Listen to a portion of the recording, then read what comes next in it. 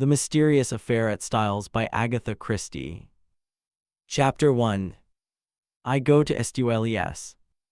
The intense interest aroused in the public by what was known at the time as the Styles case has now somewhat subsided.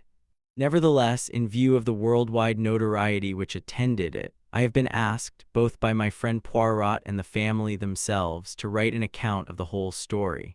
This, we trust, will effectually silence the sensational rumors which still persist. I will therefore briefly set down the circumstances which led to my being connected with the affair. I had been invalided home from the front, and after spending some months in a rather depressing convalescent home was given a month's sick leave. Having no near relations or friends, I was trying to make up my mind what to do when I ran across John Cavendish. I had seen very little of him for some years. Indeed, I had never known him particularly well. He was a good 15 years my senior, for one thing, though he hardly looked his 45 years. As a boy, though, I had often stayed at Styles, his mother's place in Essex. We had a good yarn about old times, and it ended in his inviting me down to Styles to spend my leave there. "The mater will be delighted to see you again, after all those years," he added. "Your mother keeps well?" I asked. "Oh yes, I suppose you know that she has married again." I am afraid I showed my surprise rather plainly. Mrs. Cavendish, who had married John's father when he was a widower with 2 sons, had been a handsome woman of middle age as I remembered her. She certainly could not be a day less than 70 now.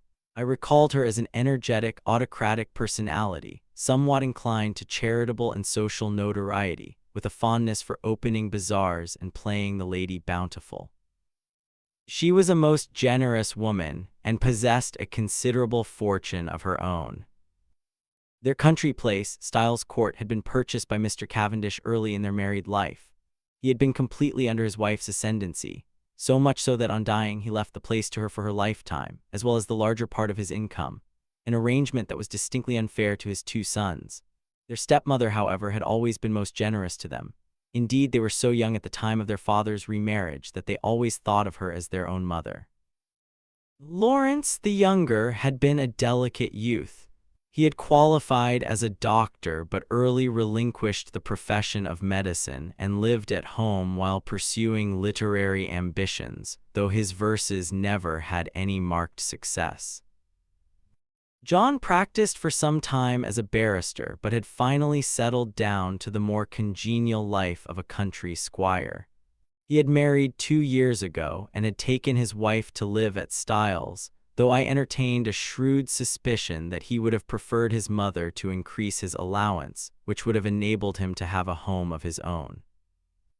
Mrs. Cavendish, however, was a lady who liked to make her own plans and expected other people to fall in with them, and in this case she certainly had the whip hand, namely, the purse strings.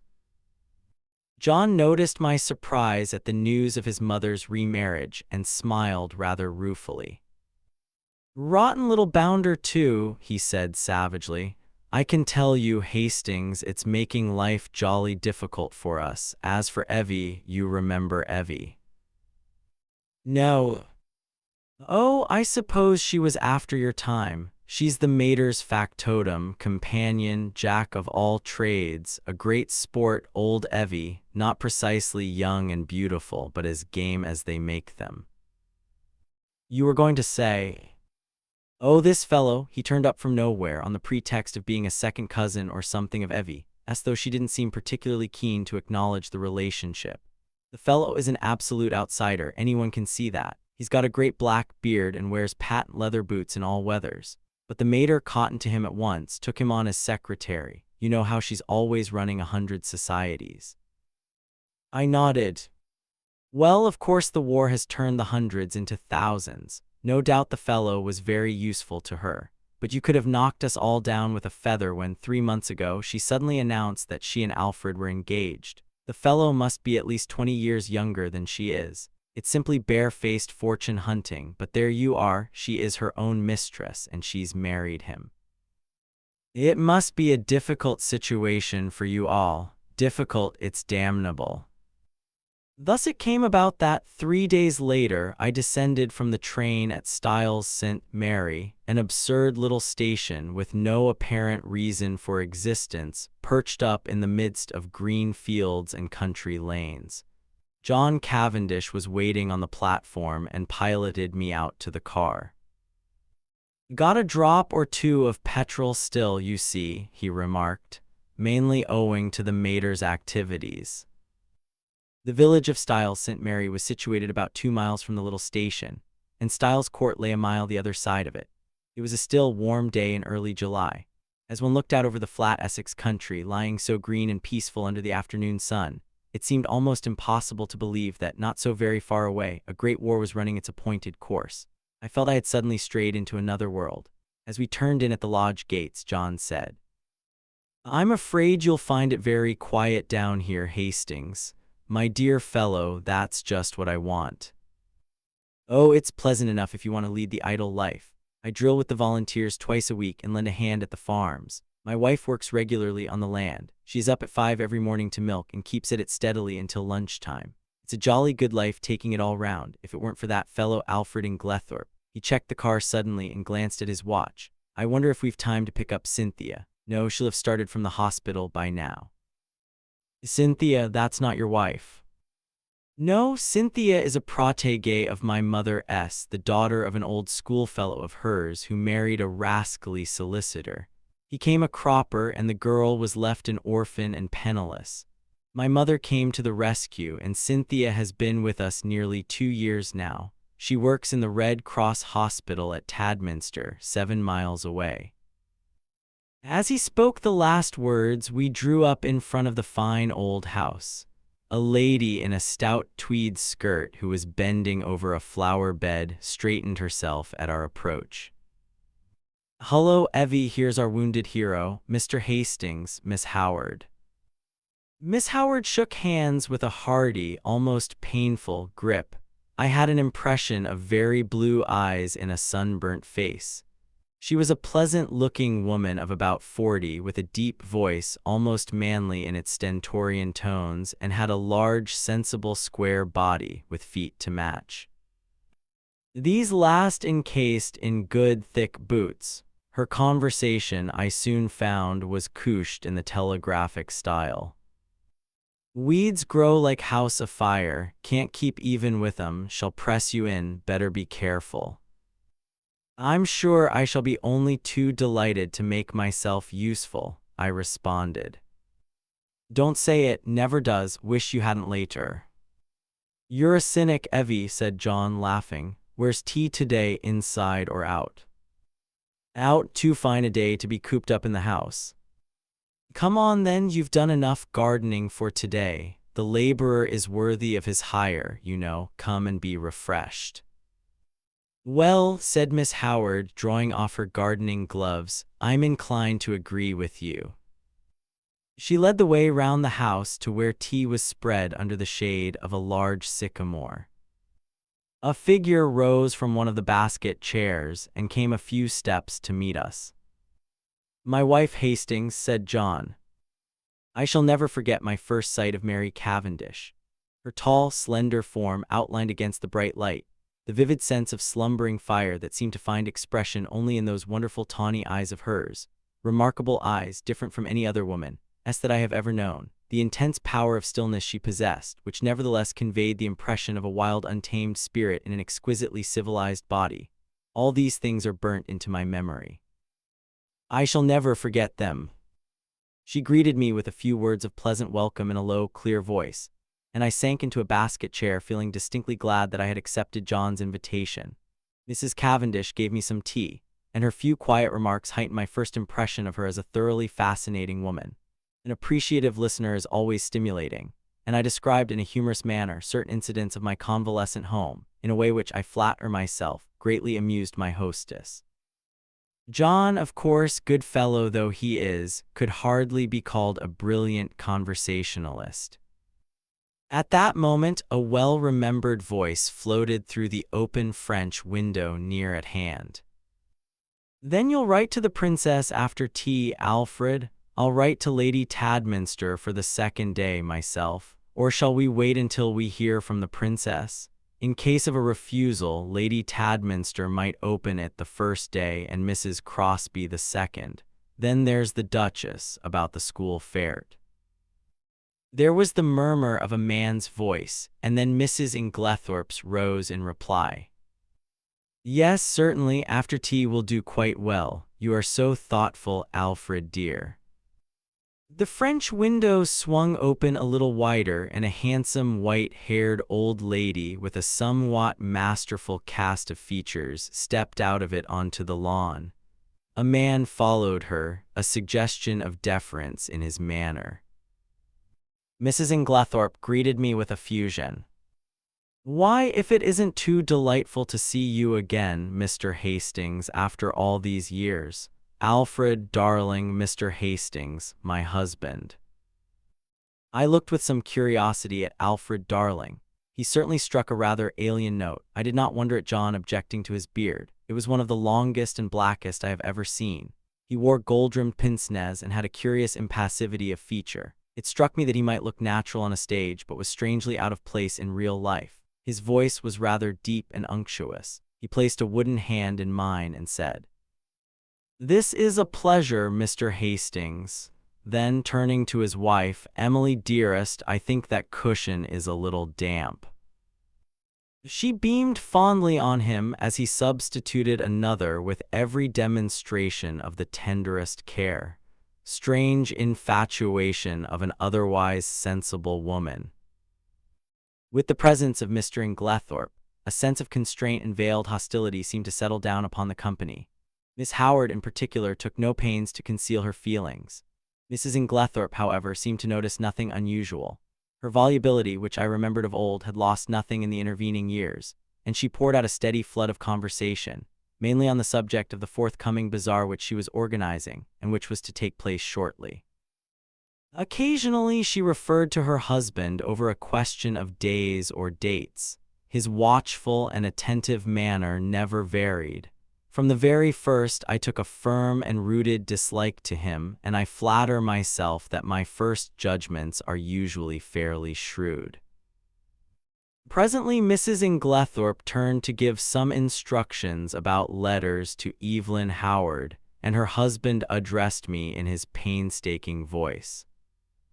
"Is soldiering your regular profession, Mr. Hastings?" "No, before the war I was in Lloyd's." "And you will return there after it is over, perhaps, either that or a fresh start altogether." Mary Cavendish leant forward. "What would you really choose as a profession, if you could just consult your inclination?" "Well, that depends." "No secret hobby?" she asked. "Tell me you're drawn to something." "Everyone is usually something absurd. You'll laugh at me." She smiled. "Perhaps." "Well, I've always had a secret hankering to be a detective. The real thing, Scotland Yard or Sherlock Holmes." "Oh, Sherlock Holmes by all means, but really seriously, I am awfully drawn to it. I came across a man in Belgium once, a very famous detective, and he quite inflamed me. He was a marvelous little fellow. He used to say that all good detective work was a mere matter of method. My system is based on his, though of course I have progressed rather further. He was a funny little man, a great dandy, but wonderfully clever." "Like a good detective story myself," remarked Miss Howard. "Lots of nonsense written, though. Criminal discovered in last chapter, everyone dumbfounded. Real crime, you'd know at once." "There have been a great number of undiscovered crimes," I argued. "Don't mean the police, but the people that are right in it, the family. You couldn't really hoodwink them, they'd know."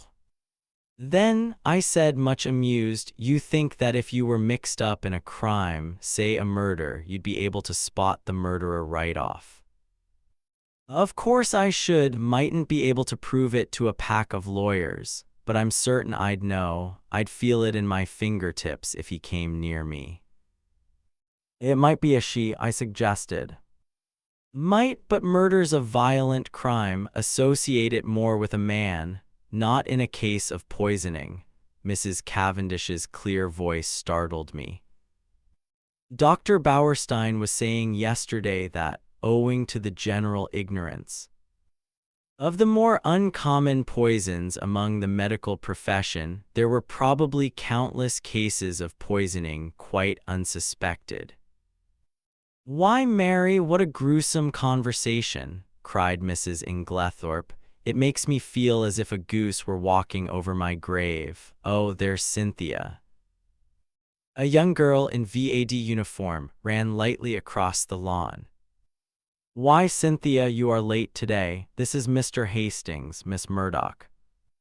Cynthia Murdoch was a fresh-looking young creature, full of life and vigor. She tossed off her little VAD cap, and I admired the great loose waves of her auburn hair and the smallness and whiteness of the hand she held out to claim her tea. With dark eyes and eyelashes, she would have been a beauty. She flung herself down on the ground beside John, and as I handed her a plate of sandwiches, she smiled up at me. "Sit down here on the grass, do. It's ever so much nicer." I dropped down obediently. "You work at Tadminster, don't you, Miss Murdoch?" She nodded. "For my sins." "Do they bully you then?" I asked, smiling. "I should like to see them," cried Cynthia with dignity. "I have got a cousin who is nursing," I remarked, "and she is terrified of sisters." "I don't wonder sisters are, you know, Mr. Hastings. They simply are. You've no idea, but I'm not a nurse, thank heaven. I work in the dispensary." "How many people do you poison?" I asked, smiling. Cynthia smiled too. "Oh, hundreds," she said. "Cynthia," called Mrs. Inglethorpe, "do you think you could write a few notes for me?" "Certainly, Aunt Emily."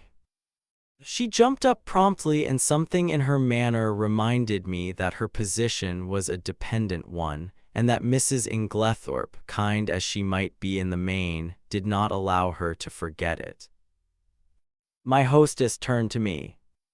"John will show you your room. Supper is at 7:30. We have given up late dinner for some time now. Lady Tadminster, our member's wife, she was the late Lord Abbotsbury's daughter, does the same. She agrees with me that one must set an example of economy. We are quite a war household. Nothing is wasted here. Every scrap of waste paper even is saved and sent away in sacks." I expressed my appreciation, and John took me into the house and up the broad staircase which forked right and left halfway to different wings of the building. My room was in the left wing and looked out over the park. John left me, and a few minutes later I saw him from my window walking slowly across the grass arm in arm with Cynthia Murdoch. I heard Mrs. Inglethorpe call Cynthia impatiently, and the girl started and ran back to the house. At the same moment, a man stepped out from the shadow of a tree and walked slowly in the same direction. He looked about 40, very dark, with a melancholy, clean-shaven face. Some violent emotion seemed to be mastering him. He looked up at my window as he passed, and I recognized him, though he had changed much in the 15 years that had elapsed since we last met. It was John's younger brother, Lawrence Cavendish. I wondered what it was that had brought that singular expression to his face. Then I dismissed him from my mind and returned to the contemplation of my own affairs.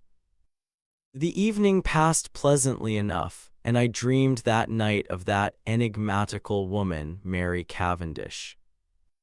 The next morning dawned bright and sunny, and I was full of the anticipation of a delightful visit. I did not see Mrs. Cavendish until lunchtime, when she volunteered to take me for a walk, and we spent a charming afternoon roaming in the woods, returning to the house about 5. As we entered the large hall, John beckoned us both into the smoking room. I saw at once by his face that something disturbing had occurred. We followed him in, and he shut the door after us. "Look here, Mary, there's the deuce of a mess. Evie's had a row with Alfred Inglethorpe, and she's off." "Evie off?" John nodded gloomily. "Yes, you see, she went to the manor, and oh, here's Evie herself." Miss Howard entered. Her lips were set grimly together, and she carried a small suitcase. She looked excited and determined and slightly on the defensive. At any rate, she burst out, I've spoken my mind. My dear Evelyn, cried Mrs. Cavendish, this can't be true. Miss Howard nodded grimly. True enough, afraid I said some things to Emily she won't forget or forgive in a hurry. Don't mind if they've only sunken a bit. Probably water off a duck's back, though. I said right out, you're an old woman, Emily, and there's no fool like an old fool. The man's 20 years younger than you, and don't you fool yourself as to what he married you for. Money, well, don't let him have too much of it. Farmer Rakes has got a very pretty young wife. Just ask your Alfred how much time he spends over there. She was very angry. Natural, I went on. I'm going to warn you, whether you like it or not. That man would as soon murder you in your bed as look at you. He's a bad lot. You can say what you like to me, but remember what I've told you. He's a bad lot. What did she say? Miss Howard made an extremely expressive grimace. Darling Alfred, dearest Alfred, wicked calumnies, wicked lies, wicked woman to accuse her dear husband. The sooner I left her house, the better, so I'm off. But not now, this minute. For a moment we sat and stared at her. Finally, John Cavendish, finding his persuasions of no avail, went off to look up the trains. His wife followed him, murmuring something about persuading Mrs. Inglethorpe to think better of it. As she left the room, Miss Howard's face changed. She leant towards me eagerly. Mr. Hastings, you're honest. I can trust you. I was a little startled. She laid her hand on my arm and sank her voice to a whisper. Look after her, Mr. Hastings. My poor Emily, they're a lot of sharks, all of them. Oh, I know what I'm talking about. There isn't one of them that's not hard up in trying to get money out of her. I've protected her as much as I could. Now I'm out of the way, they'll impose upon her.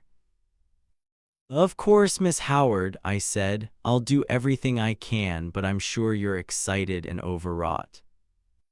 She interrupted me by slowly shaking her forefinger. Young man, trust me, I've lived in the world rather longer than you have. All I ask you is to keep your eyes open. You'll see what I mean. The throb of the motor came through the open window, and Miss Howard rose and moved to the door. John's voice sounded outside. With her hand on the handle, she turned her head over her shoulder and beckoned to me. Above all, Mr. Hastings, watch that devil, her husband.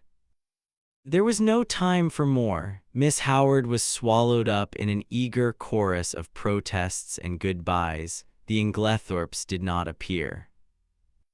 As the motor drove away, Mrs. Cavendish suddenly detached herself from the group and moved across the drive to the lawn to meet a tall, bearded man who had been evidently making for the house. The color rose in her cheeks as she held out her hand to him. Who is that? I asked sharply, for instinctively I distrusted the man. That's Dr. Bauerstein, said John shortly. And who is Dr. Bauerstein? He's staying in the village doing a rest cure after a bad nervous breakdown. He's a London specialist, a very clever man, one of the greatest living experts on poisons, I believe. And he's a great friend of Mary S., put in Cynthia, the irrepressible. John Cavendish frowned and changed the subject. Come for a stroll, Hastings. This has been a most rotten business. She always had a rough tongue, but there is no stauncher friend in England than Evelyn Howard. He took the path through the plantation, and we walked down to the village through the woods which bordered one side of the estate.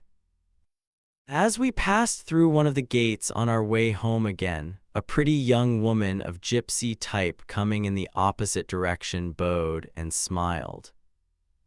That's a pretty girl, I remarked appreciatively. John's face hardened. That is Mrs. Rakes.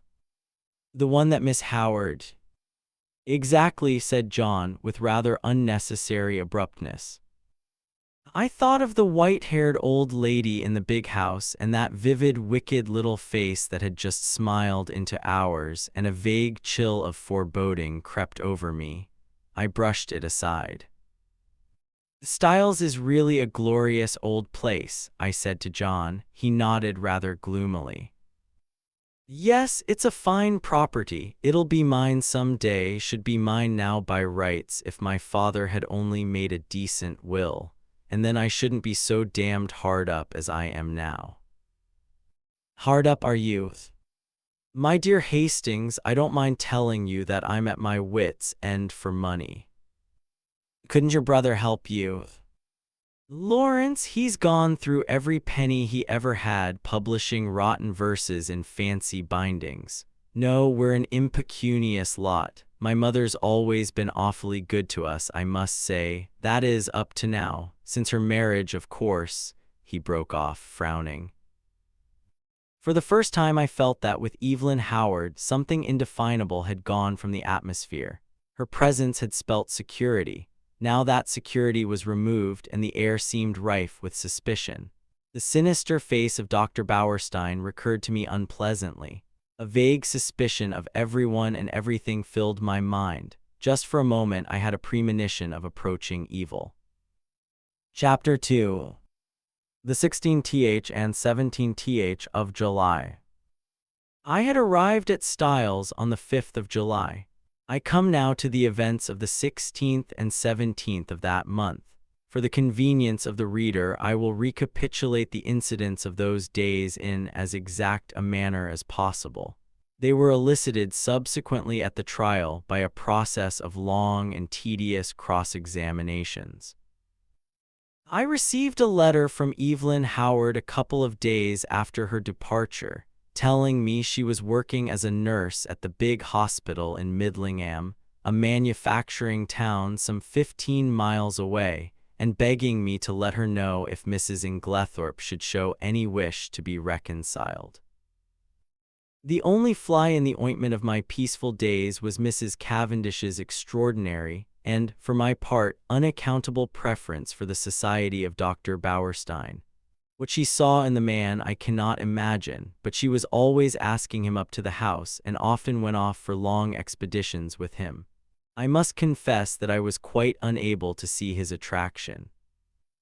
The 16th of July fell on a Monday. It was a day of turmoil. The famous bazaar had taken place on Saturday, and an entertainment in connection with the same charity, at which Mrs. Inglethorpe was to recite a war poem, was to be held that night.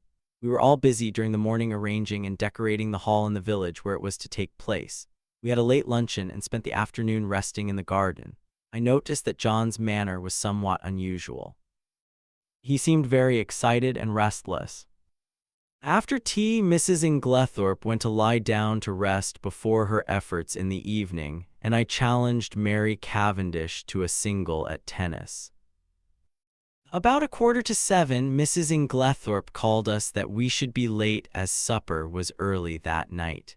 We had rather a scramble to get ready in time, and before the meal was over, the motor was waiting at the door. The entertainment was a great success, Mrs. Inglethorpe's recitation receiving tremendous applause. There were also some tableaux in which Cynthia took part. She did not return with us, having been asked to a supper party and to remain the night with some friends who had been acting with her in the tableaux. The following morning, Mrs. Inglethorpe stayed in bed to breakfast as she was rather overtired, but she appeared in her briskest mood about 12:3 and swept Lawrence and myself off to a luncheon party. Such a charming invitation from Mrs. Rolleston, Lady Tadminster's sister, you know. The Rollestons came over with the Conqueror, one of our oldest families. Mary had excused herself on the plea of an engagement with Dr. Bauerstein. We had a pleasant luncheon, and as we drove away, Lawrence suggested that we should return by Tadminster, which was barely a mile out of our way, and pay a visit to Cynthia in her dispensary. Mrs. Inglethorpe replied that this was an excellent idea, but as she had several letters to write, she would drop us there, and we could come back with Cynthia in the pony trap. We were detained under suspicion by the hospital porter until Cynthia appeared to vouch for us, looking very cool and sweet in her long white overall. She took us up to her sanctum and introduced us to her fellow dispenser, a rather awe-inspiring individual whom Cynthia cheerily addressed as Nibs. "What a lot of bottles!" I exclaimed as my eye traveled round the small room. "Do you really know what's in them all?" "Say something original," groaned Cynthia. "Every single person who comes up here says that. We are really thinking of bestowing a prize on the first individual who does not say, 'What a lot of bottles.' And I know the next thing you're going to say is, 'How many people have you poisoned?'" I pleaded guilty with a laugh. "If you people only knew how fatally easy it is to poison someone by mistake, you wouldn't joke about it. Come on, let's have tea. We've got all sorts of secret stories in that cupboard." "No, Lawrence, that's the poison cupboard. The big cupboard, that's right." We had a very cheery tea and assisted Cynthia to wash up afterwards. We had just put away the last teaspoon when a knock came at the door. The countenances of Cynthia and Nibs were suddenly petrified into a stern and forbidding expression. "Come in," said Cynthia in a sharp professional tone. A young and rather scared-looking nurse appeared with a bottle which she proffered to Nibs, who waved her towards Cynthia with the somewhat enigmatical remark, "I'm not really here today." Cynthia took the bottle and examined it with the severity of a judge. "This should have been sent up this morning. Sister is very sorry, she forgot. Sister should read the rules outside the door." I gathered from the little nurse's expression that there was not the least likelihood of her having the hardihood to retail this message to the dreaded sister. "So now it can't be done until tomorrow," finished Cynthia. "Don't you think you could possibly let us have it tonight?" "Well," said Cynthia graciously, "we are very busy, but if we have time it shall be done." The little nurse withdrew, and Cynthia promptly took a jar from the shelf, refilled the bottle, and placed it on the table outside the door. I laughed. "Discipline must be maintained." "Exactly. Come out on our little balcony. You can see all the outside wards there." I followed Cynthia and her friend, and they pointed out the different wards to me. Lawrence remained behind, but after a few moments, Cynthia called to him over her shoulder to come and join us. Then she looked at her watch. "Nothing more to do, Nibs?" "No." "All right, then we can lock up and go." I had seen Lawrence in quite a different light that afternoon. Compared to John, he was an astoundingly difficult person to get to know. He was the opposite of his brother in almost every respect, being unusually shy and reserved. Yet he had a certain charm of manner, and I fancied that if one really knew him well, one could have a deep affection for him. I had always fancied that his manner to Cynthia was rather constrained, and that she on her side was inclined to be shy of him. But they were both gay enough this afternoon, and chatted together like a couple of children. As we drove through the village, I remembered that I wanted some stamps, so accordingly we pulled up at the post office. As I came out again, I cannoned into a little man who was just entering. I drew aside and apologized, when suddenly, with a loud exclamation, he clasped me in his arms and kissed me warmly. "Mon ami Hastings," he cried. "It is indeed Mon ami Hastings." "Poirot," I exclaimed. I turned to the pony trap. "This is a very pleasant meeting for me, Miss Cynthia. This is my old friend, Monsieur Poirot, whom I have not seen for years." "Oh, we know Monsieur Poirot," said Cynthia gaily, "but I had no idea he was a friend of yours." "Yes, indeed," said Poirot seriously. "I know Mademoiselle Cynthia. It is by the charity of that good Mrs. Inglethorpe that I am here." Then, as I looked at him inquiringly, Yes, my friend, she had kindly extended hospitality to 7 of my countrypeople who, alas, are refugees from their native land. We Belgians will always remember her with gratitude. Poirot was an extraordinary-looking little man. He was hardly more than 5 feet 4 inches, but carried himself with great dignity. His head was exactly the shape of an egg, and he always perched it a little on one side. His mustache was very stiff and military. The neatness of his attire was almost incredible. I believe a speck of dust would have caused him more pain than a bullet wound. Yet this quaint dandified little man who, I was sorry to see, now limped badly, had been in his time one of the most celebrated members of the Belgian police. As a detective, his flair had been extraordinary, and he had achieved triumphs by unraveling some of the most baffling cases of the day. He pointed out to me the little house inhabited by him and his fellow Belgians, and I promised to go and see him at an early date. Then he raised his hat with a flourish to Cynthia, and we drove away. "He's a dear little man," said Cynthia. "I'd no idea you knew him." "You've been entertaining a celebrity unawares," I replied. And for the rest of the way home, I recited to them the various exploits and triumphs of Hercule Poirot. We arrived back in a very cheerful mood. As we entered the hall, Mrs. Inglethorpe came out of her boudoir. She looked flushed and upset. "Oh, it's you," she said. "Is there anything the matter, Aunt Emily?" asked Cynthia. "Certainly not," said Mrs. Inglethorpe sharply. "What should there be?" Then, catching sight of Dorcas, the parlor maid, going into the dining room, she called to her to bring some stamps into the boudoir. "Yes, the old servant hesitated, then added diffidently, "Don't you think, you'd better get to bed? You're looking very tired." "Perhaps you're right, Dorcas. Yes, no, not now. I've some letters I must finish by post time. Have you lighted the fire in my room as I told you?" "Yes, Then I'll go to bed directly after supper." She went into the boudoir again, and Cynthia stared after her. "Goodness gracious, I wonder what's up," she said to Lawrence. He did not seem to have heard her, for without a word he turned on his heel and went out of the house. I suggested a quick game of tennis before supper, and, Cynthia agreeing, I ran upstairs to fetch my racket.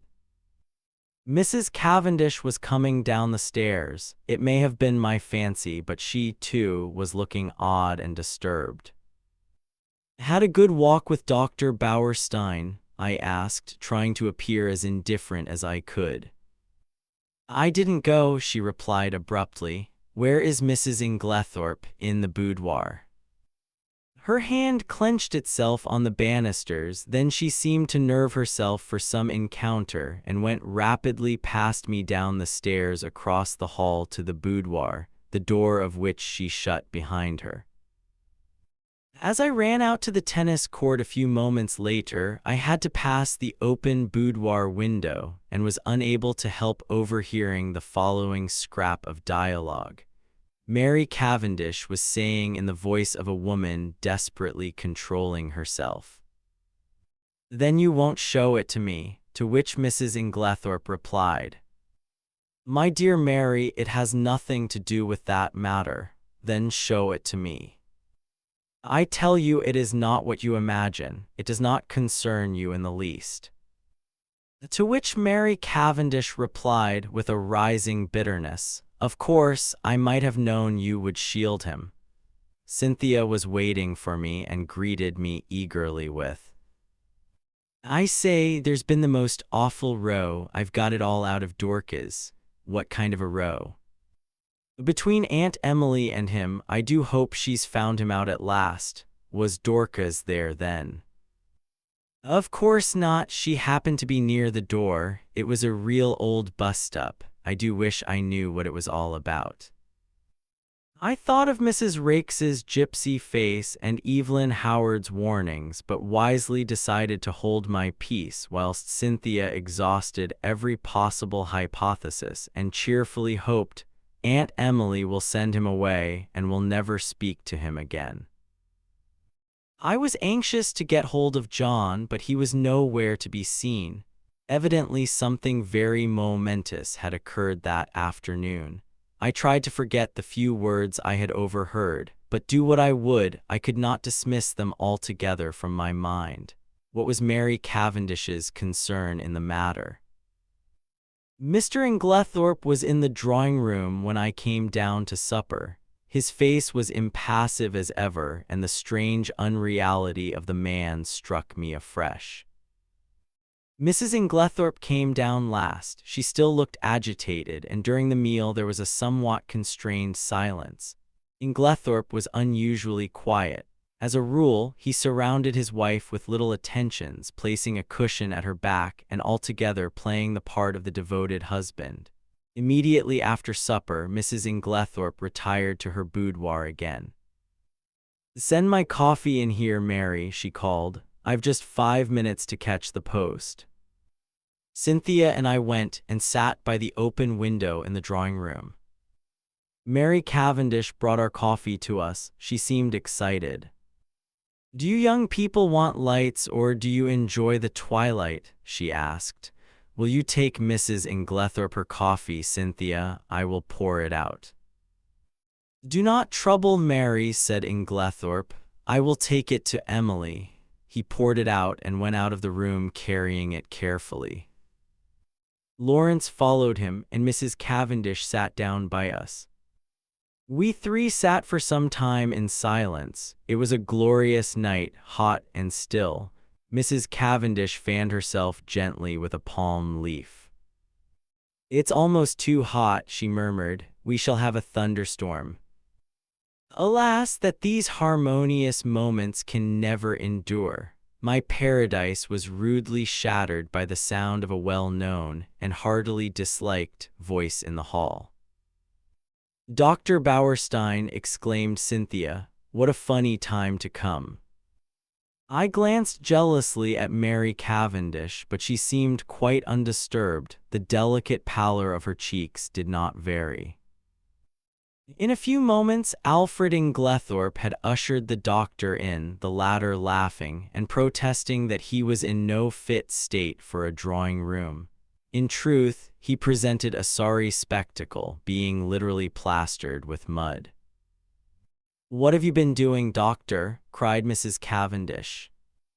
"I must make my apologies," said the doctor. "I did not really mean to come in, but Mr. Inglethorpe insisted." "Well, Bauerstein, you are in a plight," said John, strolling in from the hall. "Have some coffee and tell us what you have been up to." "Thank you, I will." He laughed rather ruefully as he described how he had discovered a very rare species of fern in an inaccessible place, and in his efforts to obtain it had lost his footing and slipped ignominiously into a neighboring pond. "The sun soon dried me off," he added, "but I'm afraid my appearance is very disreputable." At this juncture, Mrs. Inglethorpe called to Cynthia from the hall, and the girl ran out. "Just carry up my dispatch case, will you, dear? I'm going to bed." The door into the hall was a wide one. I had risen when Cynthia did. John was close by me.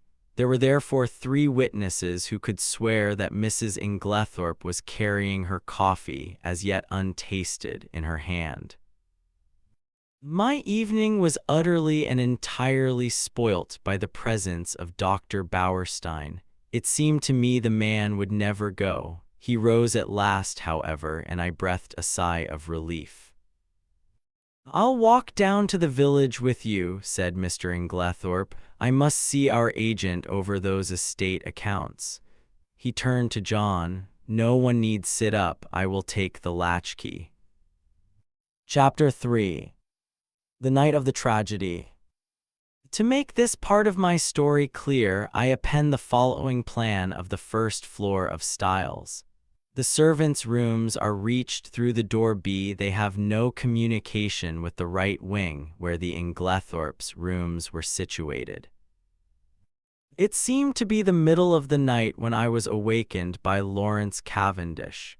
He had a candle in his hand, and the agitation of his face told me at once that something was seriously wrong.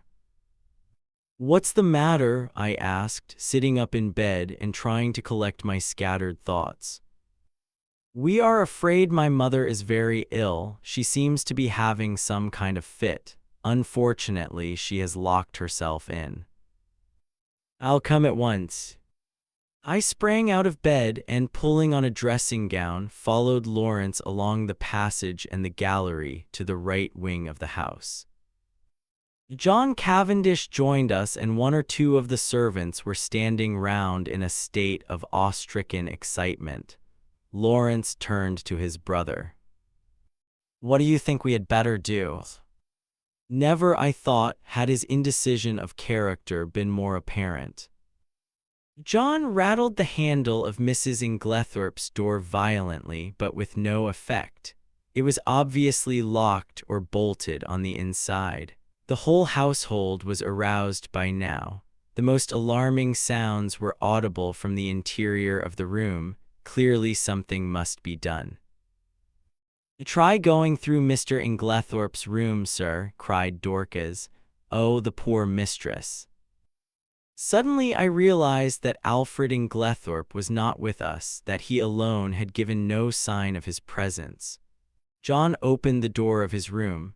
It was pitch dark, but Lawrence was following with the candle, and by its feeble light we saw that the bed had not been slept in and that there was no sign of the room having been occupied.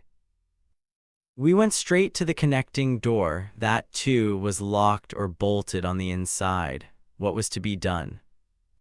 "Oh dear, sir," cried Dorcas, wringing her hands, "whatever shall we do?" "We must try and break the door in, I suppose. It'll be a tough job, though. Here, let one of the maids go down and wake Bailey and tell him to go for Dr. Wilkins at once. Now then, we'll have a try at the door. Half a moment, though. Isn't there a door into Miss Cynthia's rooms?" "Yes, sir, but that's always bolted. It's never been undone." "Well, we might just see." He ran rapidly down the corridor to Cynthia's room.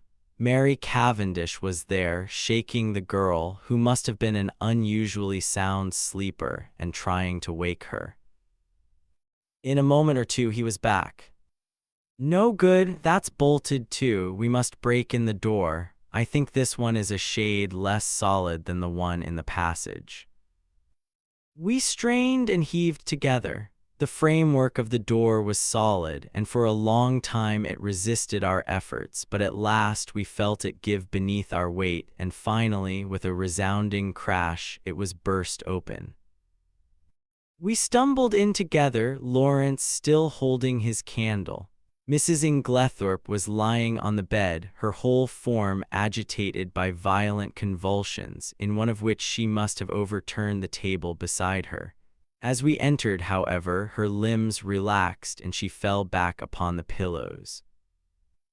John strode across the room and lit the gas. Turning to Annie, one of the housemaids, he sent her downstairs to the dining room for brandy. Then he went across to his mother whilst I unbolted the door that gave on the corridor.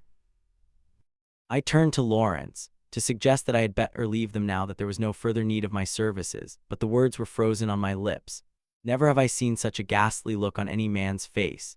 He was white as chalk, the candle he held in his shaking hand was sputtering onto the carpet, and his eyes, petrified with terror or some such kindred emotion, stared fixedly over my head at a point on the further wall. It was as though he had seen something that turned him to stone. I instinctively followed the direction of his eyes, but I could see nothing unusual.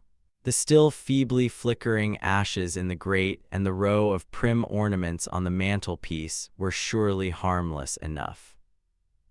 The violence of Mrs. Inglethorpe's attack seemed to be passing. She was able to speak in short gasps. "Better now, very sudden, stupid of me to lock myself in." A shadow fell on the bed, and looking up, I saw Mary Cavendish standing near the door with her arm around Cynthia. She seemed to be supporting the girl, who looked utterly dazed and unlike herself. Her face was heavily flushed, and she yawned repeatedly. "Poor Cynthia is quite frightened," said Mrs. Cavendish in a low, clear voice. She herself, I noticed, was dressed in her white lawn smock. Then it must be later than I thought. I saw that a faint streak of daylight was showing through the curtains of the windows, and that the clock on the mantelpiece pointed to close upon 5 o'clock. A strangled cry from the bed startled me. A fresh access of pain seized the unfortunate old lady. The convulsions were of a violence terrible to behold. Everything was confusion. We thronged round her, powerless to help or alleviate. A final convulsion lifted her from the bed until she appeared to rest upon her head and her heels, with her body arched in an extraordinary manner. In vain Mary and John tried to administer more brandy. The moments flew. Again the body arched itself in that peculiar fashion. At that moment, Dr. Bauerstein pushed his way authoritatively into the room. For one instant he stopped dead, staring at the figure on the bed, and at the same instant Mrs. Inglethorpe cried out in a strangled voice, her eyes fixed on the doctor. "Alfred, Alfred!" Then she fell back motionless on the pillows. With a stride the doctor reached the bed, and seizing her arms worked them energetically, applying what I knew to be artificial respiration.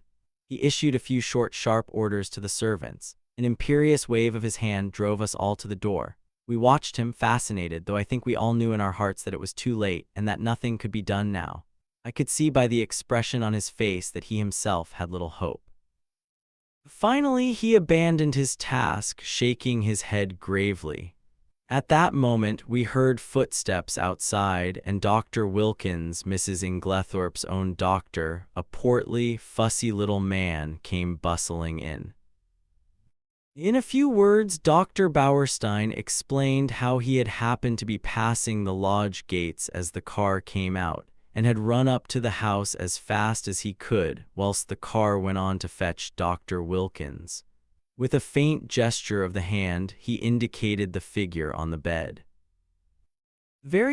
very sad," murmured Dr. Wilkins. "Poor dear lady, always did far too much against my advice. I warned her. Her heart was far from strong. Take it easy, I said to her, take it easy. But no, her zeal for good works was too great. Nature rebelled. Dr. Bauerstein, I noticed, was watching the local doctor narrowly. He still kept his eyes fixed on him as he spoke. "The convulsions were of a peculiar violence, Dr. Wilkins. I am sorry you were not here in time to witness them. They were quite tetanic in character."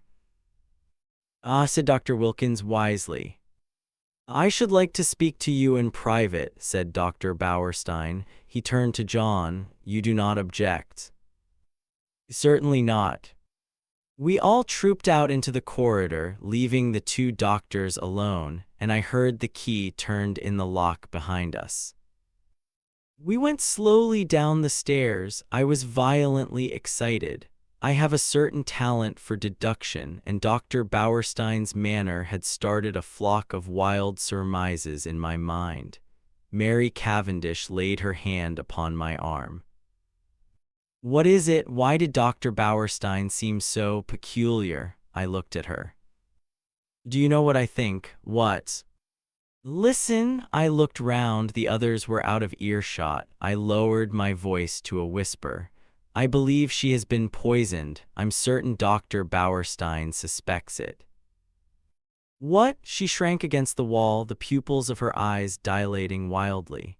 Then, with a sudden cry that startled me, she cried out, "No, not that," and breaking from me, fled up the stairs. I followed her, afraid that she was going to faint. I found her leaning against the banisters, deadly pale. She waved me away impatiently. No, leave me. I'd rather be alone. Let me just be quiet for a minute or two. Go down to the others." I obeyed her reluctantly. John and Lawrence were in the dining room. I joined them. We were all silent, but I suppose I voiced the thoughts of us all when I at last broke it by saying, "Where is Mr. Inglethorpe?" John shook his head. "He's not in the house." Our eyes met. Where was Alfred Inglethorpe? His absence was strange and inexplicable. I remembered Mrs. Inglethorpe's dying words. What lay beneath them? What more could she have told us if she had had time? At last we heard the doctors descending the stairs. Dr. Wilkins was looking important and excited and trying to conceal an inward exultation under a manner of decorous calm. Dr. Bauerstein remained in the background, his grave, bearded face unchanged. Dr. Wilkins was the spokesman for the two. He addressed himself to John. "Mr. Cavendish, I should like your consent to a post-mortem." "Is that necessary?" asked John gravely. A spasm of pain crossed his face. "Absolutely," said Dr. Bauerstein. "You mean by that?" "That neither Dr. Wilkins nor myself could give a death certificate under the circumstances." John bent his head. "In that case, I have no alternative but to agree." "Thank you," said Dr. Wilkins briskly. "We propose that it should take place tomorrow night, or rather tonight." And he glanced at the daylight. "Under the circumstances, I am afraid an inquest can hardly be avoided. These formalities are necessary, but I beg that you won't distress yourselves." There was a pause, and then Dr. Bauerstein drew 2 keys from his pocket and handed them to John. "These are the keys of the 2 rooms. I have locked them, and in my opinion, they would be better kept locked for the present." The doctors then departed. I had been turning over an idea in my head, and I felt that the moment had now come to broach it, yet I was a little chary of doing so. John, I knew, had a horror of any kind of publicity and was an easygoing optimist who preferred never to meet trouble halfway. It might be difficult to convince him of the soundness of my plan. Lawrence, on the other hand, being less conventional and having more imagination, I felt I might count upon as an ally. There was no doubt that the moment had come for me to take the lead. "John," I said, "I am going to ask you something. Well, you remember my speaking of my friend Poirot, the Belgian who is here? He has been a most famous detective." "Yes." "I want you to let me call him in to investigate this matter." "What now, before the post-mortem?" "Yes, time is an advantage if there has been foul play." "Rubbish!" cried Lawrence angrily. "In my opinion, the whole thing is a mare's nest of Bauerstein's. Wilkins hadn't an idea of such a thing until Bauerstein put it into his head. But like all specialists, Bauerstein's got a bee in his bonnet. Poisons are his hobby, so of course he sees them everywhere." I confess that I was surprised by Lawrence's attitude. He was so seldom vehement about anything. John hesitated. "I can't feel as you do, Lawrence," he said at last. "I'm inclined to give Hastings a free hand, though I should prefer to wait a bit. We don't want any unnecessary scandal." "No, no," I cried eagerly. "You need have no fear of that. Poirot is discretion itself."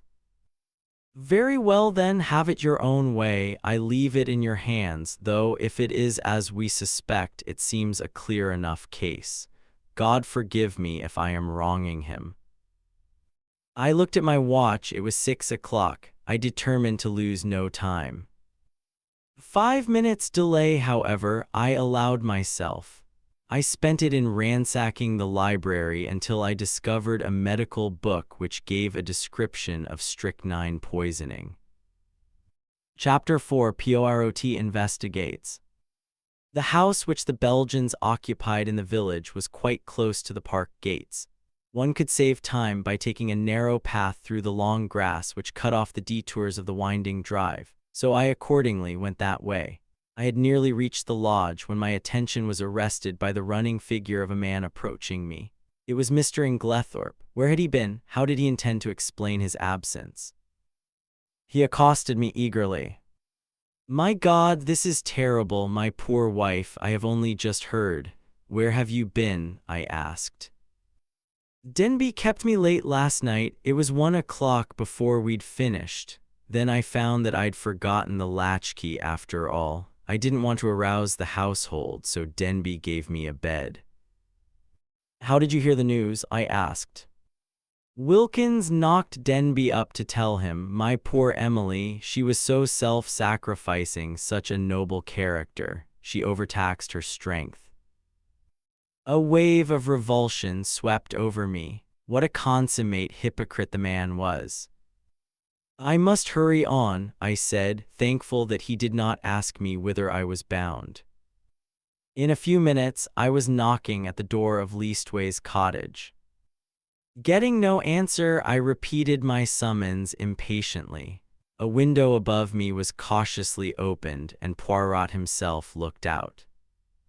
He gave an exclamation of surprise at seeing me. In a few brief words, I explained the tragedy that had occurred and that I wanted his help. Wait, my friend, I will let you in, and you shall recount to me the affair whilst I dress. In a few moments he had unbarred the door, and I followed him up to his room. There he installed me in a chair, and I related the whole story, keeping back nothing and omitting no circumstance, however insignificant, whilst he himself made a careful and deliberate toilet. I told him of my awakening, of Mrs. Inglethorpe's dying words, of her husband's absence, of the quarrel the day before, of the scrap of conversation between Mary and her mother-in-law that I had overheard, of the former quarrel between Mrs. Inglethorpe and Evelyn Howard, and of the latter's innuendos. I was hardly as clear as I could wish. I repeated myself several times and occasionally had to go back to some detail that I had forgotten. Poirot smiled kindly on me. The mind is confused, is it not so? Take time, mon ami. You are agitated, you are excited, it is but natural. Presently, when we are calmer, we will arrange the facts neatly, each in his proper place. We will examine and reject those of importance. We will put on one side those of no importance. Poof! He screwed up his cherub-like face and puffed comically enough. Blow them away. That's all very well, I objected, but how are you going to decide what is important and what is? That always seems the difficulty to me. Poirot shook his head energetically. He was now arranging his mustache with exquisite care. Not so, voyons. One fact leads to another, so we continue. Does the next fit in with that? A merveille. Good, we can proceed. This next little fact, no, that is curious. There is something missing, a link in the chain that is not there. We examine, we search, and that little curious fact, that possibly paltry little detail that will not tally, we put it here. He made an extravagant gesture with his hand. It is significant, it is tremendous. Why is? Poirot shook his forefinger so fiercely at me that I quailed before it. Beware, peril to the detective who says, it is so small, it does not matter, it will not agree, I will forget it. That way lies confusion, everything matters.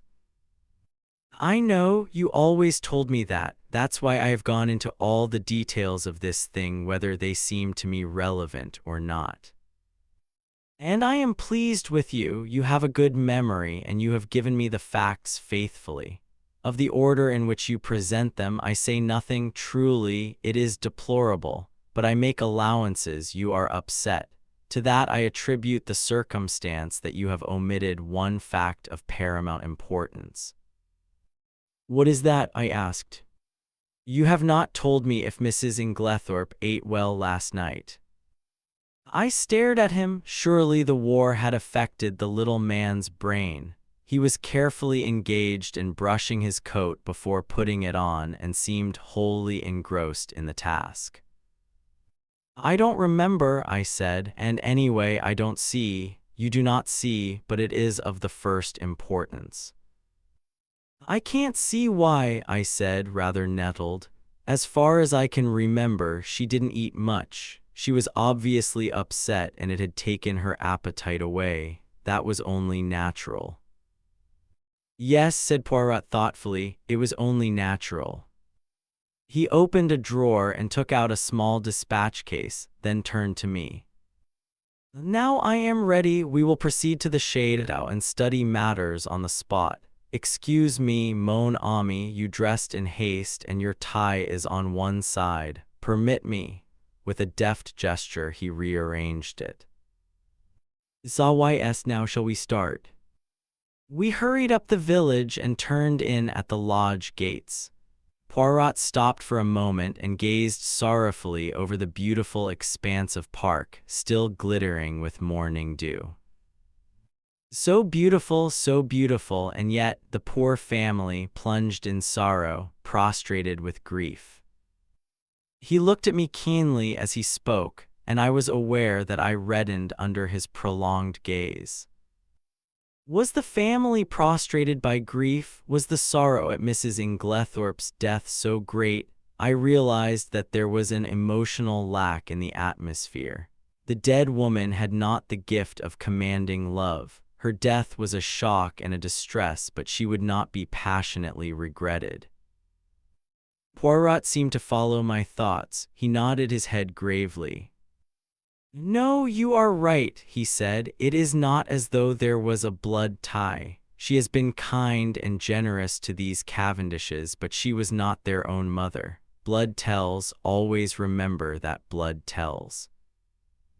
Poirot, I said, I wish you would tell me why you wanted to know if Mrs. Inglethorpe ate well last night. I have been turning it over in my mind, but I can't see how it has anything to do with the matter. He was silent for a minute or two as we walked along, but finally he said, I do not mind telling you, though, as you know, it is not my habit to explain until the end is reached. The present contention is that Mrs. Inglethorpe died of strychnine poisoning, presumably administered in her coffee. Yes.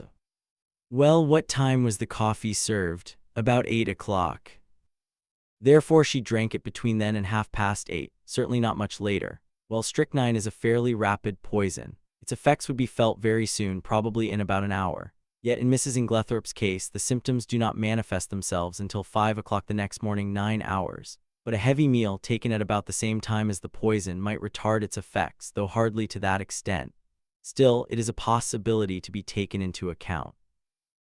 But according to you, she ate very little for supper, and yet the symptoms do not develop until early the next morning. Now that is a curious circumstance, my friend. Something may arise at the autopsy to explain it. In the meantime, remember it.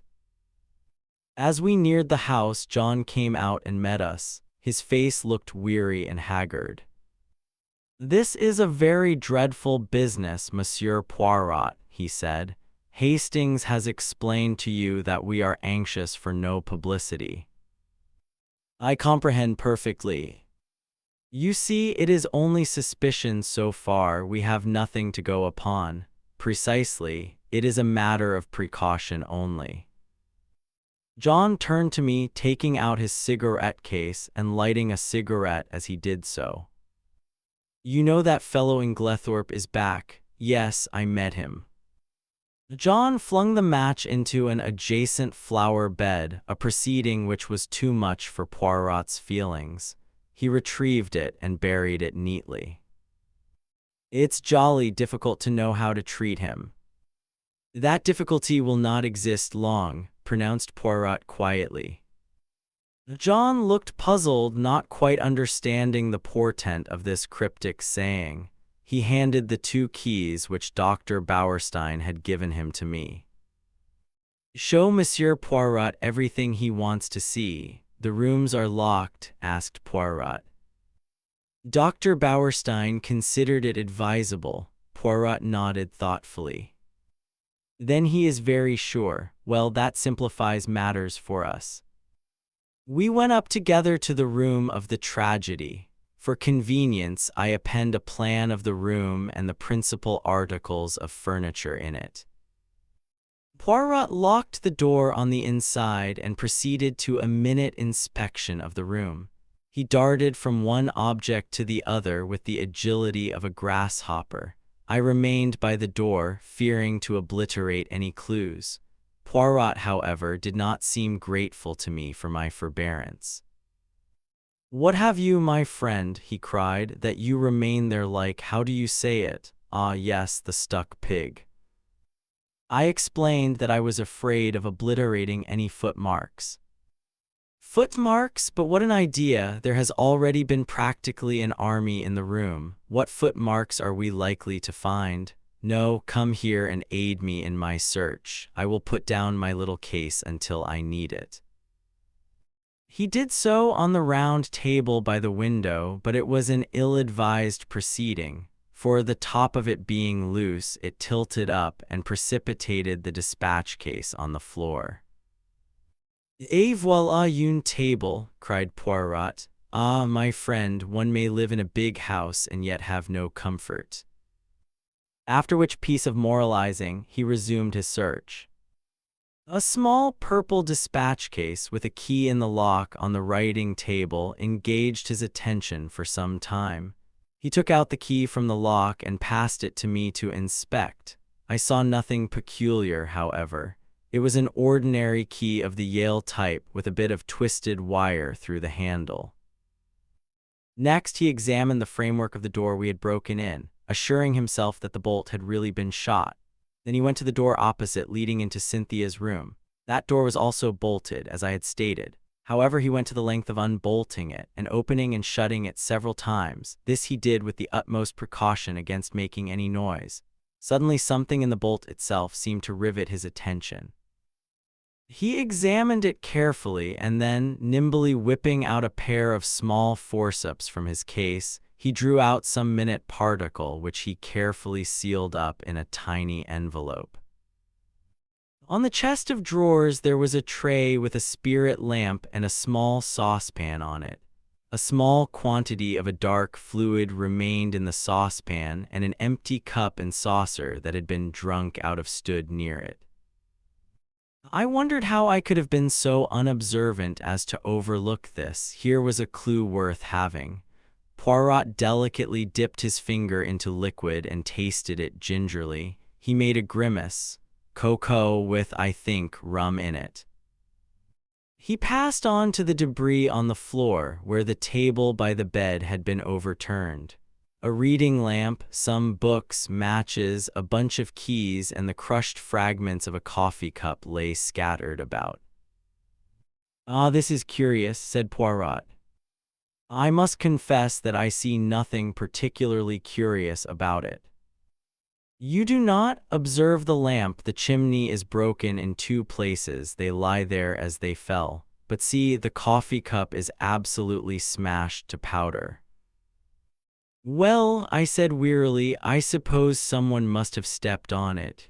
"Exactly," said Poirot in an odd voice. "Someone stepped on it." He rose from his knees and walked slowly across to the mantelpiece, where he stood abstractedly fingering the ornaments and straightening them, a trick of his when he was agitated. "Mon ami," he said, turning to me, "somebody stepped on that cup, grinding it to powder, and the reason they did so was either because it contained strychnine or, which is far more serious, because it did not contain strychnine." I made no reply. I was bewildered, but I knew that it was no good asking him to explain. In a moment or two he roused himself and went on with his investigations.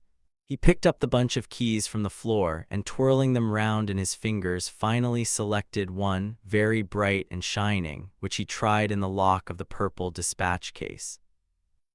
It fitted, and he opened the box, but after a moment's hesitation, closed and relocked it and slipped the bunch of keys, as well as the key that had originally stood in the lock, into his own pocket.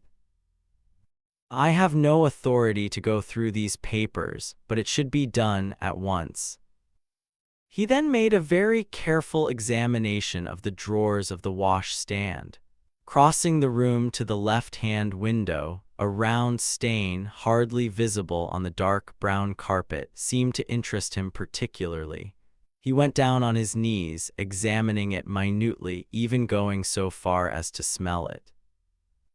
Finally, he poured a few drops of the cocoa into a test tube, sealing it up carefully. His next proceeding was to take out a little notebook. We have found in this room, he said, writing busily, 6 points of interest. Shall I enumerate them, or will you? Oh, you, I replied hastily. Very well then. 1. A coffee cup that has been ground into powder. 2. A dispatch case with a key in the lock. 3. A stain on the floor. That may have been done some time ago, I interrupted. No, for it is still perceptibly damp and smells of coffee. 4. A fragment of some dark green fabric, only a thread or two, but recognizable. Ah, I cried, that was what you sealed up in the envelope. Yes, it may turn out to be a piece of one of Mrs. Inglethorpe's own dresses, and quite unimportant. We shall see. 5. This. With a dramatic gesture, he pointed to a large splash of candle grease on the floor by the writing table. It must have been done since yesterday, otherwise a good housemaid would have at once removed it with blotting paper and a hot iron. One of my best hats once, but that is not to the point. It was very likely done last night. We were very agitated. Or perhaps Mrs. Inglethorpe herself dropped her candle. You brought only one candle into the room. Yes, Lawrence Cavendish was carrying it, but he was very upset. He seemed to see something over here. I indicated the mantelpiece. That absolutely paralyzed him. That is interesting, said Poirot quickly. Yes, it is suggestive, his eye sweeping the whole length of the wall, but it was not his candle that made this great patch, for you perceive that this is white grease, whereas Monsieur Lawrence's candle, which is still on the dressing table, is pink. On the other hand, Mrs. Inglethorpe had no candlestick in the room, only a reading lamp. Then I said, what do you deduce? To which my friend only made a rather irritating reply, urging me to use my own natural faculties. And the 6th point, I asked, I suppose it is the sample of cocoa. No, said Poirot thoughtfully, I might have included that in the 6, but I did not. No, the 6th point I will keep to myself for the present. He looked quickly round the room. There is nothing more to be done here, I think, unless... He stared earnestly and long at the dead ashes in the grate. The fire burns and it destroys, but by chance there might be, let us see. Deftly on hands and knees, he began to sort the ashes from the grate into the fender, handling them with the greatest caution. Suddenly, he gave a faint exclamation. The forceps, Hastings. I quickly handed them to him, and with skill he extracted a small piece of half-charred paper. There, mon ami, he cried, what do you think of that? I scrutinized the fragment. This is an exact reproduction of it. I was puzzled. It was unusually thick, quite unlike ordinary note paper. Suddenly an idea struck me. Poirot, I cried, this is a fragment of a will. Exactly. I looked up at him sharply. You are not surprised? No, he said gravely, I expected it. I relinquished the piece of paper and watched him put it away in his case with the same methodical care that he bestowed on everything. My brain was in a whirl. What was this complication of a will? Who had destroyed it? The person who had left the candle grease on the floor? Obviously. But how had anyone gained admission? All the doors had been bolted on the inside. Now, my friend, said Poirot briskly, we will go. I should like to ask a few questions of the parlour-maid Dorcas. Her name is it not? We passed through Alfred Inglethorpe's room, and Poirot delayed long enough to make a brief but fairly comprehensive examination of it. We went out through that door, locking both it and that of Mrs. Inglethorpe's room as before. I took him down to the boudoir which he had expressed a wish to see, and went myself in search of Dorcas. When I returned with her, however, the boudoir was empty. Poirot, I cried, where are you? I am here, my friend. He had stepped outside the French window and was standing, apparently lost in admiration, before the various shaped flower beds. Admirable, he murmured, admirable, what symmetry, observe that crescent and those diamonds, their neatness rejoices the eye. The spacing of the plants also is perfect. It has been recently done, is it not so? Yes, I believe they were at it yesterday afternoon, but come in, Dorcas is here. A by N, do not grudge me a moment's satisfaction of the eye. Yes, but this affair is more important. And how do you know that these fine begonias are not of equal importance? I shrugged my shoulders. There was really no arguing with him if he chose to take that line. You do not agree, but such things have been. Well, we will come in and interview the brave Dorcas. Dorcas was standing in the boudoir, her hands folded in front of her, and her gray hair rose in stiff waves under her white cap. She was the very model and picture of a good old-fashioned servant. In her attitude towards Poirot, she was inclined to be suspicious, but he soon broke down her defenses.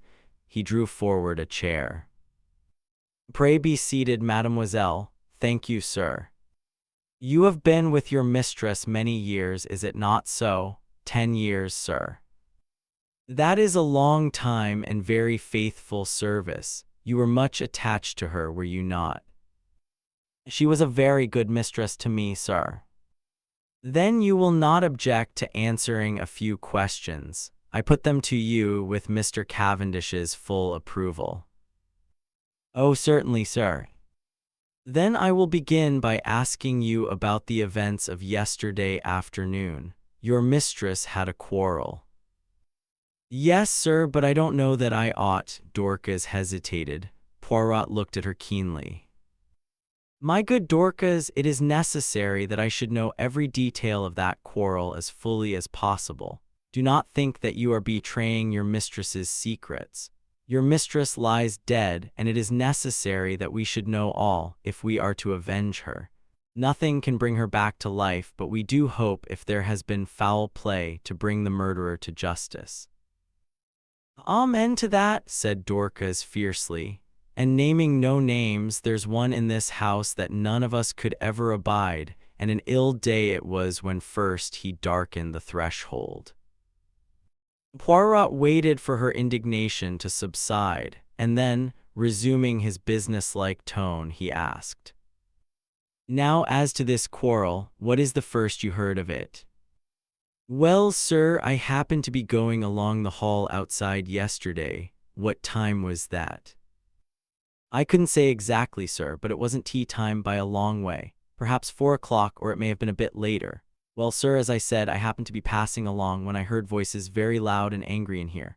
I didn't exactly mean to listen, but well, there it is. I stopped. The door was shut, but the mistress was speaking very sharp and clear, and I heard what she said quite plainly. You have lied to me and deceived me, she said.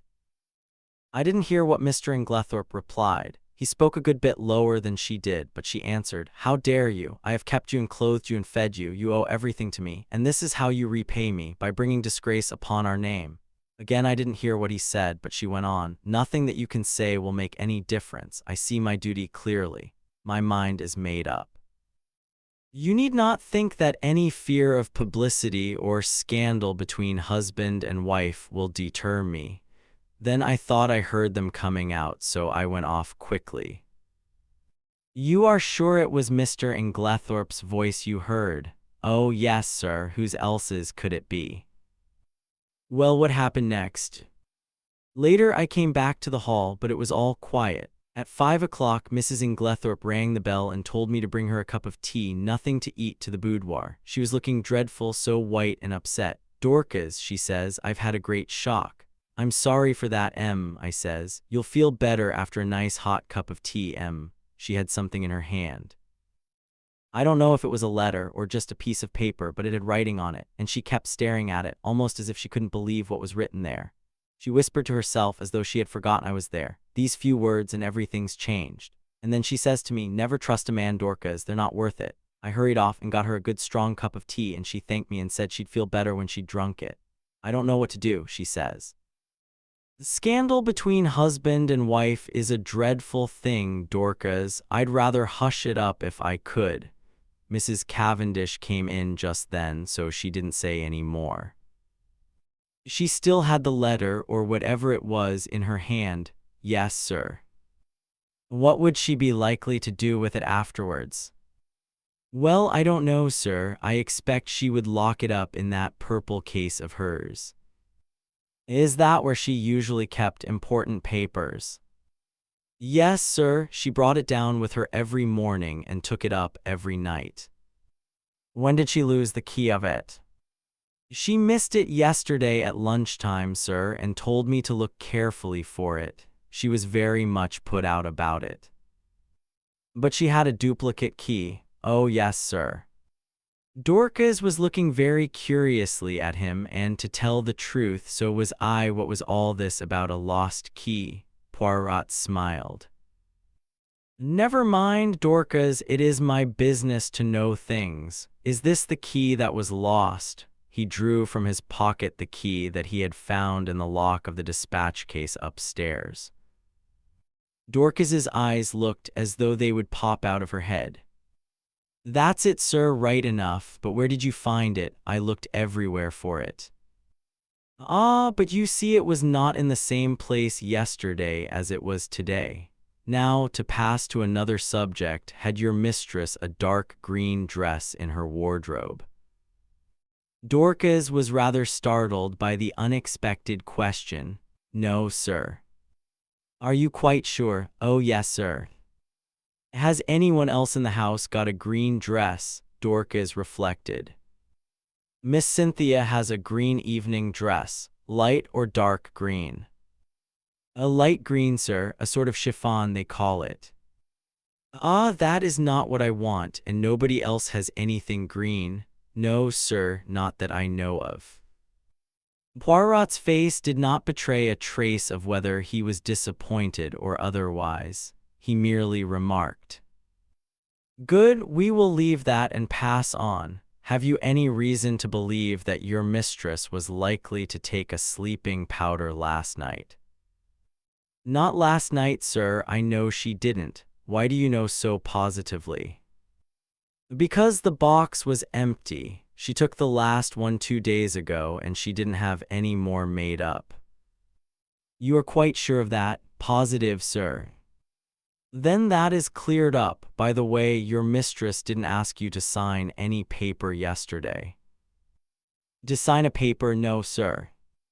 When Mr. Hastings and Mr. Lawrence came in yesterday evening, they found your mistress busy writing letters. I suppose you can give me no idea to whom these letters were addressed. I'm afraid I couldn't, sir. I was out in the evening. Perhaps Annie could tell you, though she's a careless girl. Never cleared the coffee cups away last night. That's what happens when I'm not here to look after things. Poirot lifted his hand. Since they have been left, Dorcas, leave them a little longer, I pray you. I should like to examine them. Very well, sir. What time did you go out last evening? About 6 o'clock, sir. Thank you, Dorcas, that is all I have to ask you. He rose and strolled to the window. I have been admiring these flower beds. How many gardeners are employed here, by the way? Only 3 now, sir. 5 we had before the war, when it was kept as a gentleman's place should be. I wish you could have seen it then, sir. A fair sight it was. But now there's only old Manning and young William and a new-fashioned woman gardener in breeches and such like. Ah, these are dreadful times. The good times will come again, Dorcas, at least we hope so. Now will you send Annie to me here? Yes, sir, thank you, sir. How did you know that Mrs. Inglethorpe took sleeping powders? I asked in lively curiosity as Dorcas left the room, and about the lost key and the duplicate. One thing at a time. As to the sleeping powders, I knew by this. He suddenly produced a small cardboard box such as chemists use for powders. Where did you find it? In the washstand drawer in Mrs. Inglethorpe's bedroom. It was number 6 of my catalog. But I suppose, as the last powder was taken 2 days ago, it is not of much importance. Probably not, but do you notice anything that strikes you as peculiar about this box? I examined it closely. No, I can't say that I do. Look at the label. I read the label carefully. 1 powder to be taken at bedtime if required. Mrs. Inglethorpe. No, I see nothing unusual. Not the fact that there is no chemist's name. Ah, I exclaimed. To be sure, that is odd. Have you ever known a chemist to send out a box like that without his printed name? No, I can't say that I have. I was becoming quite excited, but Poirot damped my ardor by remarking, "Yet the explanation is quite simple, so do not intrigue yourself, my friend." An audible creaking proclaimed the approach of Annie, so I had no time to reply.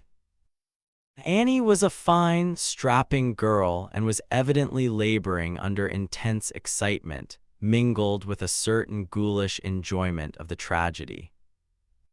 Poirot came to the point at once, with a businesslike briskness. "I sent for you, Annie, because I thought you might be able to tell me something about the letters Mrs. Inglethorpe wrote last night. How many were there, and can you tell me any of the names and addresses?" Annie considered. "There were 4 letters, sir. 1 was to Miss Howard, and 1 was to Mr. Wells, the lawyer, and the other 2 I don't think I remember, sir. Oh, yes, 1 was to Ross's, the caterers in Tadminster. The other one I don't remember."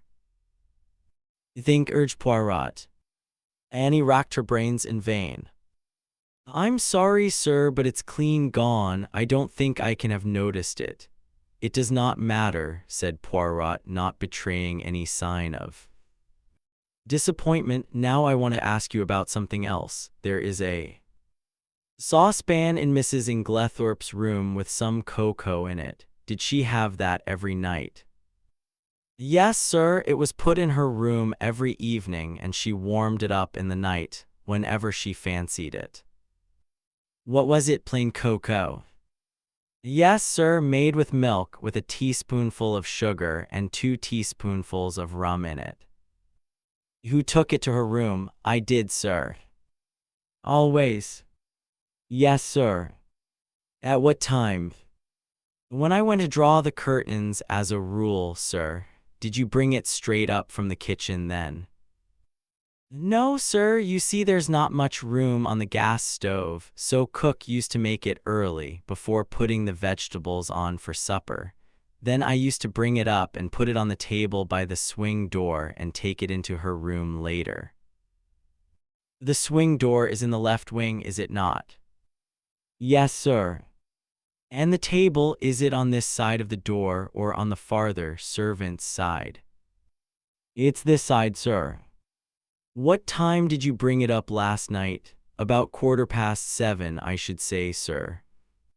"And when did you take it into Mrs. Inglethorpe's room?" "When I went to shut up, sir, about 8 o'clock. Mrs. Inglethorpe came up to bed before I'd finished." Then, between 7:15 and 8 o'clock, the cocoa was standing on the table in the left wing. "Yes, sir." Annie had been growing redder and redder in the face, and now she blurted out unexpectedly, "And if there was salt in it, sir, it wasn't me. I never took the salt near it." "What makes you think there was salt in it?" asked Poirot. "Seeing it on the tray, sir." "You saw some salt on the tray?" "Yes, coarse kitchen salt, it looked. I never noticed it when I took the tray up, but when I came to take it into the mistress's room I saw it at once, and I suppose I ought to have taken it down again and asked cook to make some fresh. But I was in a hurry because Dorcas was out, and I thought maybe the cocoa itself was all right and the salt had only gone on the tray. So I dusted it off with my apron and took it in." I had the utmost difficulty in controlling my excitement. Unknown to herself, Annie had provided us with an important piece of evidence. How she would have gaped if she had realized that her coarse kitchen salt was strychnine, one of the most deadly poisons known to mankind. I marveled at Poirot's calm. His self-control was astonishing. I awaited his next question with impatience, but it disappointed me. When you went into Mrs. Inglethorpe's room, was the door leading into Miss Cynthia's room bolted? Oh, yes, sir, it always was. It had never been opened. And the door into Mr. Inglethorpe's room, did you notice if that was bolted too? Annie hesitated. I couldn't rightly say, sir. It was shut, but I couldn't say whether it was bolted or not. When you finally left the room, did Mrs. Inglethorpe bolt the door after you? No, sir, not then, but I expect she did later. She usually did lock it at night. The door into the passage, that is. Did you notice any candle grease on the floor when you did the room yesterday? Candle grease? Oh no, sir. Mrs. Inglethorpe didn't have a candle, only a reading lamp. Then, if there had been a large patch of candle grease on the floor, you think you would have been sure to have seen it? Yes, sir, and I would have taken it out with a piece of blotting paper and a hot iron. Then Poirot repeated the question he had put to Dorcas. Did your mistress ever have a green dress? No, sir. Nor a mantle, nor a cape, nor a a sports coat? Not green, sir. Nor anyone else in the house, Annie reflected. No, sir. You are sure of that? Quite sure. Bien, that is all I want to know. Thank you very much. With a nervous giggle, Annie took herself creakingly out of the room. My pent-up excitement burst forth. Poirot, I cried, I congratulate you. This is a great discovery. What is a great discovery? Why, that it was the cocoa and not the coffee that was poisoned. That explains everything. Of course, it did not take effect until the early morning, since the cocoa was only drunk in the middle of the night. So you think that the cocoa, mark well what I say, Hastings, the cocoa, contains strychnine? Of course, that salt on the tray, what else could it have been? It might have been salt, replied Poirot placidly. I shrugged my shoulders. If he was going to take the matter that way, it was no good arguing with him. The idea crossed my mind, not for the first time, that poor old Poirot was growing old. Privately, I thought it lucky that he had associated with him someone of a more receptive type of mind. Poirot was surveying me with quietly twinkling eyes. You are not pleased with me, mon ami.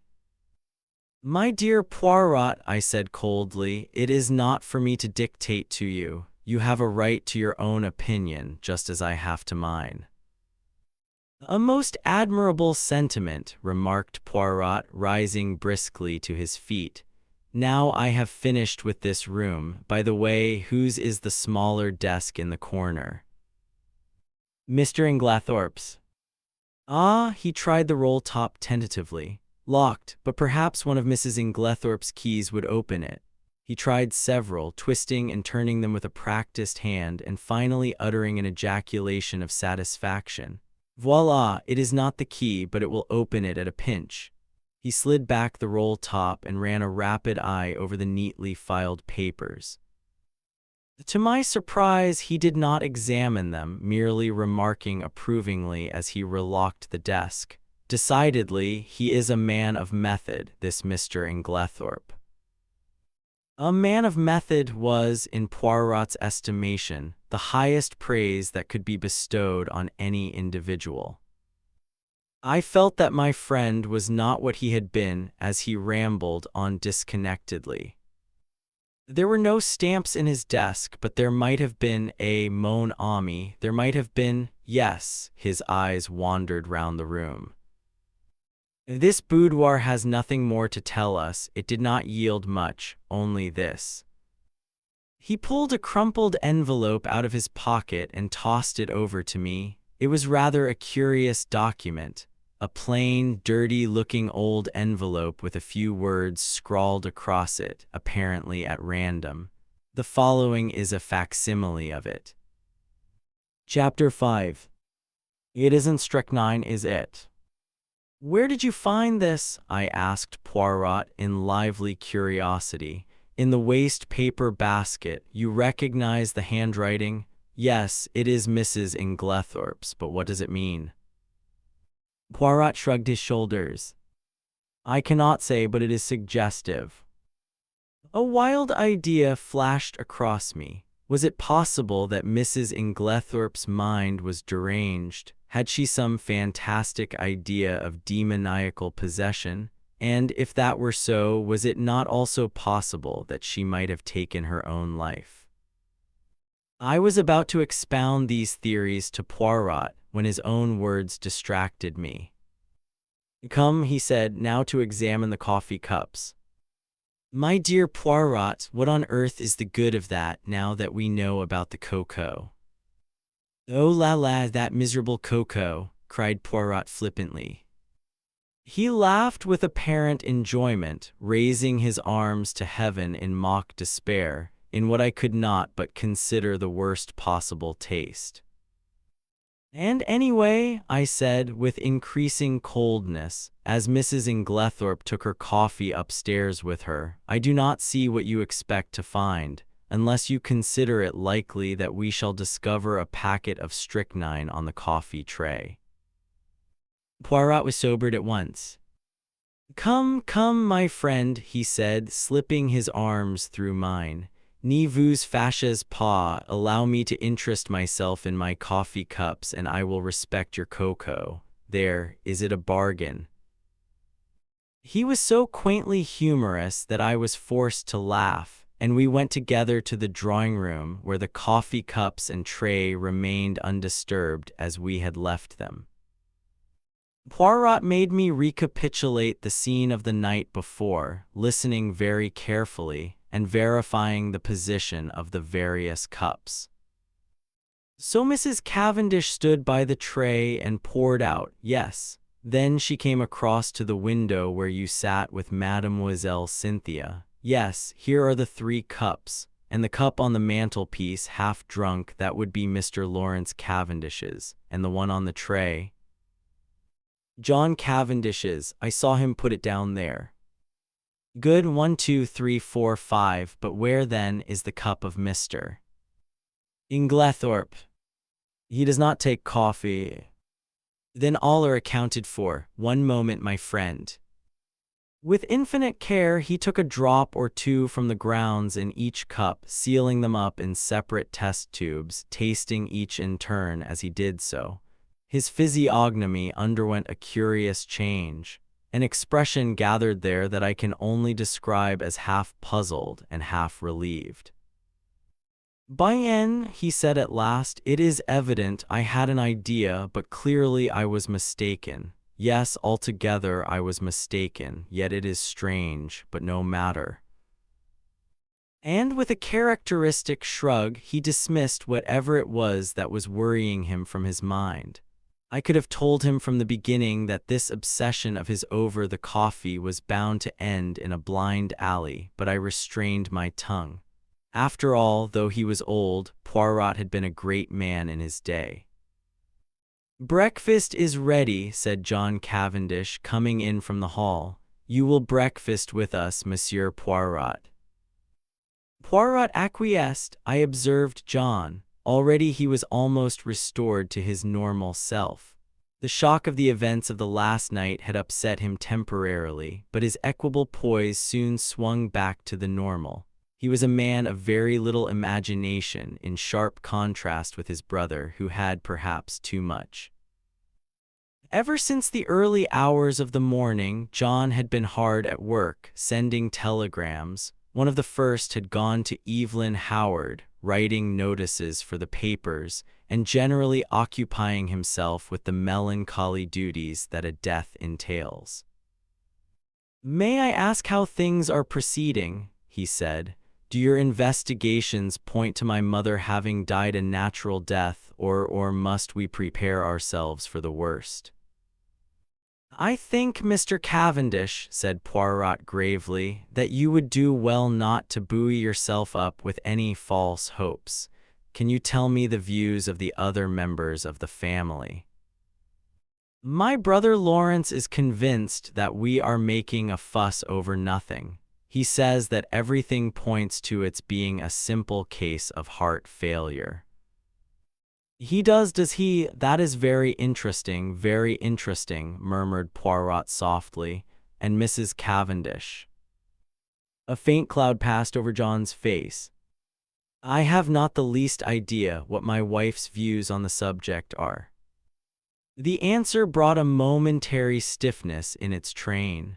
John broke the rather awkward silence by saying with a slight effort, "I told you, didn't I, that Mr. Inglethorpe has returned?" Poirot bent his head. "It's an awkward position for all of us. Of course one has to treat him as usual, but hang it all, one's gorge does rise at sitting down to eat with a possible murderer." Poirot nodded sympathetically.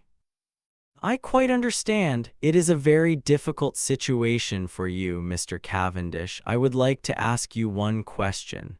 Mr. Inglethorpe's reason for not returning last night was, I believe, that he had forgotten the latch key. Is not that so?" "Yes." "I suppose you are quite sure that the latch key was forgotten, that he did not take it after all?" "I have no idea. I never thought of looking. We always keep it in the hall drawer. I'll go and see if it's there now." Poirot held up his hand with a faint smile. "No, Mr. Cavendish, it is too late now. I am certain that you would find it. If Mr. Inglethorpe did take it, he has had ample time to replace it by now." "But do you think—" "I think nothing. If anyone had chanced to look this morning before his return and seen it there, it would have been a valuable point in his favor.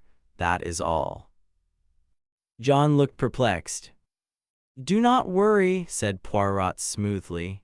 "I assure you that you need not let it trouble you. Since you are so kind, let us go and have some breakfast." Everyone was assembled in the dining room. Under the circumstances, we were naturally not a cheerful party. The reaction after a shock is always trying, and I think we were all suffering from it. Decorum and good breeding naturally enjoined that our demeanor should be much as usual, yet I could not help wondering if this self-control were really a matter of great difficulty. There were no red eyes, no signs of secretly indulged grief.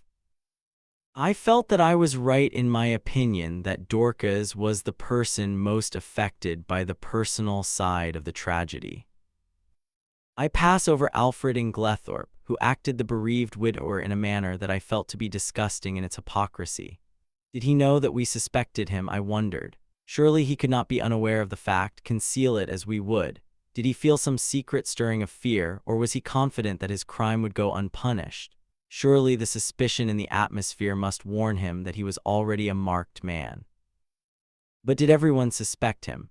What about Mrs. Cavendish? I watched her as she sat at the head of the table, graceful, composed, enigmatic. In her soft gray frock, with white ruffles at the wrists falling over her slender hands, she looked very beautiful. When she chose, however, her face could be sphinx-like in its inscrutability. She was very silent, hardly opening her lips, and yet in some queer way I felt that the great strength of her personality was dominating us all. And little Cynthia, did she suspect? She looked very tired and ill, I thought. The heaviness and languor of her manner were very marked. I asked her if she were feeling ill, and she answered frankly, "Yes, I've got the most beastly headache." "Have another cup of coffee, mademoiselle," said Poirot solicitously. "It will revive you. It is unparalleled for the mal de tête." He jumped up and took her cup. "No sugar," said Cynthia, watching him as he picked up the sugar tongs. "No sugar? You abandon it in the wartime, eh?"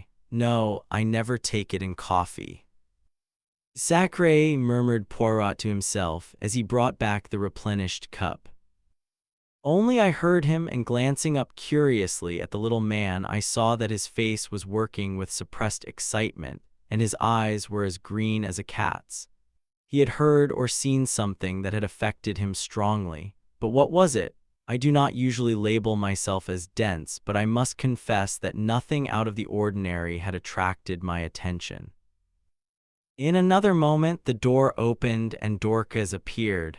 "Mr. Wells to see you, sir," she said to John. I remembered the name as being that of the lawyer to whom Mrs.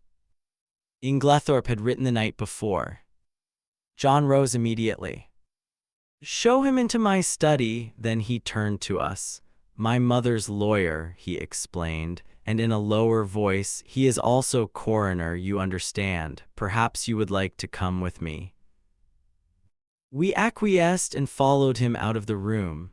John strode on ahead, and I took the opportunity of whispering to Poirot, "There will be an inquest then."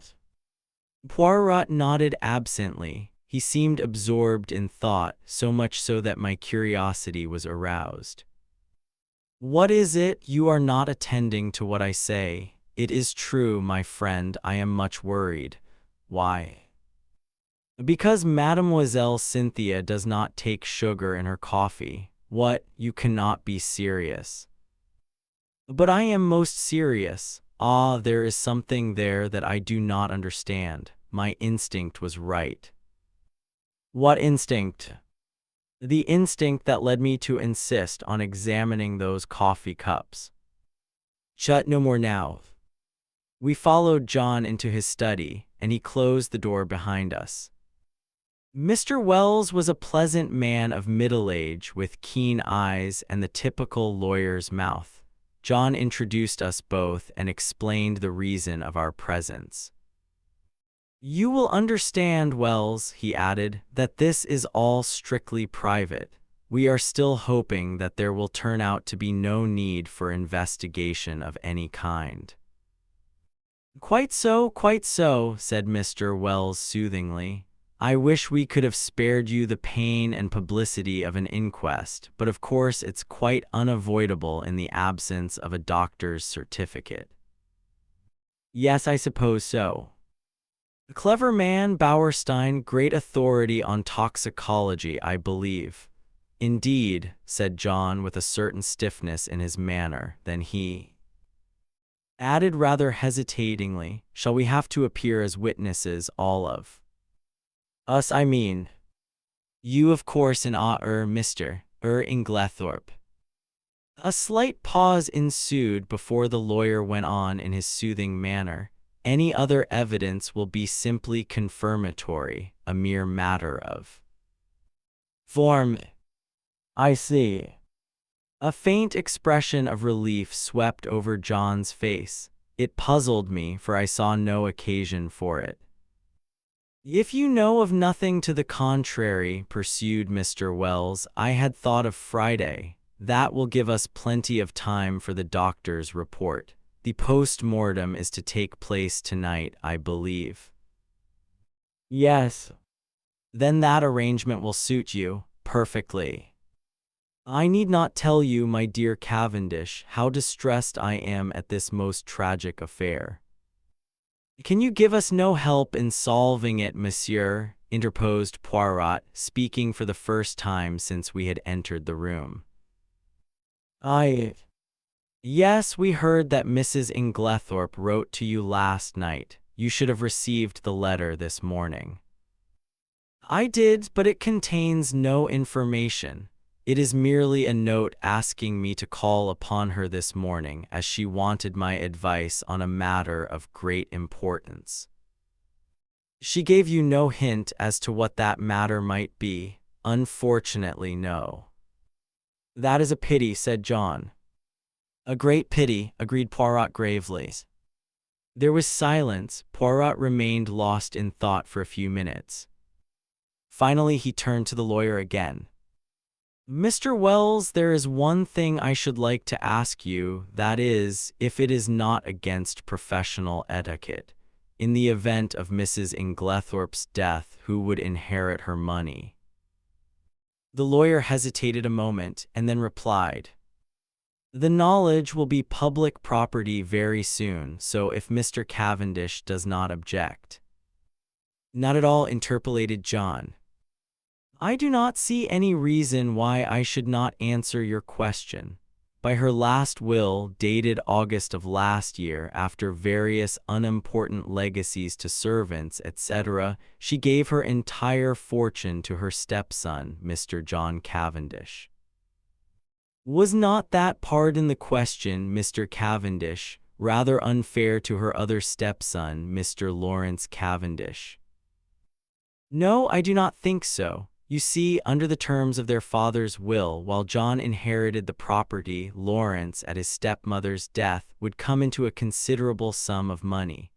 Mrs. Inglethorpe left her money to her elder stepson, knowing that he would have to keep up Styles. It was, to my mind, a very fair and equitable distribution. Poirot nodded thoughtfully. I see, but I am right in saying, am I not, that by your English law that will was automatically revoked when Mrs. Inglethorpe remarried? Mr. Wells bowed his head. As I was about to proceed, Monsieur Poirot, that document is now null and void. Hein, said Poirot. He reflected for a moment and then asked, was Mrs. Inglethorpe herself aware of that fact? I do not know, she may have been. She was, said John unexpectedly. We were discussing the matter of wills being revoked by marriage only yesterday. Ah, one more question, Mr. Wells. You say her last will had Mrs. Inglethorpe then made several former wills. On an average, she made a new will at least once a year, said Mr. Wells imperturbably. She was given to changing her mind as to her testamentary dispositions, now benefiting one, now another member of her family. Suppose, suggested Poirot, that unknown to you, she had made a new will in favor of someone who was not, in any sense of the word, a member of the family. We will say Miss Howard, for instance. Would you be surprised? Not in the least. Ah, Poirot seemed to have exhausted his questions. I drew close to him while John and the lawyer were debating the question of going through Mrs. Inglethorpe's papers. Do you think Mrs. Inglethorpe made a will leaving all her money to Miss Howard? I asked in a low voice with some curiosity. Poirot smiled. No. Then why did you ask? Hush. John Cavendish had turned to Poirot. Will you come with us, Monsieur Poirot? We are going through my mother's papers. Mr. Inglethorpe is quite willing to leave it entirely to Mr. Wells and myself. Which simplifies matters very much, murmured the lawyer. As technically, of course, he was entitled. He did not finish the sentence. We will look through the desk in the boudoir first, explained John, and go up to her bedroom afterwards. She kept her most important papers in a purple dispatch case, which we must look through carefully. Yes, said the lawyer, it is quite possible that there may be a later will than the one in my possession. There is a later will. It was Poirot who spoke. What? John and the lawyer looked at him startled. Or rather, pursued my friend imperturbably, there was one. What do you mean, there was one? Where is it now? Burnt. Burnt. Yes, see here. He took out the charred fragment we had found in the grate in Mrs. Inglethorpe's room and handed it to the lawyer with a brief explanation of when and where he had found it. But possibly this is an old will. I do not think so. In fact, I am almost certain that it was made no earlier than yesterday afternoon. What? Impossible, broke simultaneously from both men. Poirot turned to John. If you will allow me to send for your gardener, I will prove it to you. Oh, of course, but I don't see. Poirot raised his hand. Do as I ask you, afterwards you shall question as much as you please. Very well, he rang the bell. Dorcas answered it in due course. Dorcas, will you tell Manning to come round and speak to me here? Yes, sir. Dorcas withdrew. We waited in a tense silence. Poirot alone seemed perfectly at his ease and dusted a forgotten corner of the bookcase. The clumping of hobnailed boots on the gravel outside proclaimed the approach of Manning. John looked questioningly at Poirot. The latter nodded. "Come inside, Manning," said John. "I want to speak to you."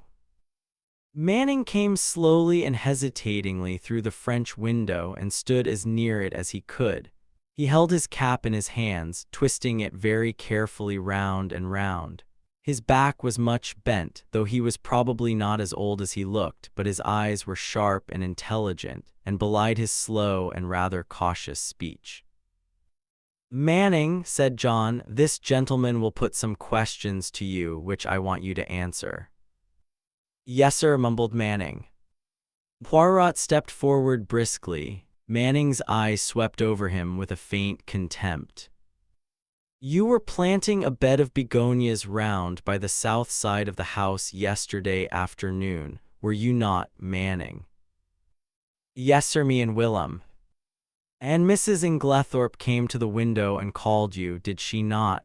"Yes, sir, she did." "Tell me in your own words exactly what happened after that." "Well, sir, nothing much. She just told Willem to go on his bicycle down to the village and bring back a form of will or such like. I don't know what exactly. She wrote it down for him." Well, he did, sir." "And what happened next?" "We went on with the begonias, sir." "Did not Mrs. Inglethorpe call you again?" "Yes, sir, both me and Willem she called. And then she made us come right in and sign our names at the bottom of a long paper, under where she'd signed."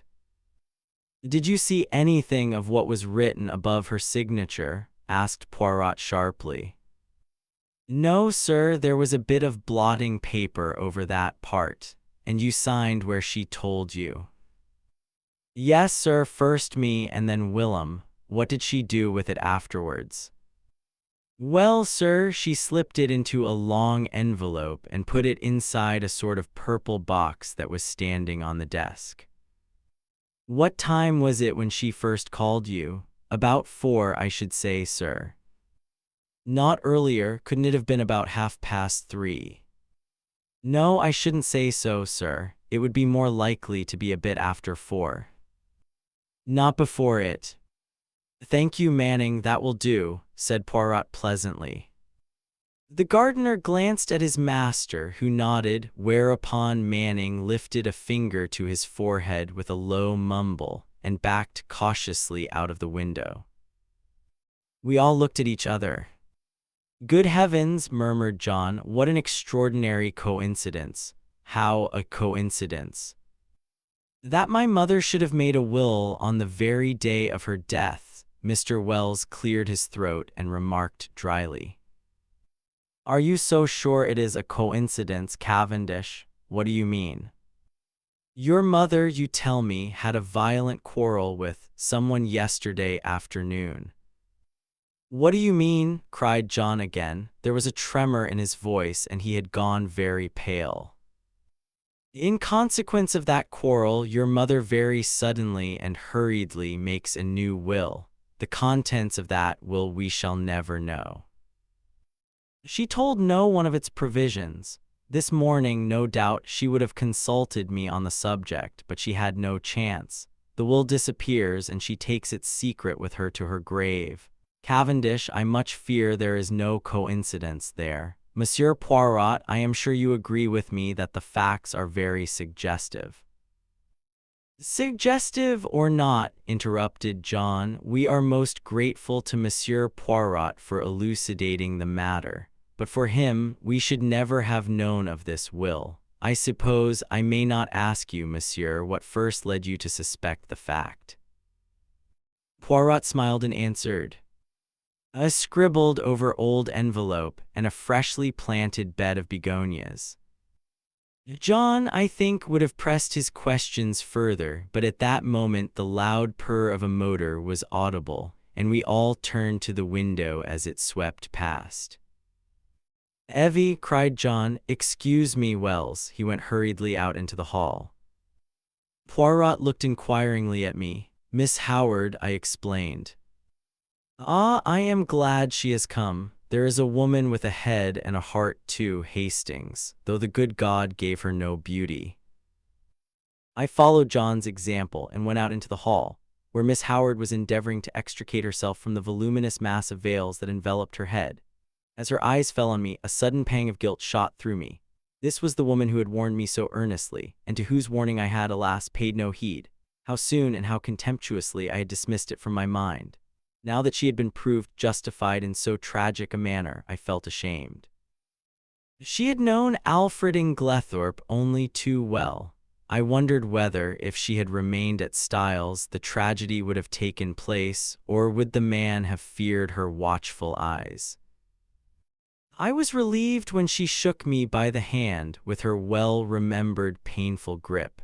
The eyes that met mine were sad but not reproachful. That she had been crying bitterly, I could tell by the redness of her eyelids, but her manner was unchanged from its old gruffness. Started the moment I got the wire, just come off night duty, hired car. Quickest way to get here. Have you had anything to eat this morning, Evie? Asked John. No. I thought not. Come along, breakfast's not cleared away yet, and they'll make you some fresh tea. He turned to me. Look after her, Hastings, will you? Wells is waiting for me. Oh, here's Monsieur Poirot. He's helping us, you know, Evie. Miss Howard shook hands with Poirot, but glanced suspiciously over her shoulder at John. What do you mean, helping us? Helping us to investigate. Nothing to investigate. Have they taken him to prison yet? Taken who to prison? You, Alfred Inglethorpe, of course. My dear Evie, do be careful. Lawrence is of the opinion that my mother died from heart seizure. More fool Lawrence, retorted Miss Howard. Of course Alfred Inglethorpe murdered poor Emily, as I always told you he would. My dear Evie, don't shout so. Whatever we may think or suspect, it is better to say as little as possible for the present. The inquest isn't until Friday. Not until fiddlesticks. The snort Miss Howard gave was truly magnificent. You're all off your heads. The man will be out of the country by then. If he's any sense, he won't stay here tamely and wait to be hanged. John Cavendish looked at her helplessly. I know what it is, she accused him. You've been listening to the doctors. Never should. What do they know? Nothing at all, or just enough to make them dangerous. I ought to know. My own father was a doctor. That little Wilkins is about the greatest fool that even I have ever seen. Heart seizure, sort of thing he would say. Anyone with any sense could see at once that her husband had poisoned her. I always said he'd murder her in her bed, poor soul. Now he's done it. And all you can do is to murmur silly things about heart seizure and inquest on Friday. You ought to be ashamed of yourself, John Cavendish.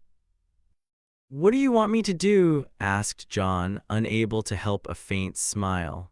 Dash it all, Evie, I can't haul him down to the local police station by the scruff of his neck. Well, you might do something. Find out how he did it. He's a crafty beggar. Dare say he soaked fly papers. Ask cook if she's missed any. It occurred to me very forcibly at that moment that to harbor Miss Howard and Alfred Inglethorpe under the same roof and keep the peace between them was likely to prove a Herculean task, and I did not envy John. I could see by the expression of his face that he fully appreciated the difficulty of the position. For the moment, he sought refuge in retreat and left the room precipitately. Dorcas brought in fresh tea. As she left the room, Poirot came over from the window where he had been standing and sat down facing Miss Howard. Mademoiselle, he said gravely, I want to ask you something. Ask away, said the lady, eyeing him with some disfavor. I want to be able to count upon your help. I'll help you to hang Alfred with pleasure, she replied gruffly. Hanging's too good for him, ought to be drawn and quartered like in good old times. "We are at one then," said Poirot, "for I too want to hang the criminal, Alfred Inglethorpe. Him or another?" "No question of another. Poor Emily was never murdered until he came along. I don't say she wasn't surrounded by sharks, she was, but it was only her purse they were after. Her life was safe enough. But along comes Mr. Alfred Inglethorpe, and within 2 months, hey presto." "Believe me, Miss Howard," said Poirot very earnestly, "if Mr. Inglethorpe is the man, he shall not escape me. On my honor, I will hang him as high as Hammond." "That's better," said Miss Howard more enthusiastically. "But I must ask you to trust me. Now your help may be very valuable to me. I will tell you why. Because in all this house of mourning, yours are the only eyes that have wept." Miss Howard blinked, and a new note crept into the gruffness of her voice. "If you mean that I was fond of her, yes, I was. You know, Emily was a selfish old woman in her way. She was very generous, but she always wanted a return. She never let people forget what she had done for them, and that way she missed love. Don't think she ever realized it, though, or felt the lack of it. Hope not, anyway. I was on a different footing. I took my stand from the first. So many pounds a year I'm worth to you. Well and good. But not a penny piece besides, not a pair of gloves, nor a theater ticket. She didn't understand, was very offended sometimes, said I was foolishly proud. It wasn't that, but I couldn't explain. Anyway, I kept my self-respect. And so out of the whole bunch, I was the only one who could allow myself to be fond of her. I watched over her. I guarded her from the lot of them, and then a glib-tongued scoundrel comes along and pooh, all my years of devotion go for nothing." Poirot nodded sympathetically. "I understand, mademoiselle, I understand all you feel. It is most natural. You think that we are lukewarm, that we lack fire and energy, but trust me, it is not so." John stuck his head in at this juncture and invited us both to come up to Mrs. Inglethorpe's room, as he and Mr. Wells had finished looking through the desk in the boudoir. As we went up the stairs, John looked back to the dining room door and lowered his voice confidentially. "Look here, what's going to happen when these two meet?" I shook my head helplessly. "I've told Mary to keep them apart if she can. Will she be able to do so?" "The Lord only knows. There's one thing, Inglethorpe himself won't be too keen on meeting her." "You've got the keys still, haven't you, Poirot?" I asked as we reached the door of the locked room. Taking the keys from Poirot, John unlocked it, and we all passed in. The lawyer went straight to the desk, and John followed him. "My mother kept most of her important papers in this dispatch case, I believe," he said. Poirot drew out the small bunch of keys. "Permit me, I locked it out of precaution this morning, but it's not locked now." "Impossible." "See," and John lifted the lid as he spoke. "Mille tonnerres!" cried Poirot, dumbfounded. "And I who have both the keys in my pocket!" He flung himself upon the case. Suddenly he stiffened. "Et voilà une affaire, this lock has been forced." "What?" Poirot laid down the case again.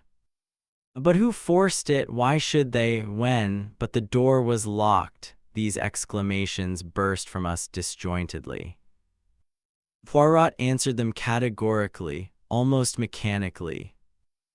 "Who? That is the question. Why, if I only knew, when, since I was here an hour ago. As to the door being locked, it is a very ordinary lock. Probably any other of the door keys in this passage would fit it."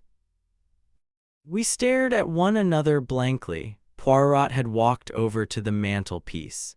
He was outwardly calm, but I noticed his hands, which from long force of habit were mechanically straightening the spill vases on the mantelpiece, were shaking violently. "See here, it was like this," he said at last. "There was something in that case, some piece of evidence, slight in itself perhaps, but still enough of a clue to connect the murder with the crime.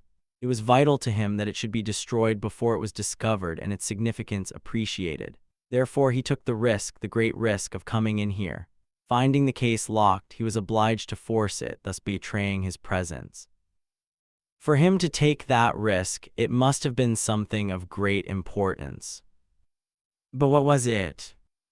Ah, cried Poirot with a gesture of anger. That I do not know, a document of some kind, without doubt, possibly the scrap of paper Dorcas saw in her hand yesterday afternoon. And his anger burst forth freely. Miserable animal that I am, I guessed nothing. I have behaved like an imbecile. I should never have left that case here. I should have carried it away with me. Ah, triple pig, and now it is gone. It is destroyed, but is it destroyed? Is there not yet a chance? We must leave no stone unturned. He rushed like a madman from the room, and I followed him as soon as I had sufficiently recovered my wits. But by the time I had reached the top of the stairs, he was out of sight. Mary Cavendish was standing where the staircase branched, staring down into the hall in the direction in which he had disappeared. "What has happened to your extraordinary little friend, Mr. Hastings?" "He has just rushed past me like a mad bull." "He's rather upset about something," I remarked feebly. I really did not know how much Poirot would wish me to disclose.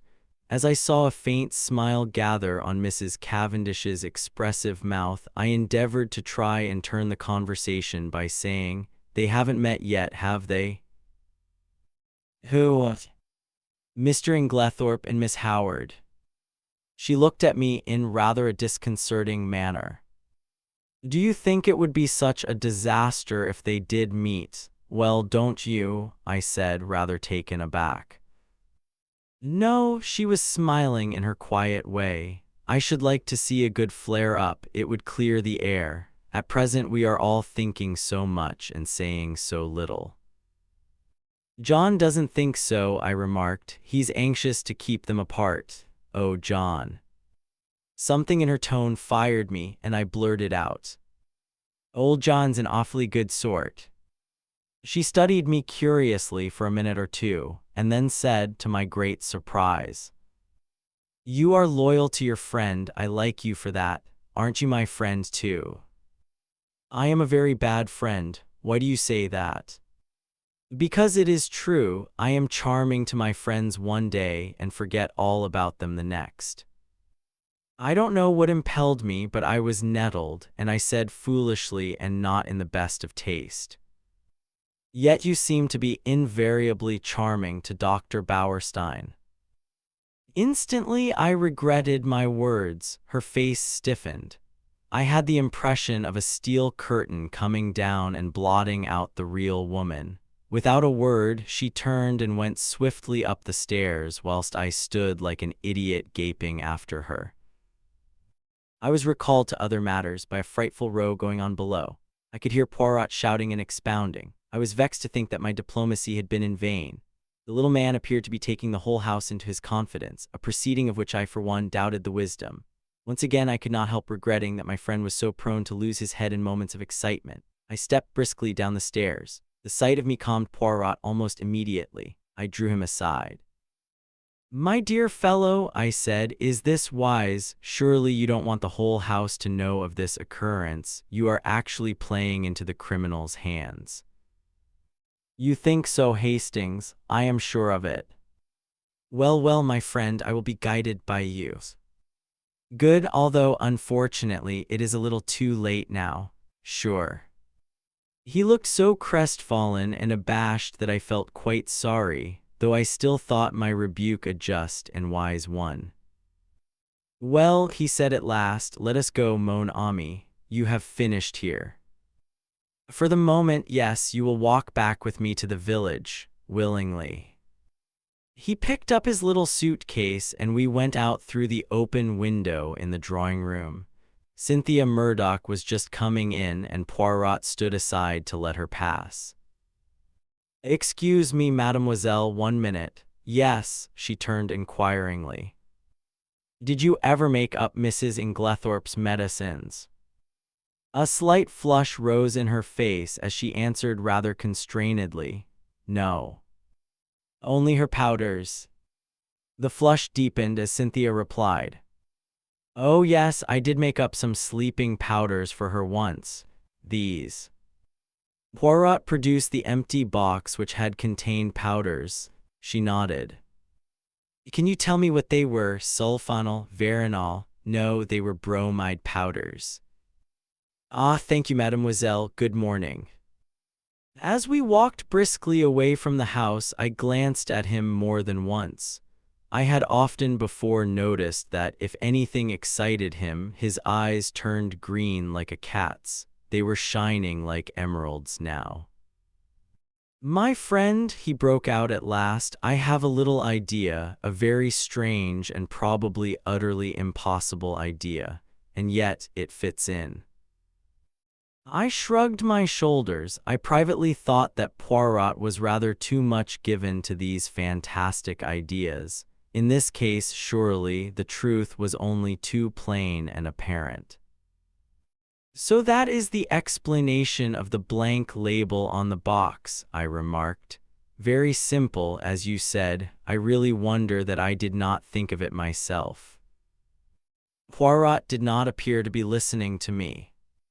They have made one more discovery, Labasse, he observed, jerking his thumb over his shoulder in the direction of Styles.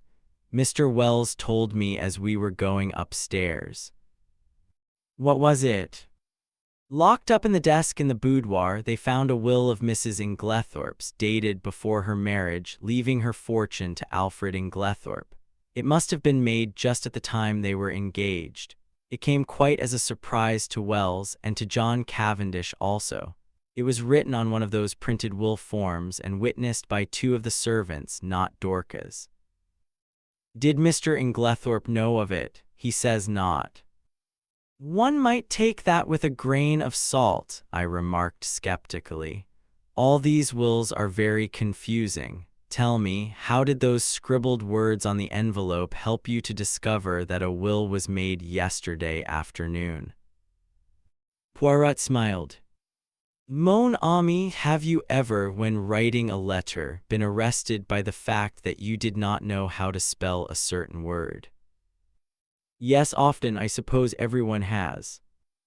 Exactly, and have you not in such a case tried the word once or twice on the edge of the blotting paper or a spare scrap of paper to see if it looked right? Well, that is what Mrs. Inglethorpe did. You will notice that the word possessed is spelt first with one C and subsequently with two.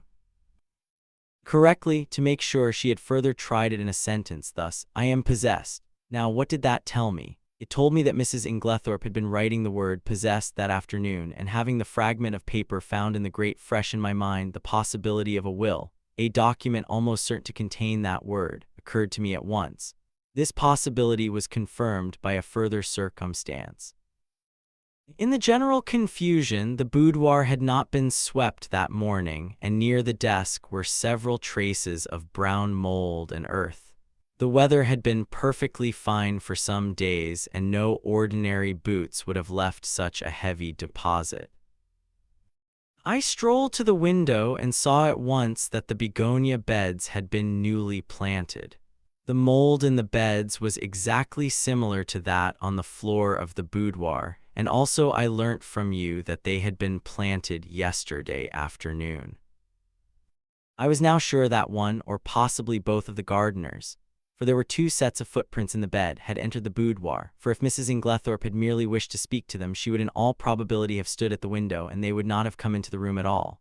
I was now quite convinced that she had made a fresh will, and had called the two gardeners in to witness her signature. Events proved that I was right in my supposition. That was very ingenious, I could not help admitting.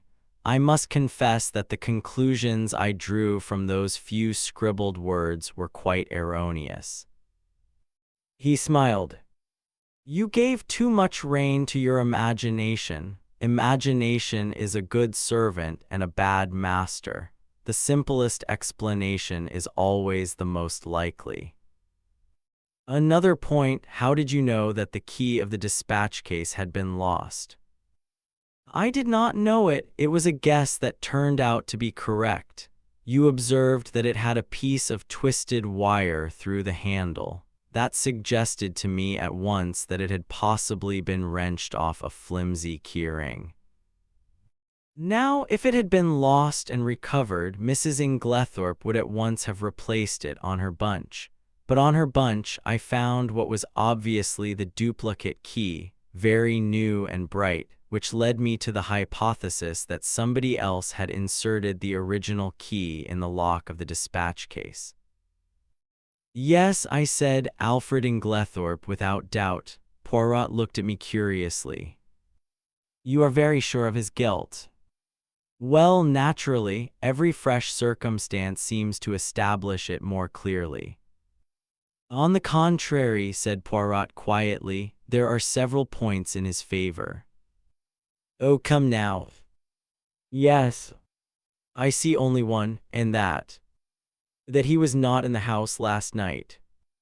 Bad shot, as you English say. You have chosen the one point that to my mind tells against him. How is that?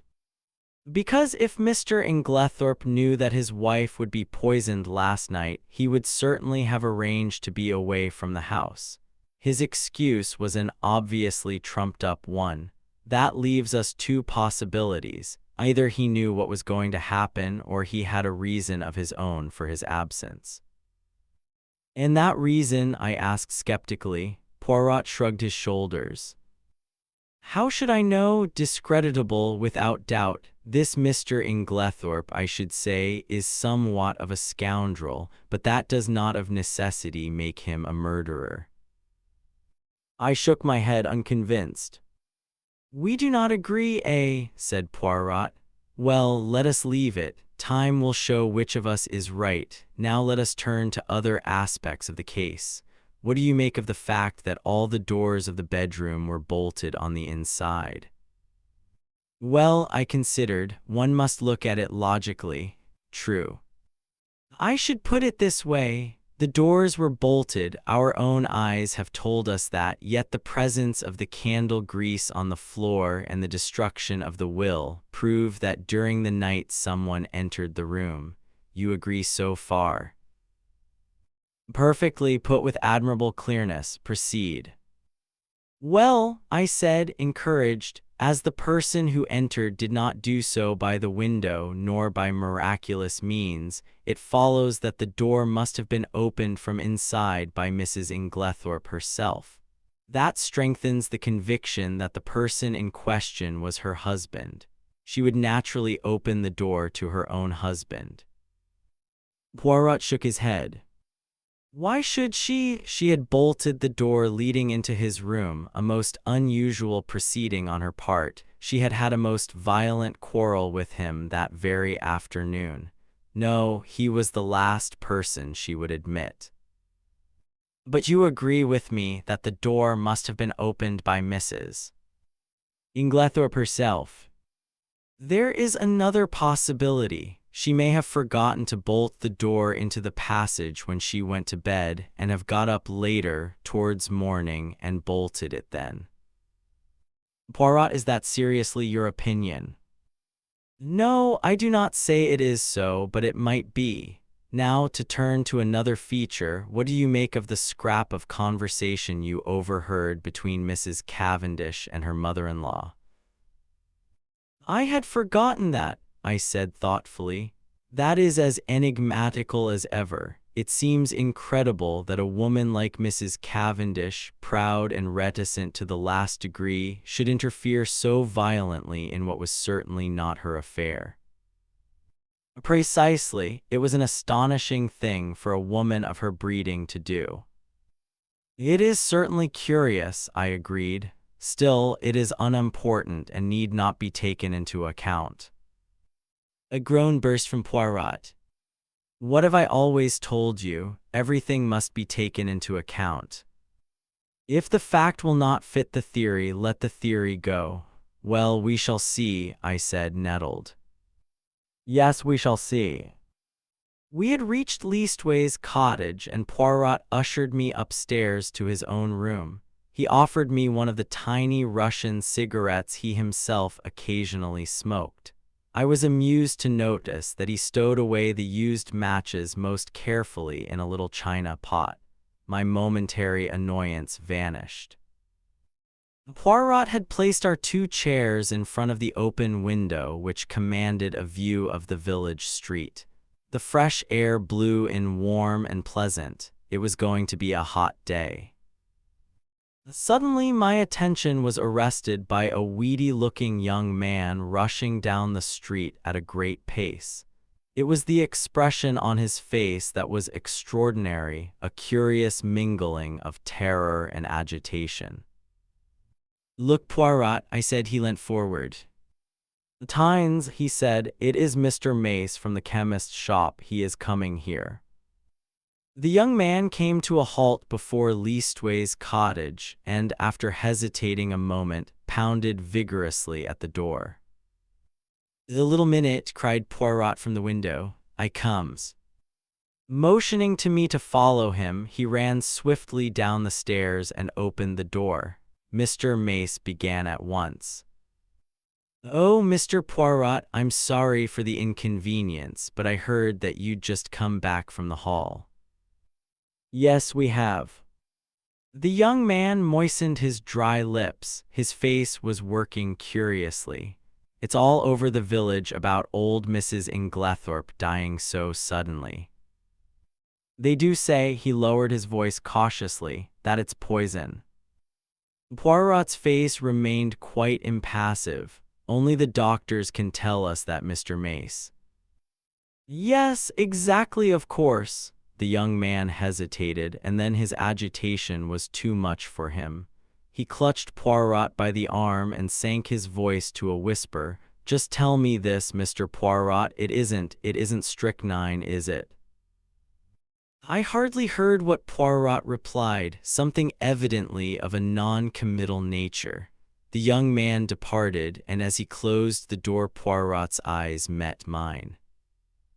"Yes," he said, nodding gravely, "he will have evidence to give at the inquest." We went slowly upstairs again. I was opening my lips when Poirot stopped me with a gesture of his hand. Not now, mon ami, I have need of reflection. My mind is in some disorder which is not well." For about 10 minutes he sat in dead silence, perfectly still except for several expressive motions of his eyebrows, and all the time his eyes grew steadily greener. At last he heaved a deep sigh. "It is well, the bad moment has passed. Now all is arranged and classified. One must never permit confusion. The case is not clear yet, no, for it is of the most complicated. It puzzles me, Hercule Poirot. There are 2 facts of significance." "And what are they?" "The first is the state of the weather yesterday. That is very important." "But it was a glorious day," I interrupted. "Poirot, you're pulling my leg."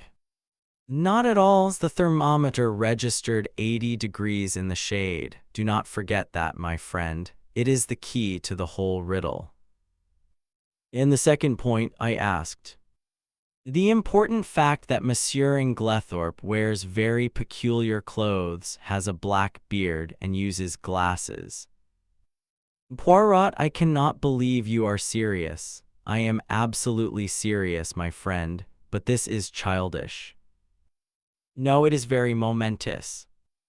"And supposing the coroner's jury returns a verdict of willful murder against Alfred Inglethorpe, what becomes of your theories then?"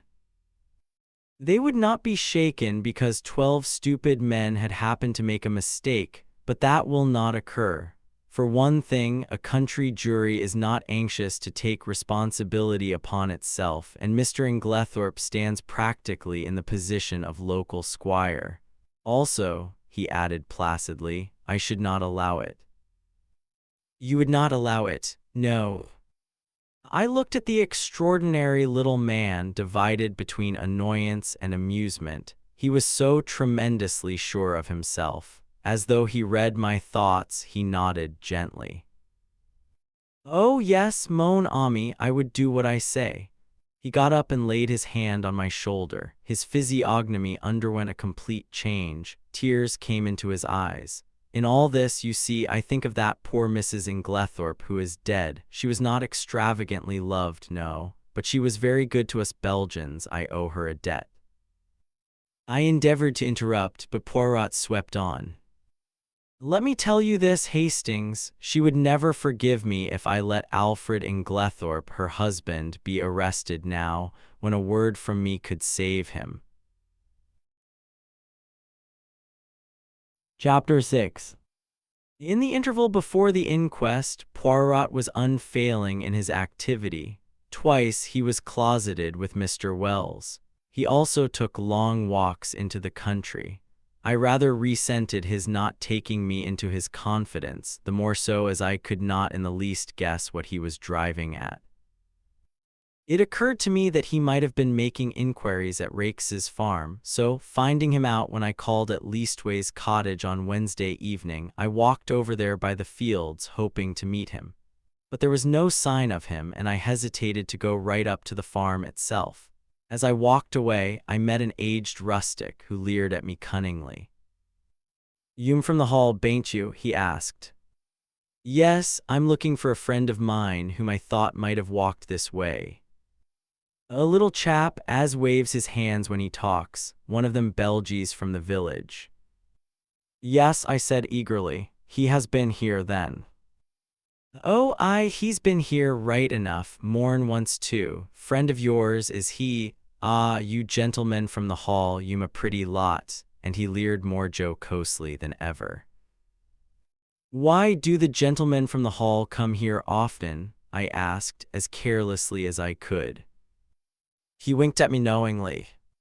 "One does, mister, naming no names, mind, and a very liberal gentleman too. Oh, thank you, sir, I'm sure." I walked on sharply. Evelyn Howard had been right then, and I experienced a sharp twinge of disgust as I thought of Alfred Inglethorpe's liberality with another woman's money. Had that piquant gypsy face been at the bottom of the crime, or was it the baser mainspring of money? Probably a judicious mixture of both. On one point, Poirot seemed to have a curious obsession. He once or twice observed to me that he thought Dorcas must have made an error in fixing the time of the quarrel. He suggested to her repeatedly that it was 4:30 and not 4 o'clock when she had heard the voices. But Dorcas was unshaken. Quite an hour or even more had elapsed between the time when she had heard the voices and 5 o'clock when she had taken tea to her mistress. The inquest was held on Friday at the Stylites Arms in the village. Poirot and I sat together, not being required to give evidence. The preliminaries were gone through. The jury viewed the body, and John Cavendish gave evidence of identification. Further questioned, he described his awakening in the early hours of the morning and the circumstances of his mother's death. The medical evidence was next taken. There was a breathless hush, and every eye was fixed on the famous London specialist, who was known to be one of the greatest authorities of the day on the subject of toxicology. In a few brief words, he summed up the result of the post-mortem. Shorn of its medical phraseology and technicalities, it amounted to the fact that Mrs. Inglethorpe had met her death as the result of strychnine poisoning. Judging from the quantity recovered, she must have taken not less than 3/4 of a grain of strychnine, but probably 1 grain or slightly over. "Is it possible that she could have swallowed the poison by accident?" asked the coroner. "I should consider it very unlikely. Strychnine is not used for domestic purposes as some poisons are, and there are restrictions placed on its sale." "Does anything in your examination lead you to determine how the poison was administered?" "No." "You arrived at Styles before Dr. Wilkins, I believe." "That is so. The motor met me just outside the lodge gates, and I hurried there as fast as I could." Will you relate to us exactly what happened next? I entered Mrs. Inglethorpe's room. She was at that moment in a typical tetanic convulsion. She turned towards me and gasped out, "Alfred, Alfred." Could the strychnine have been administered in Mrs. Inglethorpe's after-dinner coffee, which was taken to her by her husband? Possibly, but strychnine is a fairly rapid drug in its action. The symptoms appear from 1 to 2 hours after it has been swallowed. It is retarded under certain conditions, none of which, however, appear to have been present in this case. I presume Mrs. Inglethorpe took the coffee after dinner about 8 o'clock, whereas the symptoms did not manifest themselves until the early hours of the morning, which on the face of it points to the drug having been taken much later in the evening. Mrs. Inglethorpe was in the habit of drinking a cup of cocoa in the middle of the night. Could the strychnine have been administered in that? No, I myself took a sample of the cocoa remaining in the saucepan and had it analyzed. There was no strychnine present. I heard Poirot chuckle softly beside me. "How did you know?" I whispered. "Listen." I should say, the doctor was continuing, that I would have been considerably surprised at any other result. Why? Simply because strychnine has an unusually bitter taste. It can be detected in a solution of 1 in 70,000 and can only be disguised by some strongly flavored substance. Cocoa would be quite powerless to mask it. One of the jury wanted to know if the same objection applied to coffee. No, coffee has a bitter taste of its own which would probably cover the taste of strychnine. Then you consider it more likely that the drug was administered in the coffee, but that for some unknown reason its action was delayed. Yes, but the cup being completely smashed, there is no possibility of analyzing its contents. This concluded Dr. Bauerstein's evidence. Dr. Wilkins corroborated it on all points. Sounded as to the possibility of suicide, he repudiated it utterly. The deceased, he said, suffered from a weak heart, but otherwise enjoyed perfect health and was of a cheerful and well-balanced disposition. She would be one of the last people to take her own life. Lawrence Cavendish was next called. His evidence was quite unimportant, being a mere repetition of that of his brother. Just as he was about to step down, he paused and said rather hesitatingly, "I should like to make a suggestion, if I may." He glanced deprecatingly at the coroner, who replied briskly, "Certainly, Mr. Cavendish, we are here to arrive at the truth of this matter and welcome anything that may lead to further elucidation." "It is just an idea of mine," explained Lawrence. "Of course I may be quite wrong, but it still seems to me that my mother's death might be accounted for by natural means." "How do you make that out, Mr. Cavendish?" "My mother, at the time of her death and for some time before it, was taking a tonic containing strychnine." "Ah," said the coroner. The jury looked up interested. "I believe," continued Lawrence, "that there have been cases where the cumulative effect of a drug administered for some time has ended by causing death. Also, is it not possible that she may have taken an overdose of her medicine by accident?" "This is the first we have heard of the deceased taking strychnine at the time of her death. We are much obliged to you, Mr. Cavendish." Dr. Wilkins was recalled and ridiculed the idea. "What Mr. Cavendish suggests is quite impossible. Any doctor would tell you the same.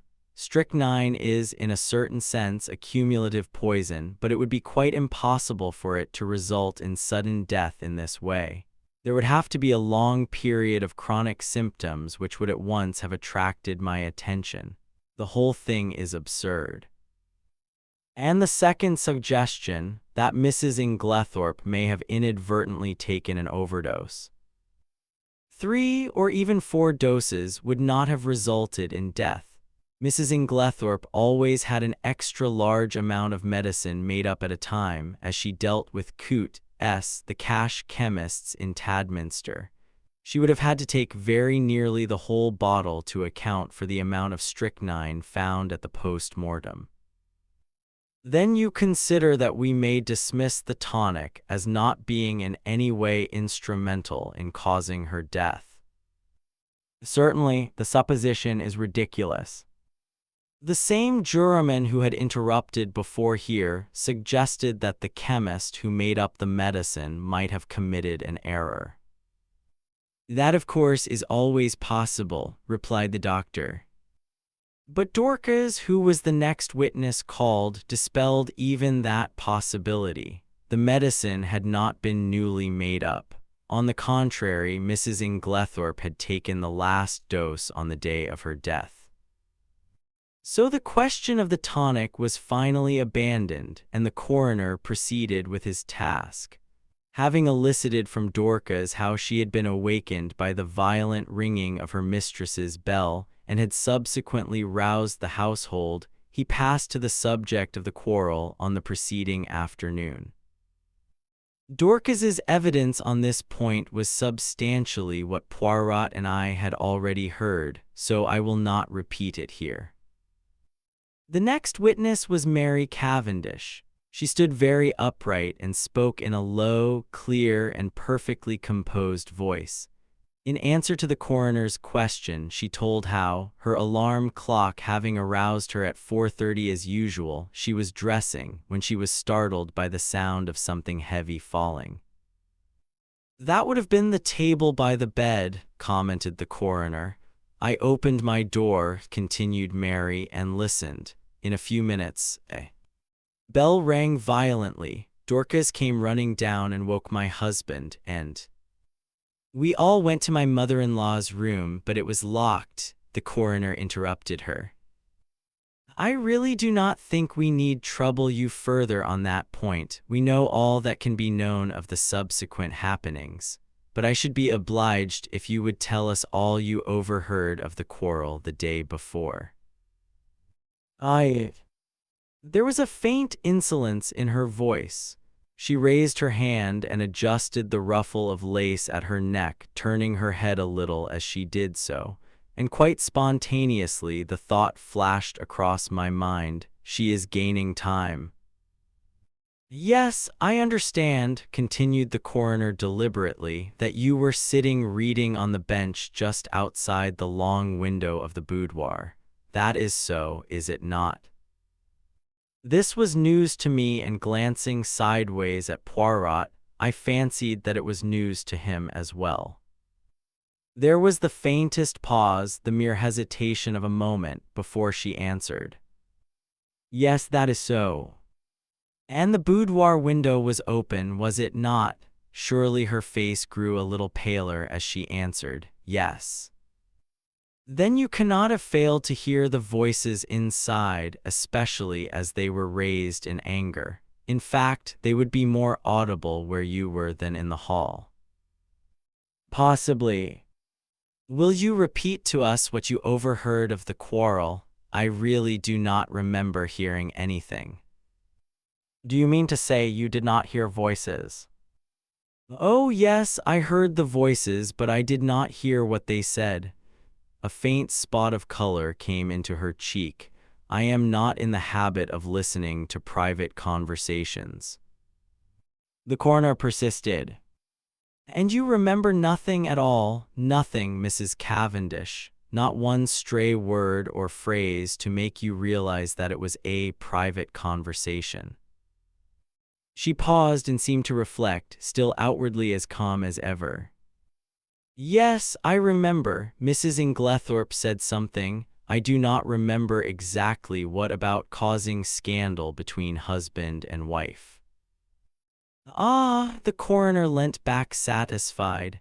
"That corresponds with what Dorcas heard. But excuse me, Mrs. Cavendish, although you realized it was a private conversation, you did not move away, you remained where you were." I caught the momentary gleam of her tawny eyes as she raised them. I felt certain that at that moment she would willingly have torn the little lawyer with his insinuations into pieces, but she replied quietly enough. No, I was very comfortable where I was. I fixed my mind on my book, and that is all you can tell us. That is all.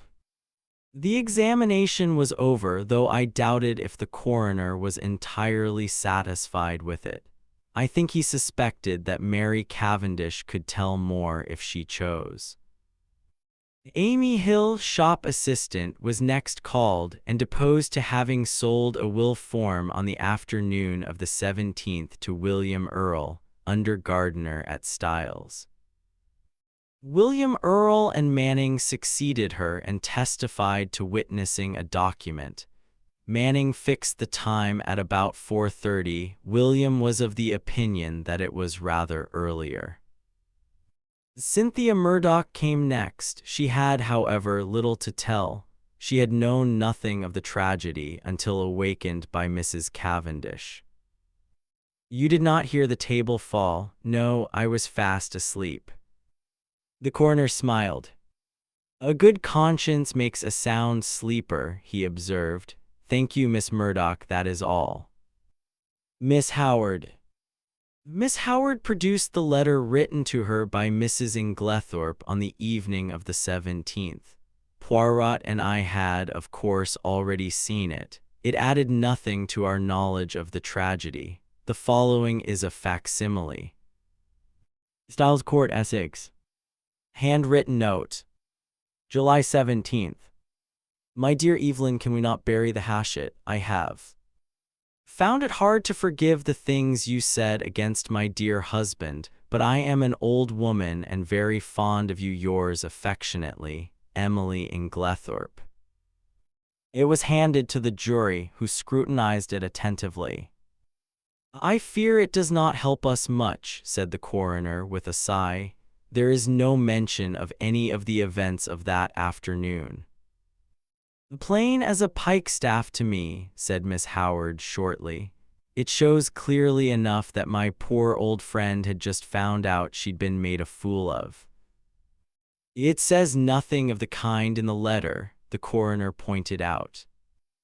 No, because Emily never could bear to put herself in the wrong, but I know her. She wanted me back, but she wasn't going to own that I'd been right. She went roundabout. Most people don't believe in it myself. Mr. Wells smiled faintly, so I noticed did several of the jury. Miss Howard was obviously quite a public character. Anyway, all this tomfoolery is a great waste of time, continued the lady, glancing up and down the jury disparagingly. Talk, talk, talk, when all the time we know perfectly well. The coroner interrupted her in an agony of apprehension. Thank you, Miss Howard, that is all. I fancy he breathed a sigh of relief when she complied. Then came the sensation of the day. The coroner called Albert Mace, chemist's assistant. It was our agitated young man of the pale face. In answer to the coroner's questions, he explained that he was a qualified pharmacist, but had only recently come to this particular shop, as the assistant formerly there had just been called up for the army. These preliminaries completed, the coroner proceeded to business. Mr. Mace, have you lately sold strychnine to any unauthorized person? Yes, sir. When was this? Last Monday night. Monday, not Tuesday. No, sir, Monday the 16th. Will you tell us to whom you sold it? You could have heard a pin drop. Yes, sir, it was to Mr. Inglethorpe. Every eye turned simultaneously to where Alfred Inglethorpe was sitting, impassive and wooden.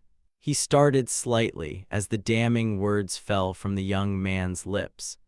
I half thought he was going to rise from his chair, but he remained seated, although a remarkably well-acted expression of astonishment rose on his face. You are sure of what you say? Asked the coroner sternly. Quite sure, sir. Are you in the habit of selling strychnine indiscriminately over the counter? The wretched young man wilted visibly under the coroner's frown. "Oh no, sir, of course not, but seeing it was Mr. Inglethorpe of the Hall, I thought there was no harm in it. He said it was to poison a dog." Inwardly, I sympathized. It was only human nature to endeavor to please the Hall, especially when it might result in custom being transferred from Coots to the local establishment. "Is it not customary for anyone purchasing poison to sign a book?" "Yes, sir, Mr. Inglethorpe did so." "Have you got the book here?" "Yes, sir." It was produced, and with a few words of stern censure, the coroner dismissed the wretched Mr. Mace. Then, amidst a breathless silence, Alfred Inglethorpe was called. Did he realize, I wondered, how closely the halter was being drawn around his neck? The coroner went straight to the point.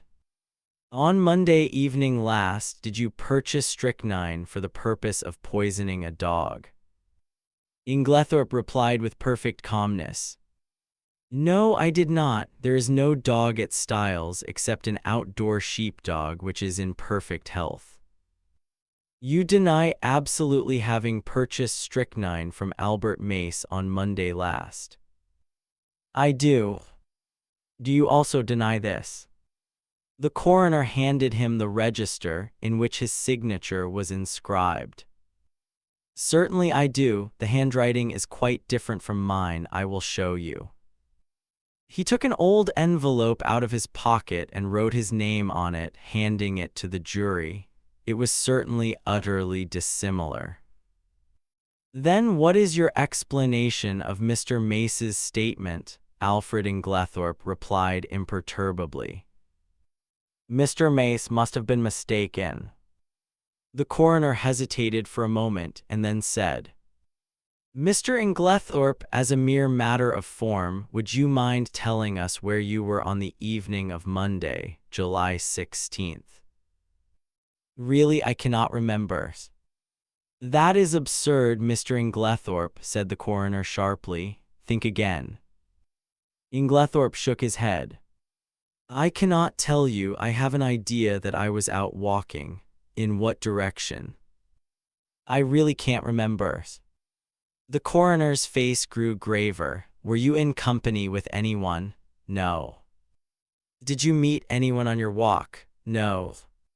"That is a pity," said the coroner dryly. "I am to take it then that you decline to say where you were at the time that Mr. Mace positively recognized you as entering the shop to purchase strychnine." "If you like to take it that way, yes. Be careful, Mr. Inglethorpe." Poirot was fidgeting nervously. "Sacré," he murmured, "does this imbecile of a man want to be arrested?" Inglethorpe was indeed creating a bad impression. His futile denials would not have convinced a child. The coroner, however, passed briskly to the next point, and Poirot drew a deep breath of relief. "You had a discussion with your wife on Tuesday afternoon."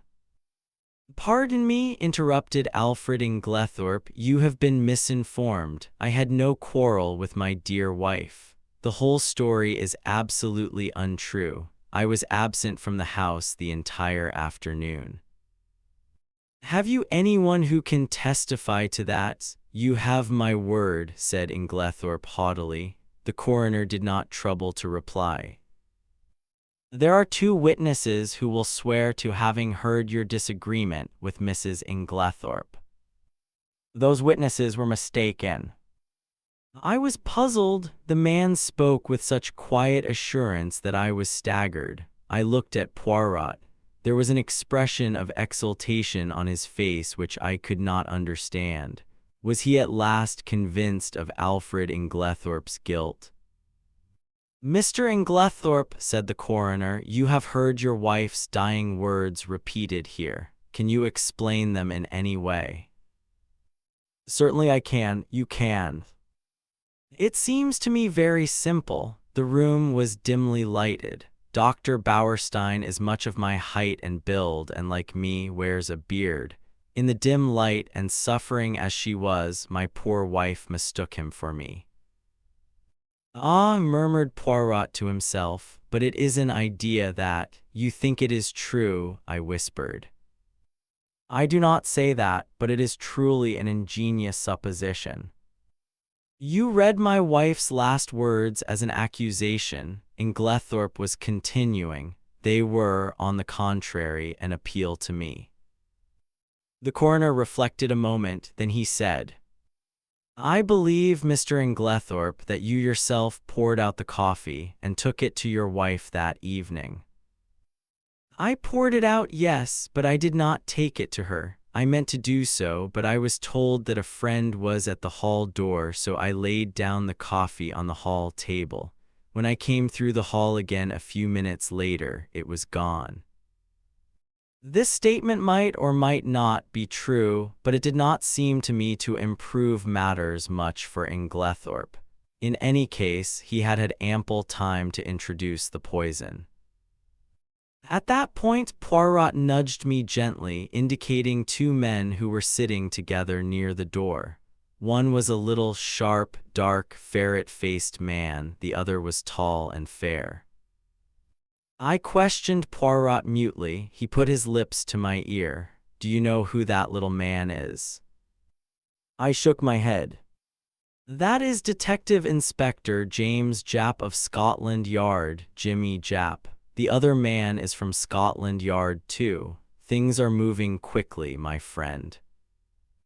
I stared at the two men intently. There was certainly nothing of the policeman about them. I should never have suspected them of being official personages.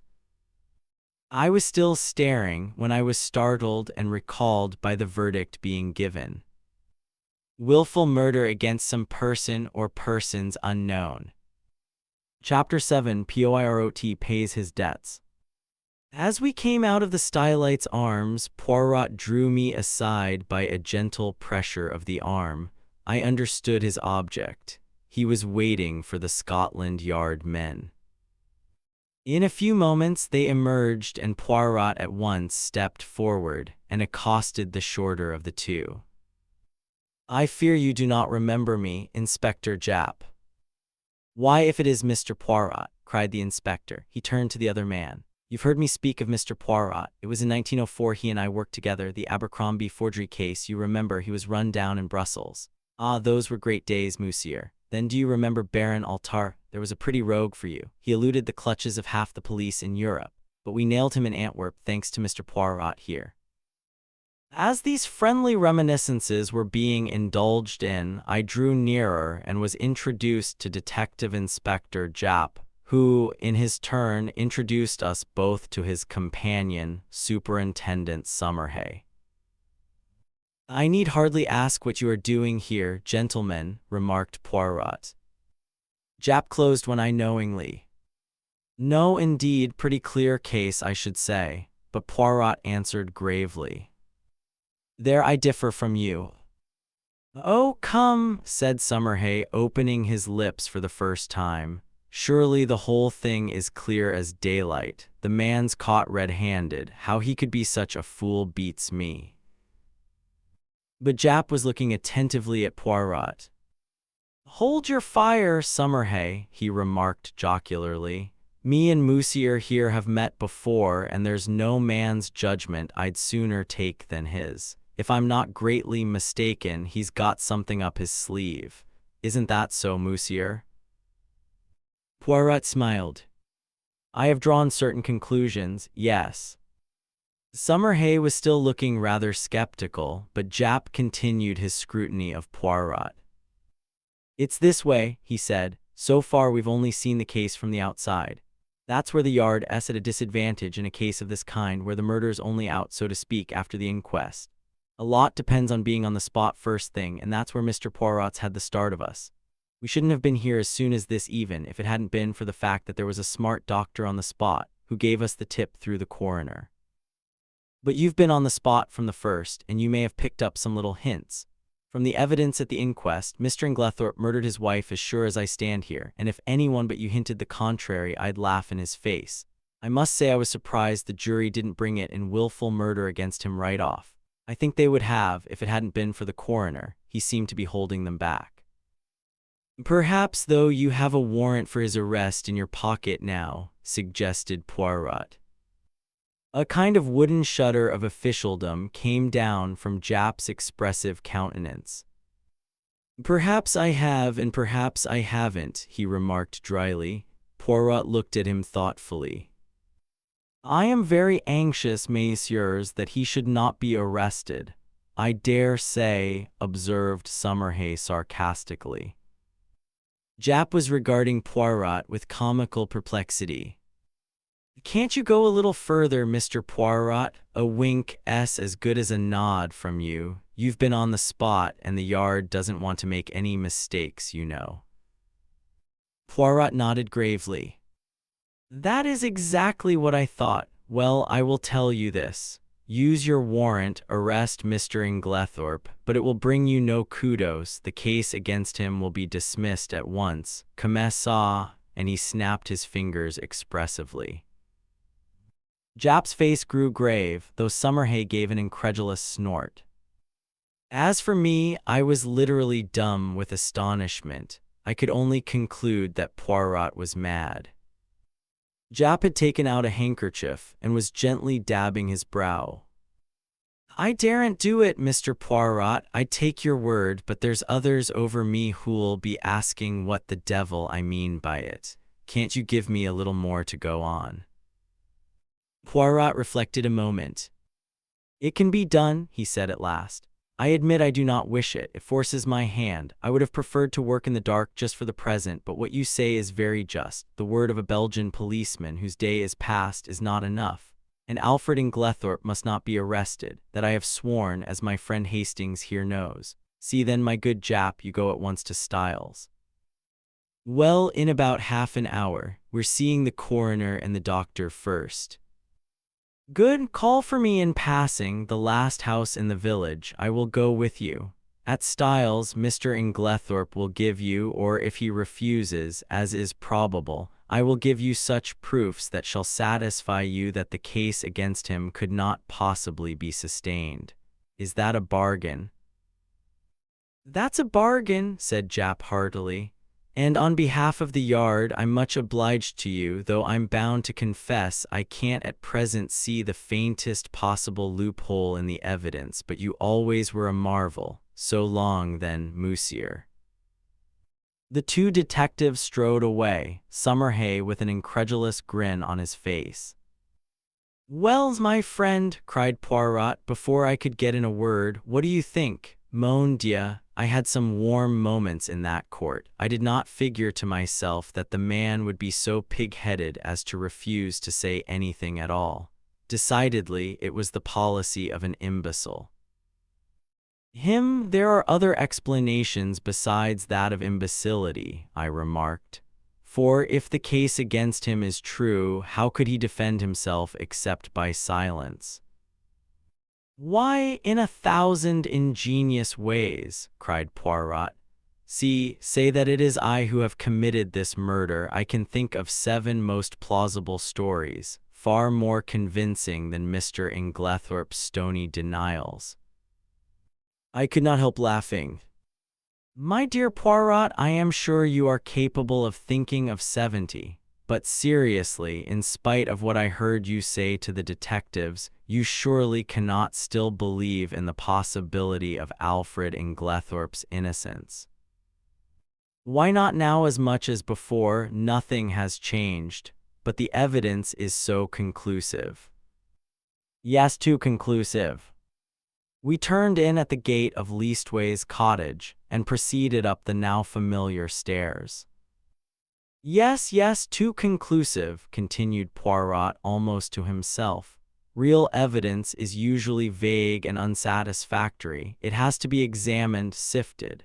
But here the whole thing is cut and dried. No, my friend, this evidence has been very cleverly manufactured, so cleverly that it has defeated its own ends. How do you make that out? Because so long as the evidence against him was vague and intangible, it was very hard to disprove. But in his anxiety, the criminal has drawn the net so closely that one cut will set Inglethorpe free. I was silent, and in a minute or two, Poirot continued. Let us look at the matter like this. Here is a man, let us say, who sets out to poison his wife. He has lived by his wits, as the saying goes. Presumably, therefore, he has some wits. He is not altogether a fool. Well, how does he set about it? He goes boldly to the village chemist's and purchases strychnine under his own name, with a trumped-up story about a dog which is bound to be proved absurd. He does not employ the poison that night. No, he waits until he has had a violent quarrel with her, of which the whole household is cognizant and which naturally directs their suspicions upon him. He prepares no defense, no shadow of an alibi, yet he knows the chemist's assistant must necessarily come forward with the facts. Bah, do not ask me to believe that any man could be so idiotic. Only a lunatic, who wished to commit suicide by causing himself to be hanged, would act so. Still, I do not see, I began. Neither do I see, I tell you, mon ami, it puzzles me Hercule Poirot. But if you believe him innocent, how do you explain his buying the strychnine? Very simply, he did not buy it, but Mace recognized him. I beg your pardon, he saw a man with a black beard like Mr. Inglethorpe's, and wearing glasses like Mr. Inglethorpe, and dressed in Mr. Inglethorpe's rather noticeable clothes. He could not recognize a man whom he had probably only seen in the distance, since, you remember, he himself had only been in the village a fortnight, and Mrs. Inglethorpe dealt principally with Coots in Tadminster. Then you think, mon ami, do you remember the 2 points I laid stress upon? Leave the first one for the moment. What was the second? The important fact that Alfred Inglethorpe wears peculiar clothes, has a black beard, and uses glasses, I quoted. Exactly. Now suppose anyone wished to pass himself off as John or Lawrence Cavendish. Would it be easy? No, I said thoughtfully. Of course an actor, but Poirot cut me short ruthlessly. And why would it not be easy? I will tell you, my friend, because they are both clean-shaven men. To make up successfully as one of these two in broad daylight, it would need an actor of genius and a certain initial facial resemblance. But in the case of Alfred Inglethorpe, all that is changed. His clothes, his beard, the glasses which hide his eyes, those are the salient points about his personal appearance. Now, what is the first instinct of the criminal? To divert suspicion from himself, is it not so? And how can he best do that? By throwing it on someone else. In this instance, there was a man ready to his hand. Everybody was predisposed to believe in Mr. Inglethorpe's guilt. It was a foregone conclusion that he would be suspected, but to make it a sure thing there must be tangible proof, such as the actual buying of the poison, and that with a man of the peculiar appearance of Mr. Inglethorpe was not difficult. Remember, this young Mace had never actually spoken to Mr. Inglethorpe. How should he doubt that the man in his clothes, with his beard and his glasses, was not Alfred Inglethorpe? It may be so, I said, fascinated by Poirot's eloquence. But if that was the case, why does he not say where he was at 6 o'clock on Monday evening? Ah, why indeed, said Poirot, calming down. If he were arrested, he probably would speak, but I do not want it to come to that. I must make him see the gravity of his position. There is, of course, something discreditable behind his silence. If he did not murder his wife, he is, nevertheless, a scoundrel and has something of his own to conceal, quite apart from the murder. What can it be? I mused, won over to Poirot's views for the moment, although still retaining a faint conviction that the obvious deduction was the correct one. Can you not guess? Asked Poirot, smiling. No, can you? Oh yes, I had a little idea some time ago, and it has turned out to be correct. You never told me, I said reproachfully. Poirot spread out his hands apologetically. Pardon me, mon ami, you were not precisely sympathetic. He turned to me earnestly. Tell me, you see now that he must not be arrested. Perhaps, I said doubtfully, for I was really quite indifferent to the fate of Alfred Inglethorpe, and thought that a good fright would do him no harm. Poirot, who was watching me intently, gave a sigh. Come, my friend, he said, changing the subject, apart from Mr. In Glenthorpe, how did the evidence at the inquest strike you? Oh, pretty much what I expected. Did nothing strike you as peculiar about it? My thoughts flew to Mary Cavendish and I hedged. In what way? Well, Mr. Lawrence Cavendish's evidence, for instance. I was relieved. Oh, Lawrence, no, I don't think so. He's always a nervous chap. His suggestion that his mother might have been poisoned accidentally by means of the tonic she was taking, that did not strike you as strange, Hein? No, I can't say it did. The doctors ridiculed it, of course, but it was quite a natural suggestion for a layman to make. But Monsieur Lawrence is not a layman. You told me yourself that he had started by studying medicine and that he had taken his degree. Yes, that's true. I never thought of that. I was rather startled. It is odd. Poirot nodded. From the first, his behavior has been peculiar. Of all the household, he alone would be likely to recognize the symptoms of strychnine poisoning, and yet we find him the only member of the family to uphold strenuously the theory of death from natural causes. If it had been Monsieur John, I could have understood it. He has no technical knowledge and is by nature unimaginative. But Monsieur Lawrence, no. And now today he puts forward a suggestion that he himself must have known was ridiculous. There is food for thought in this, mon ami. It's very confusing, I agreed. Then there is Mrs. Cavendish, continued Poirot. That's another who is not telling all she knows. What do you make of her attitude? I don't know what to make of it. It seems inconceivable that she should be shielding Alfred in Glenthorpe, yet that is what it looks like. Poirot nodded reflectively. Yes, it is queer. One thing is certain, she overheard a good deal more of that private conversation than she was willing to admit.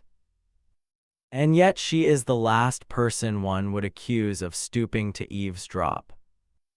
Exactly, one thing her evidence has shown me. I made a mistake. Dorcas was quite right. The quarrel did take place earlier in the afternoon, about 4 o'clock, as she said. I looked at him curiously. I had never understood his insistence on that point. Yes, a good deal that was peculiar came out today, continued Poirot. Dr. Bauerstein now, what was he doing up and dressed at that hour in the morning? It is astonishing to me that no one commented on the fact. He has insomnia, I believe, I said doubtfully. Which is a very good or a very bad explanation, remarked Poirot. It covers everything and explains nothing. I shall keep my eye on our clever Dr. Bauerstein. Any more faults to find with the evidence? I inquired satirically. Mon ami, replied Poirot gravely, when you find that people are not telling you the truth, look out. Now, unless I am much mistaken, at the inquest today only one, at most, 2 persons were speaking the truth without reservation or subterfuge. Oh, come now, Poirot, I won't cite Lawrence or Mrs. Cavendish, but there's John and Miss Howard. Surely they were speaking the truth. Both of them, my friend, one I grant you, but both. His words gave me an unpleasant shock. Miss Howard's evidence, unimportant as it was, had been given in such a downright straightforward manner that it had never occurred to me to doubt her sincerity. Still, I had a great respect for Poirot's sagacity, except on the occasions when he was what I described to myself as foolishly pig-headed. Do you really think so? I asked. Miss Howard had always seemed to me so essentially honest, almost uncomfortably so. Poirot gave me a curious look which I could not quite fathom. He seemed to speak and then checked himself. Miss Murdoch, too, I continued. There's nothing untruthful about. Sorry. No, but it was strange that she never heard a sound, sleeping next door, whereas Mrs. Cavendish, in the other wing of the building, distinctly heard the table fall. Well, she's young and she sleeps soundly. Ah, yes, indeed, she must be a famous sleeper, that one. I did not quite like the tone of his voice, but at that moment a smart knock reached our ears, and looking out of the window, we perceived the two detectives waiting for us below. Poirot seized his hat, gave a ferocious twist to his mustache, and, carefully brushing an imaginary speck of dust from his sleeve, motioned me to precede him down the stairs. There we joined the detectives and set out for Styles. I think the appearance of the two Scotland Yard men was rather a shock. Especially to John, though of course after the verdict he had realized that it was only a matter of time. Still, the presence of the detectives brought the truth home to him more than anything else could have done. Poirot had conferred with Japp in a low tone on the way up, and it was the latter functionary who requested that the household, with the exception of the servants, should be assembled together in the drawing-room. I realized the significance of this. It was up to Poirot to make his boast good. Personally, I was not sanguine. Poirot might have excellent reasons for his belief in Inglethorpe's innocence, but a man of the type of Summerhay would require tangible proofs, and these I doubted if Poirot could supply. Before very long we had all trooped into the drawing-room, the door of which Japp closed. Poirot politely set chairs for everyone. The Scotland Yard men were the cynosure of all eyes. I think that for the first time we realized that the thing was not a bad dream, but a tangible reality. We had read of such things, now we ourselves were actors in the drama. Tomorrow the daily papers, all over England, would blazon out the news in staring headlines. Mysterious tragedy in Essex, wealthy lady poisoned.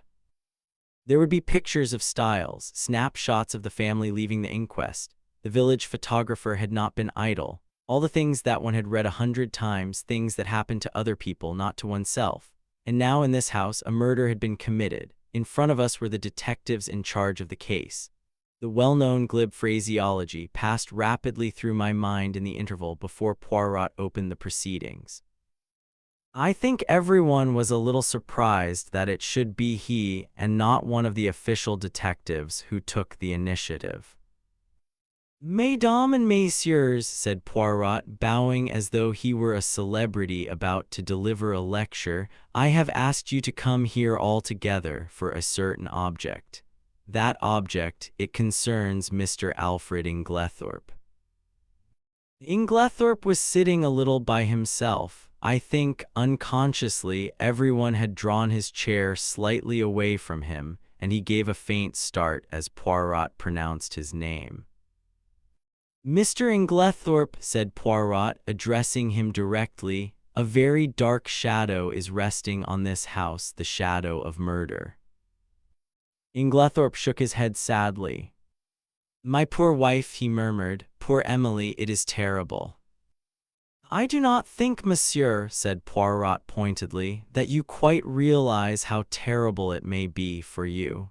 And as Inglethorpe did not appear to understand, he added, "Mr. Inglethorpe, you are standing in very grave danger." The two detectives fidgeted. I saw the official caution, "Anything you say will be used in evidence against you," actually hovering on Summerhay's lips. Poirot went on. "Do you understand now, monsieur?" "No, what do you mean?" "I mean," said Poirot deliberately, "that you are suspected of poisoning your wife." A little gasp ran round the circle at this plain speaking. "Good heavens!" cried Inglethorpe, starting up. "What a monstrous idea! I poisoned my dearest Emily." "I do not think," Poirot watched him narrowly, "that you quite realize the unfavorable nature of your evidence at the inquest. Mr. Inglethorpe, knowing what I have now told you, do you still refuse to say where you were at 6 o'clock on Monday afternoon?" With a groan, Alfred Inglethorpe sank down again and buried his face in his hands. Poirot approached and stood over him. "Speak," he cried menacingly. With an effort, Inglethorpe raised his face from his hands. Then, slowly and deliberately, he shook his head. "You will not speak?" No, I do not believe that anyone could be so monstrous as to accuse me of what you say. Poirot nodded thoughtfully like a man whose mind is made up. Soit, he said, then I must speak for you. Alfred Inglethorpe sprang up again. How can you speak? You do not know, he broke off abruptly. Poirot turned to face us. Mesdames and messieurs, I speak. Listen. I, Hercule Poirot, affirm that the man who entered the chemist's shop and purchased strychnine at 6 o'clock on Monday last was not Mr. Inglethorpe, for at 6 o'clock on that day Mr. Inglethorpe was escorting Mrs. Raikes back to her home from a neighboring farm. I can produce no less than 5 witnesses to swear to having seen them together, either at 6 or just after, and, as you may know, the Abbey Farm, Mrs. Raikes's home, is at least 2.5 miles distant from the village. There is absolutely no question as to the alibi. Chapter 8: Fresh Suspicions. There was a moment's stupefied silence. Jap, who was the least surprised of any of us, was the first to speak. My word, he cried, you're the goods, and no mistake, Mr. Poirot. These witnesses of yours are all right, I suppose. Voila, I have prepared a list of them, names and addresses. You must see them, of course, but you will find it all right.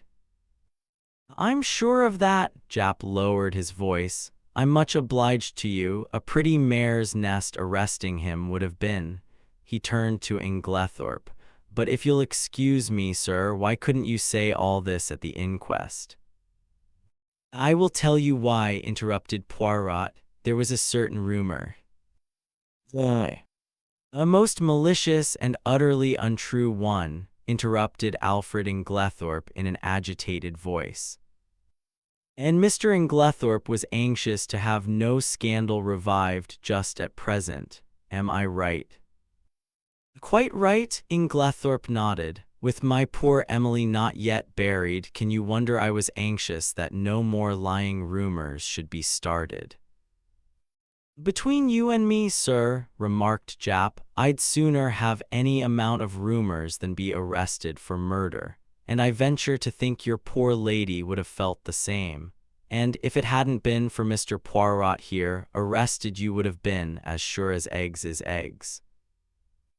I was foolish, no doubt, murmured Inglethorpe, but you do not know, Inspector, how I have been persecuted and maligned.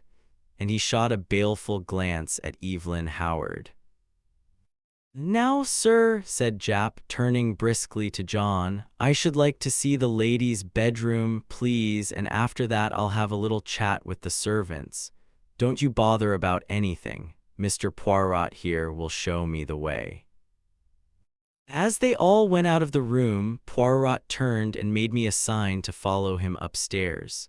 There he caught me by the arm and drew me aside. Quick, go to the other wing, stand there just this side of the baize door, do not move till I come.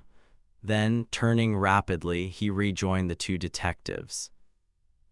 I followed his instructions, taking up my position by the baize door and wondering what on earth lay behind the request. Why was I to stand in this particular spot on guard? I looked thoughtfully down the corridor in front of me. An idea struck me. With the exception of Cynthia Murdoch's, everyone's room was in this left wing. Had that anything to do with it? Was I to report who came or went? I stood faithfully at my post. The minutes passed. Nobody came. Nothing happened. It must have been quite 20 minutes before Poirot rejoined me. You have not stirred. No, I've stuck here like a rock. Nothing has happened. Ah, was he pleased or disappointed? You've seen nothing at all, no. But you have probably heard something, a big bump, mon ami? No. Is it possible? Ah, but I am vexed with myself. I am not usually clumsy. I made but a slight gesture. I know Poirot's gestures, with the left hand, and over went the table by the bed.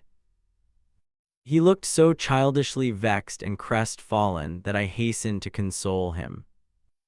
Never mind, old chap, what does it matter? Your triumph downstairs excited you. I can tell you that was a surprise to us all. There must be more in this affair of Inglethorpe's with Mrs. Raikes than we thought to make him hold his tongue so persistently. What are you going to do now? Where are the Scotland Yard fellows? Gone down to interview the servants. I showed them all our exhibits. I am disappointed in Jap. He has no method. Hullo, I said, looking out of the window. Here's Dr. Bauerstein. I believe you're right about that man, Poirot. I don't like him. He is clever, observed Poirot meditatively. Oh, clever as the devil. I must say I was overjoyed to see him in the plight he was in on Tuesday. You never saw such a spectacle. And I described the doctor's adventure. He looked a regular scarecrow, plastered with mud from head to foot. You saw him then? Yes, of course he didn't want to come in. It was just after dinner, but Mr. Inglethorpe insisted. What? Poirot caught me violently by the shoulders. Was Dr. Bauerstein here on Tuesday evening? Here, and you never told me. Why did you not tell me? Why? He appeared to be in an absolute frenzy. My dear Poirot, I expostulated, I never thought it would interest you. I didn't know it was of any importance. Importance? It is of the first importance. So Dr. Bauerstein was here on Tuesday night, the night of the murder. Hastings, do you not see? That alters everything. I had never seen him so upset. Loosening his hold of me, he mechanically straightened a pair of candlesticks, still murmuring to himself, yes, that alters everything. Suddenly he seemed to come to a decision. Allens, he said, we must act at once. Where is Mr. Cavendish? John was in the smoking room. Poirot went straight to him. Mr. Cavendish, I have some important business in Tadminster. A new clue. May I take your motor? Why, of course, do you mean at once, if you please? John rang the bell and ordered round the car. In another 10 minutes, we were racing down the park and along the high road to Tadminster. Now, Poirot, I remarked resignedly, perhaps you will tell me what all this is about. Well, mon ami, a good deal you can guess for yourself. Of course you realize that now Mr. Inglethorpe is out of it, the whole position is greatly changed. We are face to face with an entirely new problem. We know now that there is one person who did not buy the poison. We have cleared away the manufactured clues. Now for the real ones. I have ascertained that anyone in the household, with the exception of Mrs. Cavendish, who was playing tennis with you, could have personated Mr. Inglethorpe on Monday evening. In the same way, we have his statement that he put the coffee down in the hall. No one took much notice of that at the inquest, but now it has a very different significance. We must find out who did take that coffee to Mrs. Inglethorpe eventually, or who passed through the hall whilst it was standing there.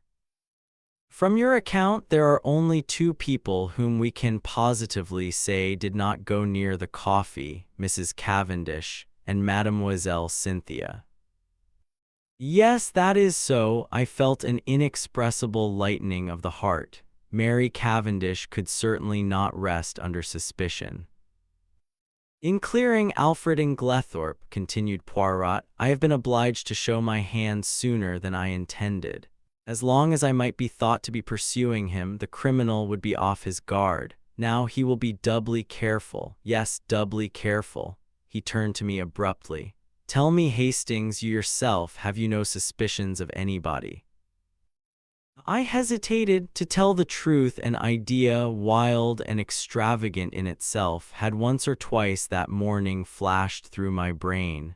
I had rejected it as absurd, nevertheless it persisted. You couldn't call it a suspicion, I murmured. It's so utterly foolish. Come now, urged Poirot encouragingly. Do not fear, speak your mind. You should always pay attention to your instincts. Well then, I blurted out, it's absurd, but I suspect Miss Howard of not telling all she knows. Miss Howard? Yes, you'll laugh at me. Not at all. Why should I? I can't help feeling, I continued blunderingly, that we've rather left her out of the possible suspects, simply on the strength of her having been away from the place. But after all, she was only 15 miles away. A car would do it in half an hour. Can we say positively that she was away from Styles on the night of the murder? Yes, my friend, said Poirot unexpectedly, we can. One of my first actions was to ring up the hospital where she was working. Well, I learnt that Miss Howard had been on afternoon duty on Tuesday and that, a convoy coming in unexpectedly, she had kindly offered to remain on night duty, which offer was gratefully accepted. That disposes of that.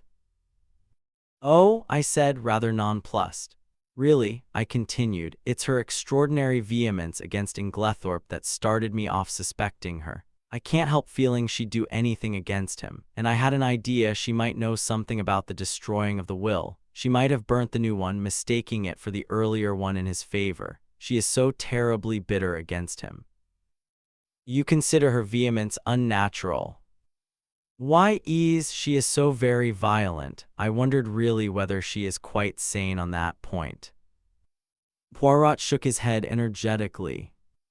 No, you are on a wrong tack there. There is nothing weak-minded or degenerate about Miss Howard. She is an excellent specimen of well-balanced English beef and brawn. She is sanity itself. Yet her hatred of Inglethorpe seems almost a mania. My idea was a very ridiculous one, no doubt that she had intended to poison him, and that, in some way, Mrs. Inglethorpe got hold of it by mistake. But I don't at all see how it could have been done. The whole thing is absurd and ridiculous to the last degree. Still, you are right in one thing. It is always wise to suspect everybody until you can prove logically, and to your own satisfaction, that they are innocent. Now, what reasons are there against Miss Howard's having deliberately poisoned Mrs. Inglethorpe? Why, she was devoted to her, I exclaimed. Tea-cha, cried Poirot irritably.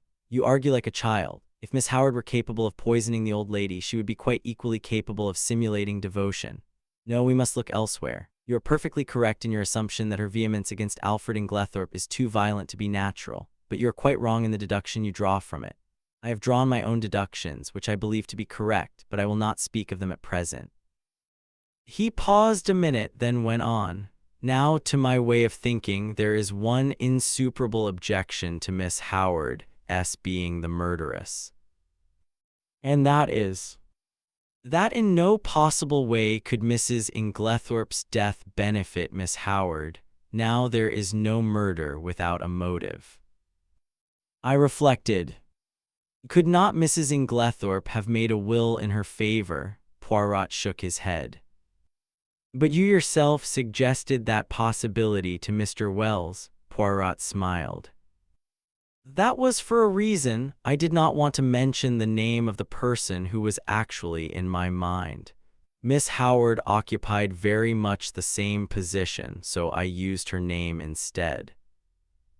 Still, Mrs. Inglethorpe might have done so. Why, that will, made on the afternoon of her death, may. But Poirot's shake of the head was so energetic that I stopped.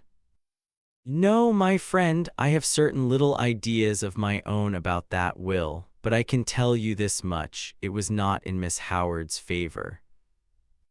I accepted his assurance, though I did not really see how he could be so positive about the matter. Well, I said with a sigh, we will acquit Miss Howard then. It is partly your fault that I ever came to suspect her. It was what you said about her evidence at the inquest that set me off. Poirot looked puzzled. What did I say about her evidence at the inquest?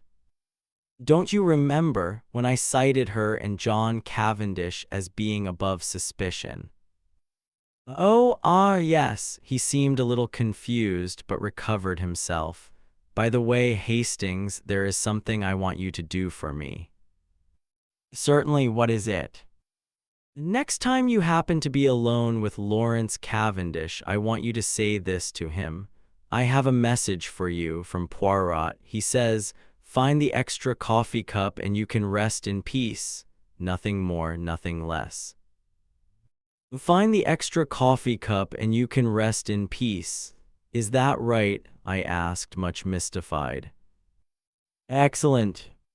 But what does it mean? Ah, that I will leave you to find out. You have access to the facts. Just say that to him and see what he says. Very well, but it's all extremely mysterious. We were running into Tadminster now, and Poirot directed the car to the analytical chemist. Poirot hopped down briskly and went inside. In a few minutes he was back again. There, he said, that is all my business. What were you doing there? I asked in lively curiosity. I left something to be analyzed. Yes, but what? The sample of cocoa I took from the saucepan in the bedroom. But that has already been tested, I cried, stupefied. Dr. Bauerstein had it tested, and you yourself laughed at the possibility of there being strychnine in it. I know Dr. Bauerstein had it tested, replied Poirot quietly. Well then. Well, I have a fancy for having it analyzed again, that is all. And not another word on the subject could I drag out of him. This proceeding of Poirot's in respect of the cocoa puzzled me intensely. I could see neither rhyme nor reason in it. However, my confidence in him, which at one time had rather waned, was fully restored since his belief in Alfred Inglethorpe's innocence had been so triumphantly vindicated. The funeral of Mrs. Inglethorpe took place the following day, and on Monday, as I came down to a late breakfast, John drew me aside and informed me that Mr. Inglethorpe was leaving that morning to take up his quarters at the Stylites Arms until he should have completed his plans. And really it's a great relief to think he's going, Hastings, continued my honest friend. It was bad enough before when we thought he'd done it, but I'm hanged if it isn't worse now when we all feel guilty for having been so down on the fellow. The fact is, we've treated him abominably. Of course, things did look black against him. I don't see how anyone could blame us for jumping to the conclusions we did. Still, there it is, we were in the wrong, and now there's a beastly feeling that one ought to make amends, which is difficult when one doesn't like the fellow a bit better than one did before. The whole thing's damned awkward, and I'm thankful he's had the tact to take himself off. It's a good thing Styles wasn't the mater's to leave to him. Couldn't bear to think of the fellow lording it here. He's welcome to her money. You'll be able to keep up the place all right? I asked.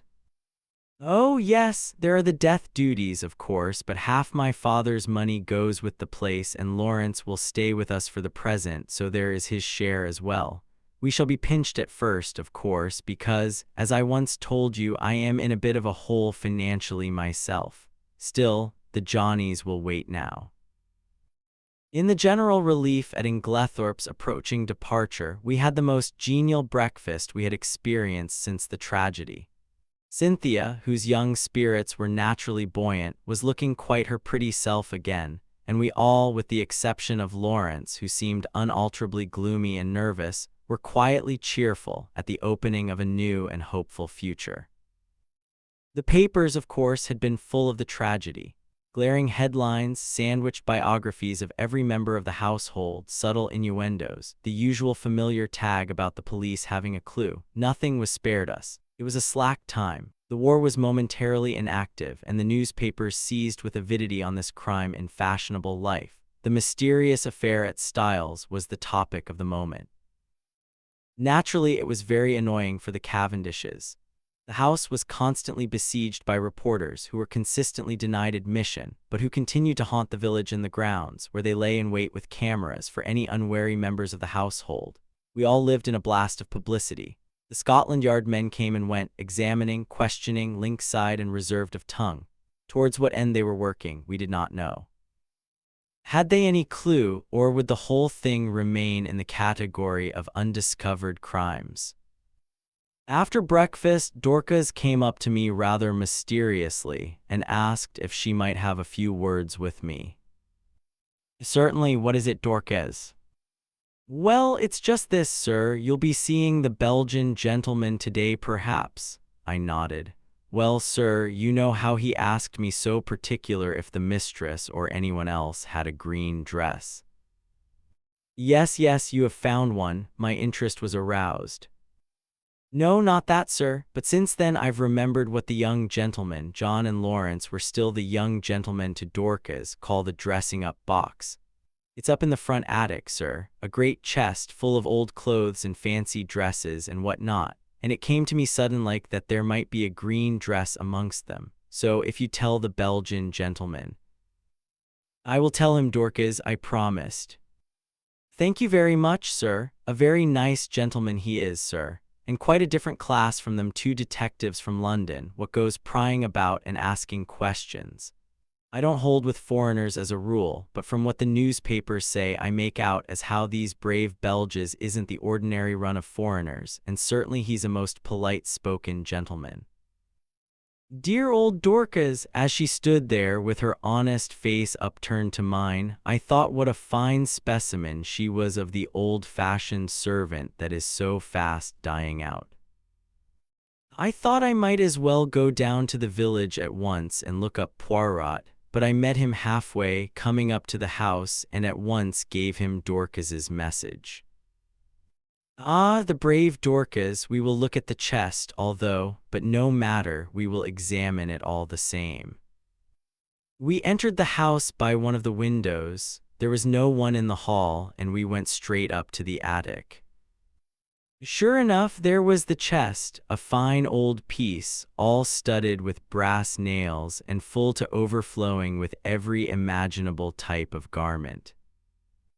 Poirot bundled everything out on the floor with scant ceremony. There were one or two green fabrics of varying shades, but Poirot shook his head over them all.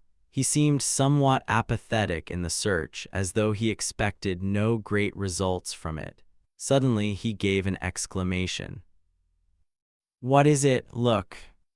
The chest was nearly empty, and there, reposing right at the bottom, was a magnificent black beard.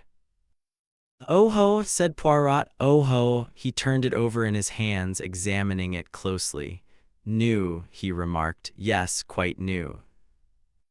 After a moment's hesitation, he replaced it in the chest, heaped all the other things on top of it as before, and made his way briskly downstairs.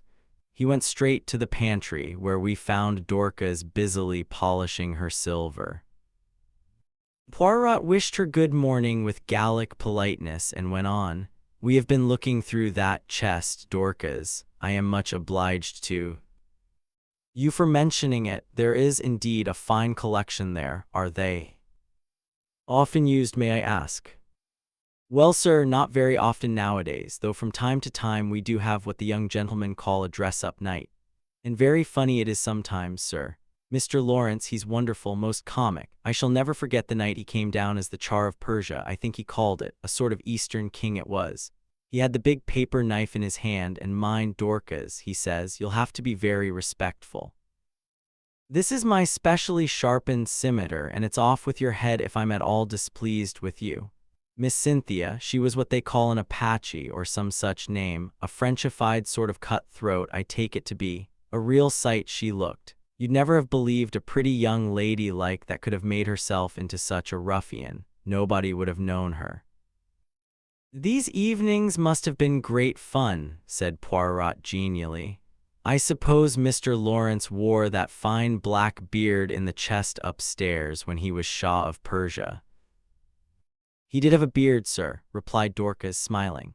And well I know it, for he borrowed 2 skeins of my black wool to make it with, and I'm sure it looked wonderfully natural at a distance. I didn't know as there was a beard up there at all. It must have been got quite lately, I think. There was a red wig, I know, but nothing else in the way of hair. Burnt corks they use mostly, though tea's messy getting it off again. Miss Cynthia was a nigger once, and oh, the trouble she had. So Dorcas knows nothing about that black beard, said Poirot thoughtfully, as we walked out into the hall again. Do you think it is the one? I whispered eagerly. Poirot nodded. I do. You notice it had been trimmed? No. Yes, it was cut exactly the shape of Mr. Inglethorpe's, and I found one or two snipped hairs. Hastings, this affair is very deep. Who put it in the chest, I wonder? Someone with a good deal of intelligence, remarked Poirot dryly. You realize that he chose the one place in the house to hide it where its presence would not be remarked? Yes, he is intelligent, but we must be more intelligent. We must be so intelligent that he does not suspect us of being intelligent at all. I acquiesced. There, mon ami, you will be of great assistance to me. I was pleased with the compliment. There had been times when I hardly thought that Poirot appreciated me at my true worth. Yes, he continued, staring at me thoughtfully, you will be invaluable. This was naturally gratifying, but Poirot's next words were not so welcome. I must have an ally in the house, he observed reflectively. You have me, I protested. True, but you are not sufficient. I was hurt and showed it. Poirot hurried to explain himself. You do not quite take my meaning. You are known to be working with me. I want somebody who is not associated with us in any way. Oh, I see. How about John? No, I think not. The dear fellow isn't perhaps very bright, I said thoughtfully. Here comes Miss Howard, said Poirot suddenly. She is the very person, but I am in her black books since I cleared Mr. Inglethorpe. Still, we can but try. With a nod that was barely civil, Miss Howard assented to Poirot's request for a few minutes' conversation. We went into the little morning room, and Poirot closed the door. Well, Monsieur Poirot, said Miss Howard impatiently, what is it? Out with it, I'm busy. Do you remember, mademoiselle, that I once asked you to help me? Yes, I do, the lady nodded, and I told you I'd help you with pleasure. To hang Alfred Inglethorpe. Ah, Poirot studied her seriously. Miss Howard, I will ask you one question. I beg of you to reply to it truthfully. Never tell lies, replied Miss Howard. It is this. Do you still believe that Mrs. Inglethorpe was poisoned by her husband? What do you mean? She asked sharply. You needn't think your pretty explanations influence me in the slightest. I'll admit that it wasn't he who bought strychnine at the chemist's shop. What of that? I dare say he soaked fly paper, as I told you at the beginning. That is arsenic, not strychnine, said Poirot mildly. What does that matter? Arsenic would put poor Emily out of the way just as well as strychnine. If I'm convinced he did it, it doesn't matter a jot to me how he did it. Exactly, if you are convinced he did it, said Poirot quietly. I will put my question in another form. Did you ever in your heart of hearts believe that Mrs. Inglethorpe was poisoned by her husband? Good heavens, cried Miss Howard. Haven't I always told you the man is a villain? Haven't I always told you he would murder her in her bed? Haven't I always hated him like poison? Exactly, said Poirot. That bears out my little idea entirely. What little idea? Miss Howard, do you remember a conversation that took place on the day of my friend's arrival here? He repeated it to me, and there is a sentence of yours that has impressed me very much. Do you remember affirming that if a crime had been committed and anyone you loved had been murdered, you felt certain that you would know by instinct who the criminal was, even if you were quite unable to prove it? Yes, I remember saying that. I believe it too. I suppose you think it nonsense. Not at all. And yet you will pay no attention to my instinct against Alfred Inglethorpe. No, said Poirot curtly, because your instinct is not against Mr. Inglethorpe. What? No, you wish to believe he committed the crimes. You believe him capable of committing it, but your instinct tells you he did not commit it. It tells you more. Shall I go on? She was staring at him, fascinated, and made a slight affirmative movement of the hand. "Shall I tell you why you have been so vehement against Mr. Inglethorpe? It is because you have been trying to believe what you wish to believe. It is because you are trying to drown and stifle your instinct, which tells you another name." "No, no, no," cried Miss Howard wildly, flinging up her hands. "Don't say it, oh, don't say it. It isn't true. It can't be true. I don't know what put such a wild, such a dreadful idea into my head." "I am right, am I not?" asked Poirot. "Yes, yes, you must be a wizard to have guessed. But it can't be so. It's too monstrous, too impossible. It must be Alfred Inglethorpe." Poirot shook his head gravely. "Don't ask me about it," continued Miss Howard, "because I shan't tell you. I won't admit it, even to myself. I must be mad to think of such a thing." Poirot nodded as if satisfied. "I will ask you nothing. It is enough for me that it is as I thought, and I too have an instinct. We are working together towards a common end.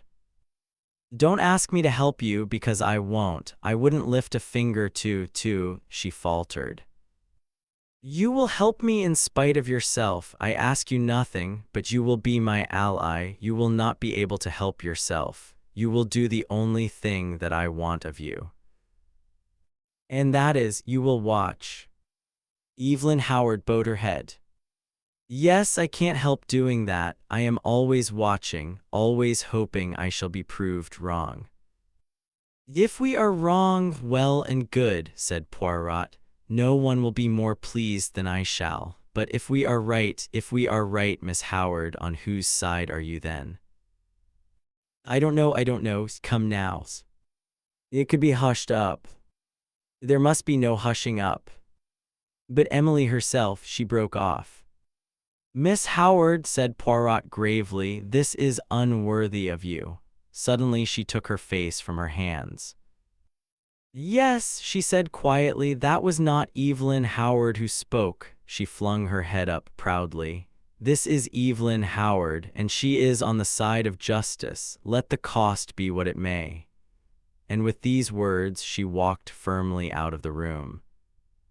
"There," said Poirot, looking after her, "goes a very valuable ally. That woman, Hastings, has got brains as well as a heart." I did not reply. "Instinct is a marvelous thing," mused Poirot. "It can neither be explained nor ignored." "You and Miss Howard seem to know what you are talking about," I observed coldly. "Perhaps you don't realize that I am still in the dark."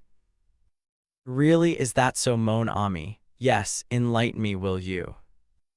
Poirot studied me attentively for a moment or two. Then, to my intense surprise, he shook his head decidedly. "No, my friend." "Oh, look here, why not? Two is enough for a secret." "Well, I think it is very unfair to keep back facts from me." "I am not keeping back facts. Every fact that I know is in your possession. You can draw your own deductions from them. This time it is a question of ideas." "Still, it would be interesting to know." Poirot looked at me very earnestly and again shook his head. "You see," he said sadly, "you have no instincts." "It was intelligence you were requiring just now," I pointed out. "The two often go together," said Poirot enigmatically. The remark seemed so utterly irrelevant that I did not even take the trouble to answer it. But I decided that if I made any interesting and important discoveries, as no doubt I should, I would keep them to myself and surprise Poirot with the ultimate result. There are times when it is one's duty to assert oneself. Chapter 9 Dr. Baustin. I had had no opportunity as yet of passing on Poirot's message to Lawrence. But now, as I strolled out on the lawn, still nursing a grudge against my friend's high-handedness, I saw Lawrence on the croquet lawn, aimlessly knocking a couple of very ancient balls about with a still more ancient mallet. It struck me that it would be a good opportunity to deliver my message. Otherwise, Poirot himself might relieve me of it. It was true that I did not quite gather its purport, but I flattered myself that by Lawrence's reply, and perhaps a little skillful cross-examination on my part, I should soon perceive its significance. Accordingly, I accosted him. "I've been looking for you," I remarked untruthfully. "Have you?" "Yes, the truth is I've got a message for you from Poirot. Yes. He told me to wait until I was alone with you," I said, dropping my voice significantly and watching him intently out of the corner of my eye. I have always been rather good at what is called, I believe, creating an atmosphere. Well, there was no change of expression in the dark, melancholic face. Had he any idea of what I was about to say? "This is the message." I dropped my voice still lower. "Find the extra coffee cup and you can rest in peace." What on earth does he mean? Lawrence stared at me in quite unaffected astonishment. "Don't you know?" "Not in the least, do you?" I was compelled to shake my head. "What extra coffee cup?" "I don't know." "He'd better ask Dorcas or one of the maids if he wants to know about coffee cups. It's their business, not mine. I don't know anything about the coffee cups except that we've got some that are never used, which are a perfect dream. Old Worcester. You're not a connoisseur, are you, Hastings?" I shook my head. "You miss a lot, a really perfect bit of old china. It's pure delight to handle it or even to look at it." "Well, what am I to tell Poirot?" "Tell him I don't know what he's talking about. It's double Dutch to me." "All right." I was moving off towards the house again when he suddenly called me back. "I say, what was the end of that message? Say it over again, will you? Find the extra coffee cup and you can rest in peace. Are you sure?" "You don't know what it means?" I asked him earnestly. He shook his head. "No," he said musingly, "I don't. I wish I did." The boom of the gong sounded from the house, and we went in together. Poirot had been asked by John to remain to lunch and was already seated at the table. By tacit consent, all mention of the tragedy was barred. We conversed on the war and other outside topics. But after the cheese and biscuits had been handed round and Dorcas had left the room, Poirot suddenly leant forward to Mrs. Cavendish. "Pardon me, madame, for recalling unpleasant memories, but I have a little idea." Poirot's little ideas were becoming a perfect byword, and would like to ask one or two questions. "Of me, certainly." "You are too amiable, madame. What I want to ask is this. The door leading into Mrs. Inglethorpe's room from that of Mademoiselle Cynthia, it was bolted, you say?" "Certainly it was bolted," replied Mary Cavendish, rather surprised. "I said so at the inquest."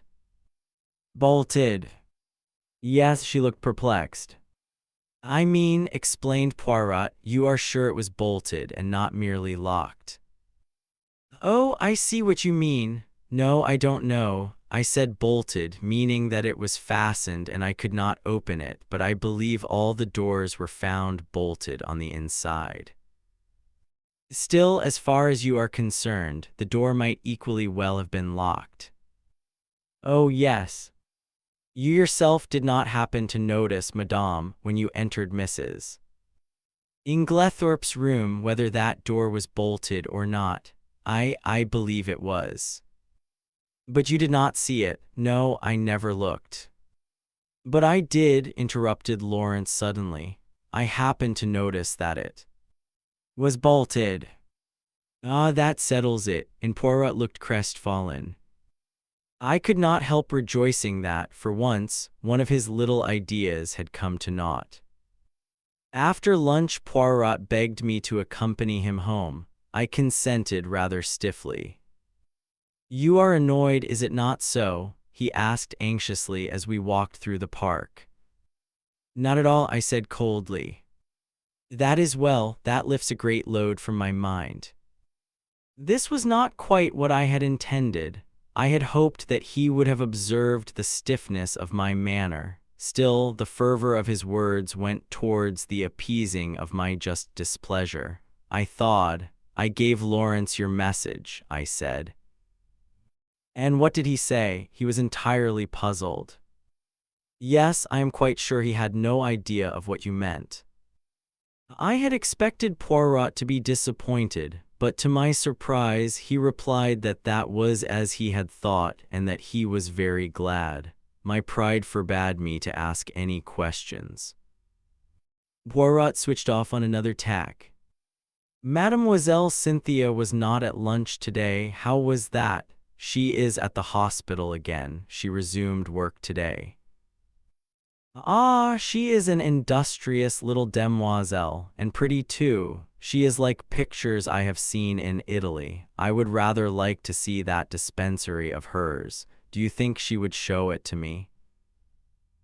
I am sure she would be delighted. It's an interesting little place. Does she go there every day? She has all Wednesdays off and comes back to lunch on Saturdays. Those are her only times off. I will remember. Women are doing great work nowadays, and Mademoiselle Cynthia is clever. Oh yes, she has brains, that little one. Yes, I believe she has passed quite a stiff exam. Without doubt, after all, it is very responsible work. I suppose they have very strong poisons there. Yes, she showed them to us. They are kept locked up in a little cupboard. I believe they have to be very careful. They always take out the key before leaving the room. Indeed, it is near the window, this cupboard. No, right the other side of the room. Why? Poirot shrugged his shoulders. I wondered, that is all. Will you come in? We had reached the cottage. No, I think I'll be getting back. I shall go round the long way through the woods. The woods round Styles were very beautiful. After the walk across the open park, it was pleasant to saunter lazily through the cool glades. There was hardly a breath of wind. The very chirp of the birds was faint and subdued. I strolled on a little way and finally flung myself down at the foot of a grand old beech tree. My thoughts of mankind were kindly and charitable. I even forgave Poirot for his absurd secrecy. In fact, I was at peace with the world. Then I yawned. I thought about the crime, and it struck me as being very unreal and far off. I yawned again. Probably, I thought, it really never happened. Of course, it was all a bad dream. The truth of the matter was that it was Lawrence who had murdered Alfred Inglethorpe with a croquet mallet. But it was absurd of John to make such a fuss about it and to go shouting out, "I tell you I won't have it." I woke up with a start. At once I realized that I was in a very awkward predicament. For about 12 feet away from me, John and Mary Cavendish were standing facing each other, and they were evidently quarreling. And quite as evidently, they were unaware of my vicinity, for before I could move or speak, John repeated the words which had aroused me from my dream. I tell you, Mary, I won't have it. Mary's voice came cool and liquid. Have you any right to criticize my actions? It will be the talk of the village. My mother was only buried on Saturday, and here you are gadding about with the fellow. Oh, she shrugged her shoulders, if it is only village gossip that you mind. But it is. I've had enough of the fellow hanging about. He's a Polish Jew anyway. A tinge of Jewish blood is not a bad thing. It leavens the, she looked at him, stolid stupidity of the ordinary Englishman. Fire in her eyes, ice in her voice. I did not wonder that the blood rose to John's face in a crimson tide. Mary. Well, her tone did not change. The pleading died out of his voice. Am I to understand that you will continue to see Bauerstein against my express wishes? If I choose, you defy me. No, but I deny your right to criticize my actions. Have you no friends of whom I should disapprove?" John fell back a pace, the color ebbed slowly from his face. "What do you mean?" he said in an unsteady voice. "You see," said Mary quietly, "you do see, don't you, that you have no right to dictate to me as to the choice of my friends?" John glanced at her pleadingly, a stricken look on his face. "No right? Have I no right, Mary?" he said unsteadily. He stretched out his hands. "Mary." For a moment I thought she wavered. A softer expression came over her face, then suddenly she turned almost fiercely away. "None." She was walking away when John sprang after her and caught her by the arm. "Mary," his voice was very quiet now, "are you in love with this fellow Bauerstein?" She hesitated, and suddenly there swept across her face a strange expression, old as the hills, yet with something eternally young about it.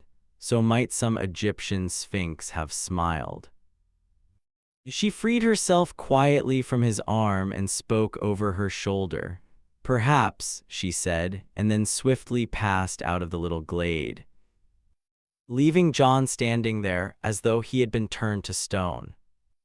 Rather ostentatiously I stepped forward, crackling some dead branches with my feet as I did so. John turned.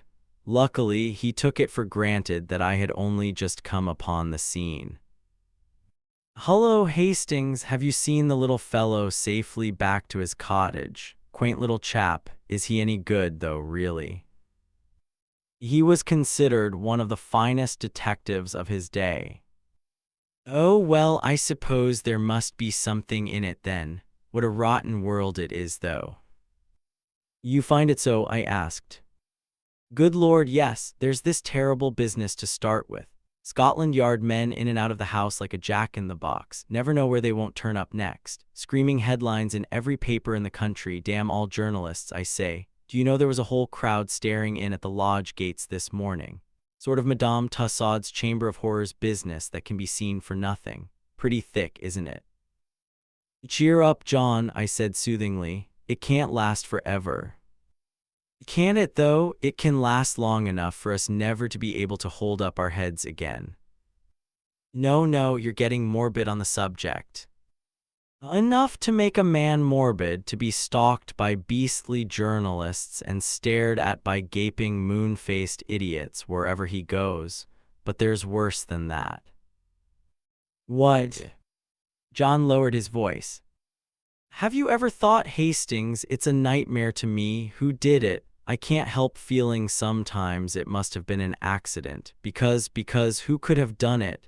Now Inglethorpe's out of the way, there's no one else, no one, I mean, except one of us." "Yes, indeed, that was nightmare enough for any man, one of us. Yes, surely it must be so, unless—" A new idea suggested itself to my mind. Rapidly I considered it. The light increased. Poirot's mysterious doings, his hints, they all fitted in. Fool that I was not to have thought of this possibility before, and what a relief for us all. "No, John," I said, "it isn't one of us. How could it be? I know, but still, who else is there?" "Can't you guess?" "No." I looked cautiously round and lowered my voice.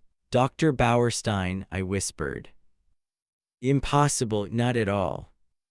"But what earthly interest could he have in my mother's death?" "That I don't see," I confessed, "but I'll tell you this. Poirot thinks so." "Poirot, does he? How do you know?"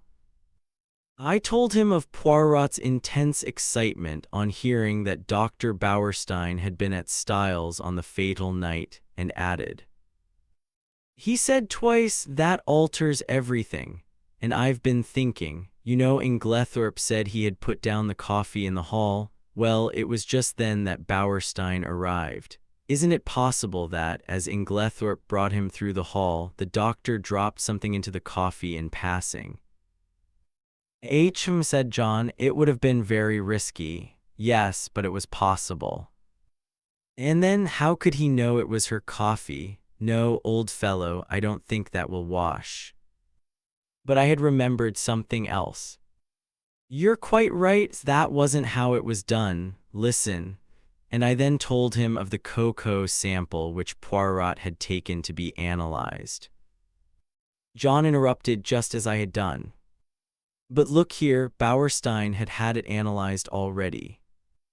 Yes, that's the point. I didn't see it either until now. Don't you understand? Bauerstein had it analyzed, that's just it. If Bauerstein's the murderer, nothing could be simpler than for him to substitute some ordinary cocoa for his sample and send that to be tested. And of course they would find no strychnine, but no one would dream of suspecting Bauerstein or think of taking another sample, except Poirot, I added with belated recognition. Yes, but what about the bitter taste that cocoa would disguise? Well, we've only his word for that, and there are other possibilities. He's admittedly one of the world's greatest toxicologists, one of the world's greatest what? Say it again. He knows more about poisons than almost anybody, I explained. Well, my idea is that perhaps he's found some way of making strychnine tasteless, or it may not have been strychnine at all, but some obscure drug no one has ever heard of which produces much the same symptoms. Yes, that might be, said John, but look here, how could he have got at the cocoa? That wasn't downstairs. No, it wasn't, I admitted reluctantly. And then suddenly a dreadful possibility flashed through my mind. I hoped and prayed it would not occur to John also. I glanced sideways at him. He was frowning perplexedly, and I drew a deep breath of relief, for the terrible thought that had flashed across my mind was this, that Dr. Bauerstein might have had an accomplice. Yet surely it could not be, surely no woman as beautiful as Mary Cavendish could be a murderess, yet beautiful women had been known to poison. And suddenly I remembered that first conversation at tea on the day of my arrival, and the gleam in her eyes as she had said that poison was a woman's weapon. How agitated she had been on that fatal Tuesday evening. Had Mrs. Inglethorpe discovered something between her and Bauerstein and threatened to tell her husband? Was it to stop that denunciation that the crime had been committed? Then I remembered that enigmatical conversation between Poirot and Evelyn Howard. Was this what they had meant? Was this the monstrous possibility that Evelyn had tried not to believe? Yes, it all fitted in. No wonder Miss Howard had suggested hushing it up. Now I understood that unfinished sentence of hers, Emily herself, and in my heart I agreed with her. Would not Mrs. Inglethorpe have preferred to go unavenged rather than have such terrible dishonor fall upon the name of Cavendish? There's another thing, said John suddenly, and the unexpected sound of his voice made me start guiltily. Something which makes me doubt if what you say can be true. What's that? I asked, thankful that he had gone away from the subject of how the poison could have been introduced into the cocoa. Why, the fact that Bauerstein demanded a post-mortem. He needn't have done so. Little Wilkins would have been quite content to let it go at heart disease. Yes, I said doubtfully, but we don't know. Perhaps he thought it safer in the long run. Someone might have talked afterwards. Then the Home Office might have ordered exhumation. The whole thing would have come out then, and he would have been in an awkward position, for no one would have believed that a man of his reputation could have been deceived into calling it heart disease. Yes, that's possible, admitted John. Still, he added, I'm blessed if I can see what his motive could have been. I trembled. Look here, I said, I may be altogether wrong, and remember, all this is in confidence. Oh, of course, that goes without saying. We had walked as we talked, and now we passed through the little gate into the garden. Voices rose near at hand, for tea was spread out under the sycamore tree, as it had been on the day of my arrival. Cynthia was back from the hospital, and I placed my chair beside her, and told her of Poirot's wish to visit the dispensary. Of course, I'd love him to see it. He'd better come to tea there one day. I must fix it up with him. He's such a dear little man, but he is funny. He made me take the brooch out of my tie the other day and put it in again because he said it wasn't straight. I laughed. It's quite a mania with him. Yes, isn't it? We were silent for a minute or two, and then, glancing in the direction of Mary Cavendish and dropping her voice, Cynthia said, "Mr. Hastings, yes. After tea, I want to talk to you." Her glance at Mary had set me thinking. I fancied that between these two there existed very little sympathy. For the first time, it occurred to me to wonder about the girl's future. Mrs. Inglethorpe had made no provisions of any kind for her, but I imagined that John and Mary would probably insist on her making her home with them, at any rate until the end of the war. John, I knew, was very fond of her and would be sorry to let her go. John, who had gone into the house, now reappeared. His good-natured face wore an unaccustomed frown of anger. "Confound those detectives, I can't think what they're after. They've been in every room in the house, turning things inside out and upside down. It really is too bad. I suppose they took advantage of our all being out. I shall go for that fellow Jap when I next see him." "Lot of Paul Pryes," grunted Miss Howard. Lawrence opined that they had to make a show of doing something. Mary Cavendish said nothing. After tea, I invited Cynthia to come for a walk, and we sauntered off into the woods together. "Well," I inquired, as soon as we were protected from prying eyes by the leafy screen. With a sigh, Cynthia flung herself down and tossed off her hat. The sunlight, piercing through the branches, turned the auburn of her hair to quivering gold. "Mr. Hastings, you are always so kind, and you know such a lot." It struck me at this moment that Cynthia was really a very charming girl, much more charming than Mary, who never said things of that kind. "Well," I asked benignantly as she hesitated, "I want to ask your advice. What shall I do?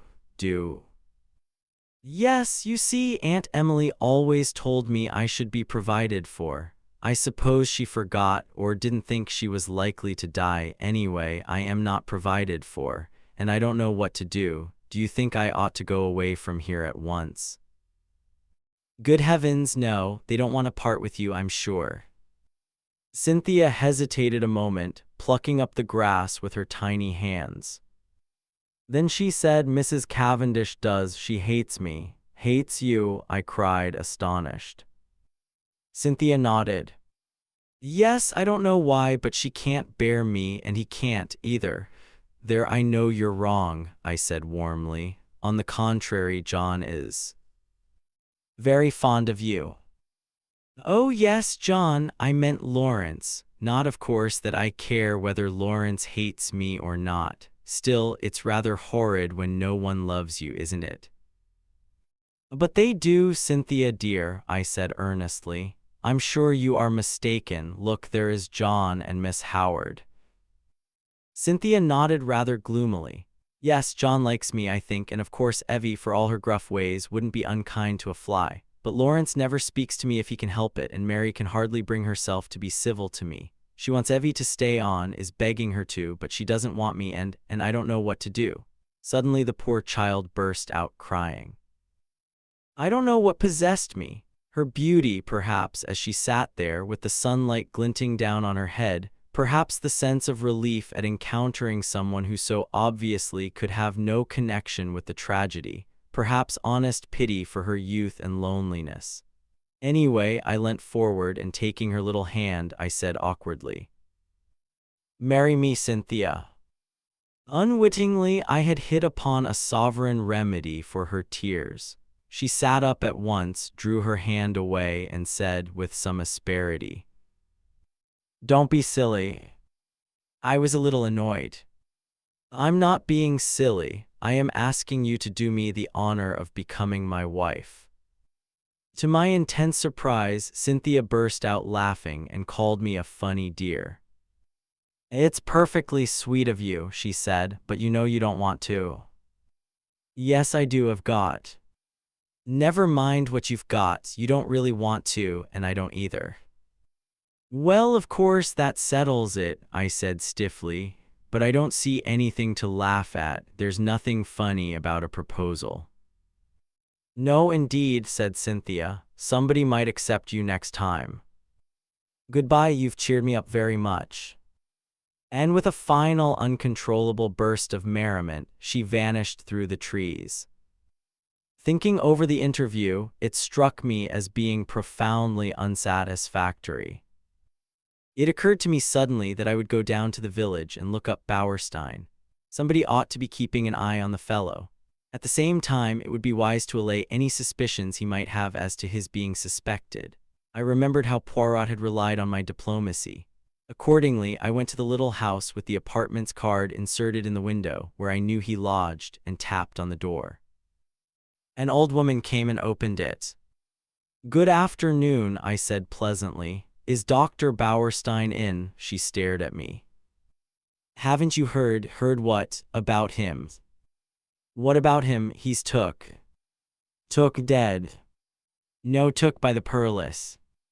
"By the police?" I gasped. "Do you mean they've arrested him?" "Yes, that's it, and—" I waited to hear no more, but tore up the village to find Poirot. Chapter 10: The Arrest. To my extreme annoyance, Poirot was not in, and the old Belgian who answered my knock informed me that he believed he had gone to London. I was dumbfounded. What on earth could Poirot be doing in London? Was it a sudden decision on his part, or had he already made up his mind when he parted from me a few hours earlier? I retraced my steps to Styles in some annoyance. With Poirot away, I was uncertain how to act. Had he foreseen this arrest? Had he not, in all probability, been the cause of it? Those questions I could not resolve, but in the meantime, what was I to do? Should I announce the arrest openly at Styles or not? Though I did not acknowledge it to myself, the thought of Mary Cavendish was weighing on me. Would it not be a terrible shock to her? For the moment, I set aside utterly any suspicions of her. She could not be implicated, otherwise I should have heard some hint of it. Of course, there was no possibility of being able permanently to conceal Dr. Bauerstein's arrest from her. It would be announced in every newspaper on the morrow. Still, I shrank from blurting it out. If only Poirot had been accessible, I could have asked his advice. What possessed him to go posting off to London in this unaccountable way? In spite of myself, my opinion of his sagacity was immeasurably heightened. I would never have dreamt of suspecting the doctor had not Poirot put it into my head. Yes, decidedly, the little man was clever. After some reflecting, I decided to take John into my confidence and leave him to make the matter public or not, as he thought fit. He gave vent to a prodigious whistle as I imparted the news. "Great Scott, you were right then. I couldn't believe it at the time." "No, it is astonishing until you get used to the idea and see how it makes everything fit in. Now, what are we to do? Of course it will be generally known tomorrow." John reflected. "Never mind," he said at last. "We won't say anything at present. There is no need. As you say, it will be known soon enough." But to my intense surprise, on getting down early the next morning and eagerly opening the newspapers, there was not a word about the arrest. There was a column of mere padding about the Styles poisoning case, but nothing further. It was rather inexplicable, but I supposed that for some reason or other Jap wished to keep it out of the papers. It worried me just a little, for it suggested the possibility that there might be further arrests to come. After breakfast, I decided to go down to the village and see if Poirot had returned yet. But before I could start, a well-known face blocked one of the windows, and the well-known voice said, "Bonjour, mon ami." "Poirot!" I exclaimed with relief, and seizing him by both hands, I dragged him into the room. I was never so glad to see anyone. "Listen, I have said nothing to anybody but John. Is that right?" "My friend," replied Poirot, "I do not know what you are talking about." "Dr. Bauerstein's arrest, of course," I answered impatiently. Is Bauerstein arrested then? Did you not know it? Not the least in the world, but pausing a moment he added, still, it does not surprise me. After all, we are only 4 miles from the coast. The coast, I asked, puzzled. What has that got to do with it? Poirot shrugged his shoulders. Surely it is obvious. Not to me, no doubt I am very dense, but I cannot see what the proximity of the coast has got to do with the murder of Mrs. Inglethorpe. Nothing at all, of course, replied Poirot, smiling, but we were speaking of the arrest of Dr. Bauerstein. Well, he is arrested for the murder of Mrs. Inglethorpe. What? Cried Poirot in apparently lively astonishment. Dr. Bauerstein arrested for the murder of Mrs. Inglethorpe. Yes. Impossible, that would be too good a farce. Who told you that, my friend? Well, no one exactly told me, I confessed, but he is arrested. Oh yes, very likely, but for espionage, mon ami. Espionage, I gasped. Precisely. Not for poisoning Mrs. Inglethorpe. Not unless our friend Japp has taken leave of his senses, replied Poirot placidly. But I thought you thought so too. Poirot gave me one look which conveyed a wondering pity and his full sense of the utter absurdity of such an idea. Do you mean to say, I asked, slowly adapting myself to the new idea, that Dr. Bauerstein is a spy? Poirot nodded.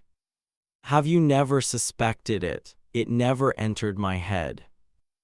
It did not strike you as peculiar that a famous London doctor should bury himself in a little village like this, and should be in the habit of walking about at all hours of the night, fully dressed?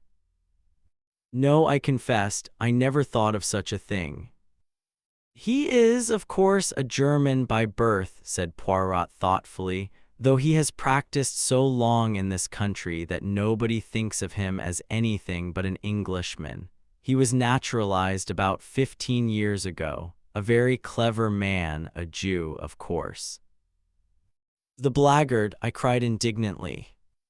Not at all, he is, on the contrary, a patriot. Think what he stands to lose. I admire the man myself. But I could not look at it in Poirot's philosophical way.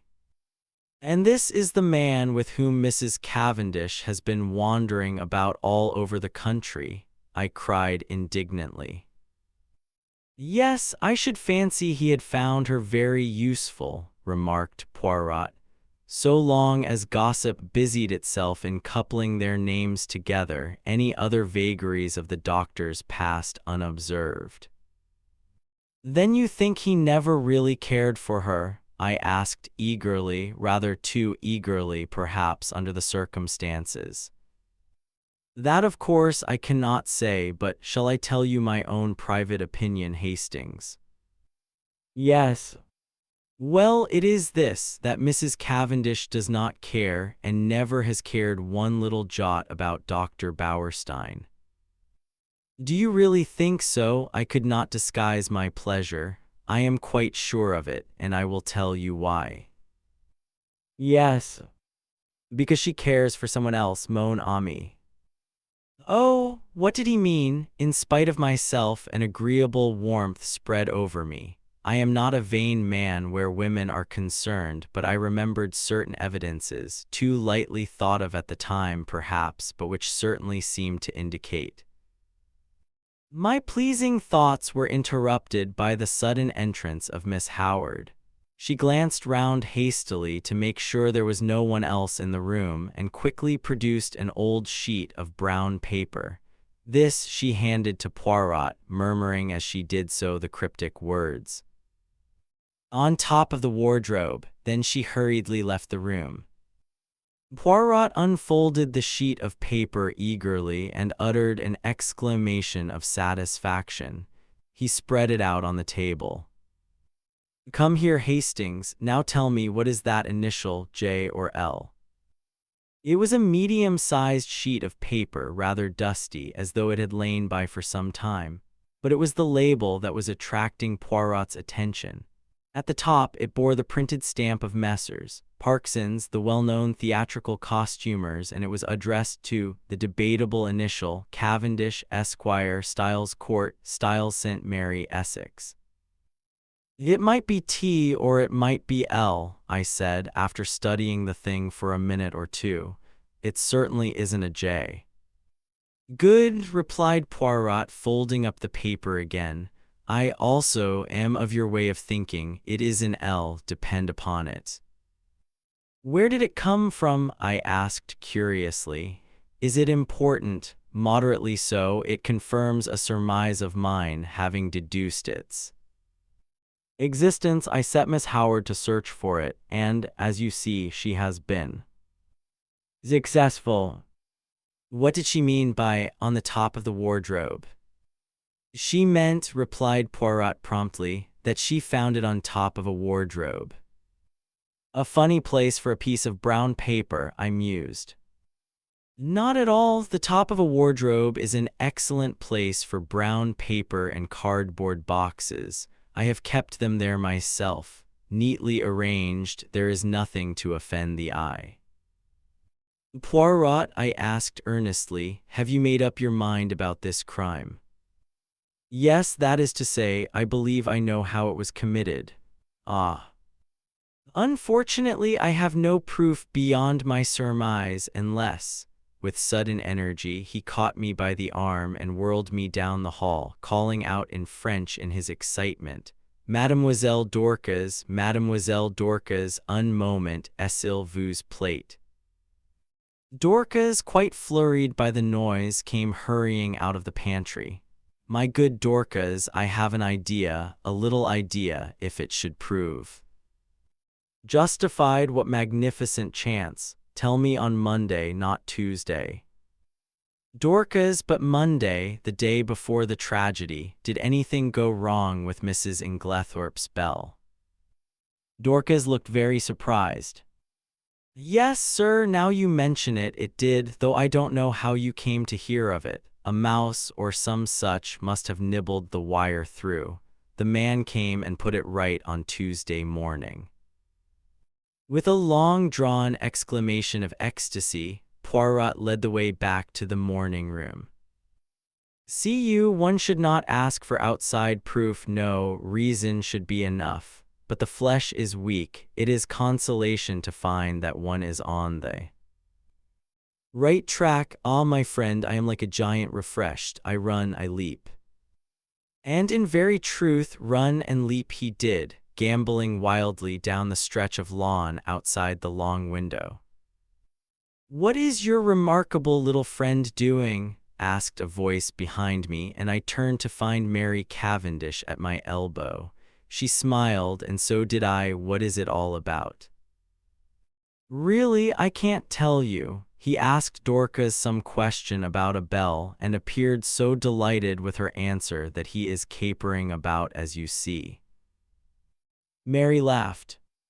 "How ridiculous! He's going out of the gate. Isn't he coming back today?" "I don't know. I've given up trying to guess what he'll do next." "Is he quite mad, Mr. Hastings?" "I honestly don't know. Sometimes I feel sure he is as mad as a hatter, and then, just as he is at his maddest, I find there is method in his madness." "I see." In spite of her laugh, Mary was looking thoughtful this morning. She seemed grave, almost sad. It occurred to me that it would be a good opportunity to tackle her on the subject of Cynthia. I began rather tactfully, I thought, but I had not gone far before she stopped me authoritatively. "You are an excellent advocate, I have no doubt, Mr. Hastings, but in this case your talents are quite thrown away. Cynthia will run no risk of encountering any unkindness from me." I began to stammer feebly that I hoped she hadn't thought, but again she stopped me, and her words were so unexpected that they quite drove Cynthia and her troubles out of my mind. "Mr. Hastings," she said, "do you think I and my husband are happy together?" I was considerably taken aback and murmured something about its not being my business to think anything of the sort. "Well," she said quietly, "whether it is your business or not, I will tell you that we are not happy." I said nothing, for I saw that she had not finished. She began slowly walking up and down the room, her head a little bent and that slim, supple figure of hers swaying gently as she walked. She stopped suddenly and looked up at me. "You don't know anything about me, do you?" she asked. "Where I come from, who I was before I married John, anything, in fact? Well, I will tell you. I will make a father confessor of you. You are kind, I think. Yes, I am sure you are kind." Somehow, I was not quite as elated as I might have been. I remembered that Cynthia had begun her confidences in much the same way. Besides, a father confessor should be elderly. It is not at all the role for a young man. "My father was English," said Mrs. Cavendish, "but my mother was a Russian." "Ah," I said, "now I understand." "Understand what?" "A hint of something foreign, different, that there has always been about you." "My mother was very beautiful, I believe. I don't know because I never saw her. She died when I was quite a little child. I believe there was some tragedy connected with her death. She took an overdose of some sleeping draught by mistake. However that may be, my father was broken-hearted. Shortly afterwards, he went into the consular service. Everywhere he went, I went with him. When I was 23, I had been nearly all over the world. It was a splendid life. I loved it." There was a smile on her face and her head was thrown back. She seemed living in the memory of those old glad days. "Then my father died. He left me very badly off. I had to go and live with some old aunts in Yorkshire." She shuddered. "You will understand me when I say that it was a deadly life for a girl brought up as I had been. The narrowness, the deadly monotony of it almost drove me mad." She paused a minute and added in a different tone, "And then I met John Cavendish." "Yes." You can imagine that from my aunt's point of view, it was a very good match for me. But I can honestly say it was not this fact which weighed with me. No, he was simply a way of escape from the insufferable monotony of my life. I said nothing, and after a moment she went on. "Don't misunderstand me. I was quite honest with him. I told him what was true, that I liked him very much, that I hoped to come to like him more, but that I was not in any way what the world calls in love with him. He declared that that satisfied him, and so we were married." She waited a long time. A little frown had gathered on her forehead. She seemed to be looking back earnestly into those past days. "I think I am sure he cared for me at first, but I suppose we were not well matched. Almost at once we drifted apart. It is not a pleasing thing for my pride, but it is the truth, tired of me very soon." I must have made some murmur of dissent, for she went on quickly. "Oh yes, he did. Not that it matters now that we've come to the parting of the ways." "What do you mean?" she answered quietly. "I mean that I am not going to remain at Styles. You and John are not going to live here." "John may live here, but I shall not." "You are going to leave him?" "Yes." "But why?" She paused a long time and said at last, "Perhaps because I want to be free." And as she spoke, I had a sudden vision of broad spaces, virgin tracts of forests, untrodden lands, and a realization of what freedom would mean to such a nature as Mary Cavendish. I seemed to see her for a moment as she was, a proud wild creature, as untamed by civilization as some shy bird of the hills. A little cry broke from her lips. You don't know how this hateful place has been prison to me." "I understand," I said, but don't do anything rash." "Oh, rash," her voice mocked at my prudence.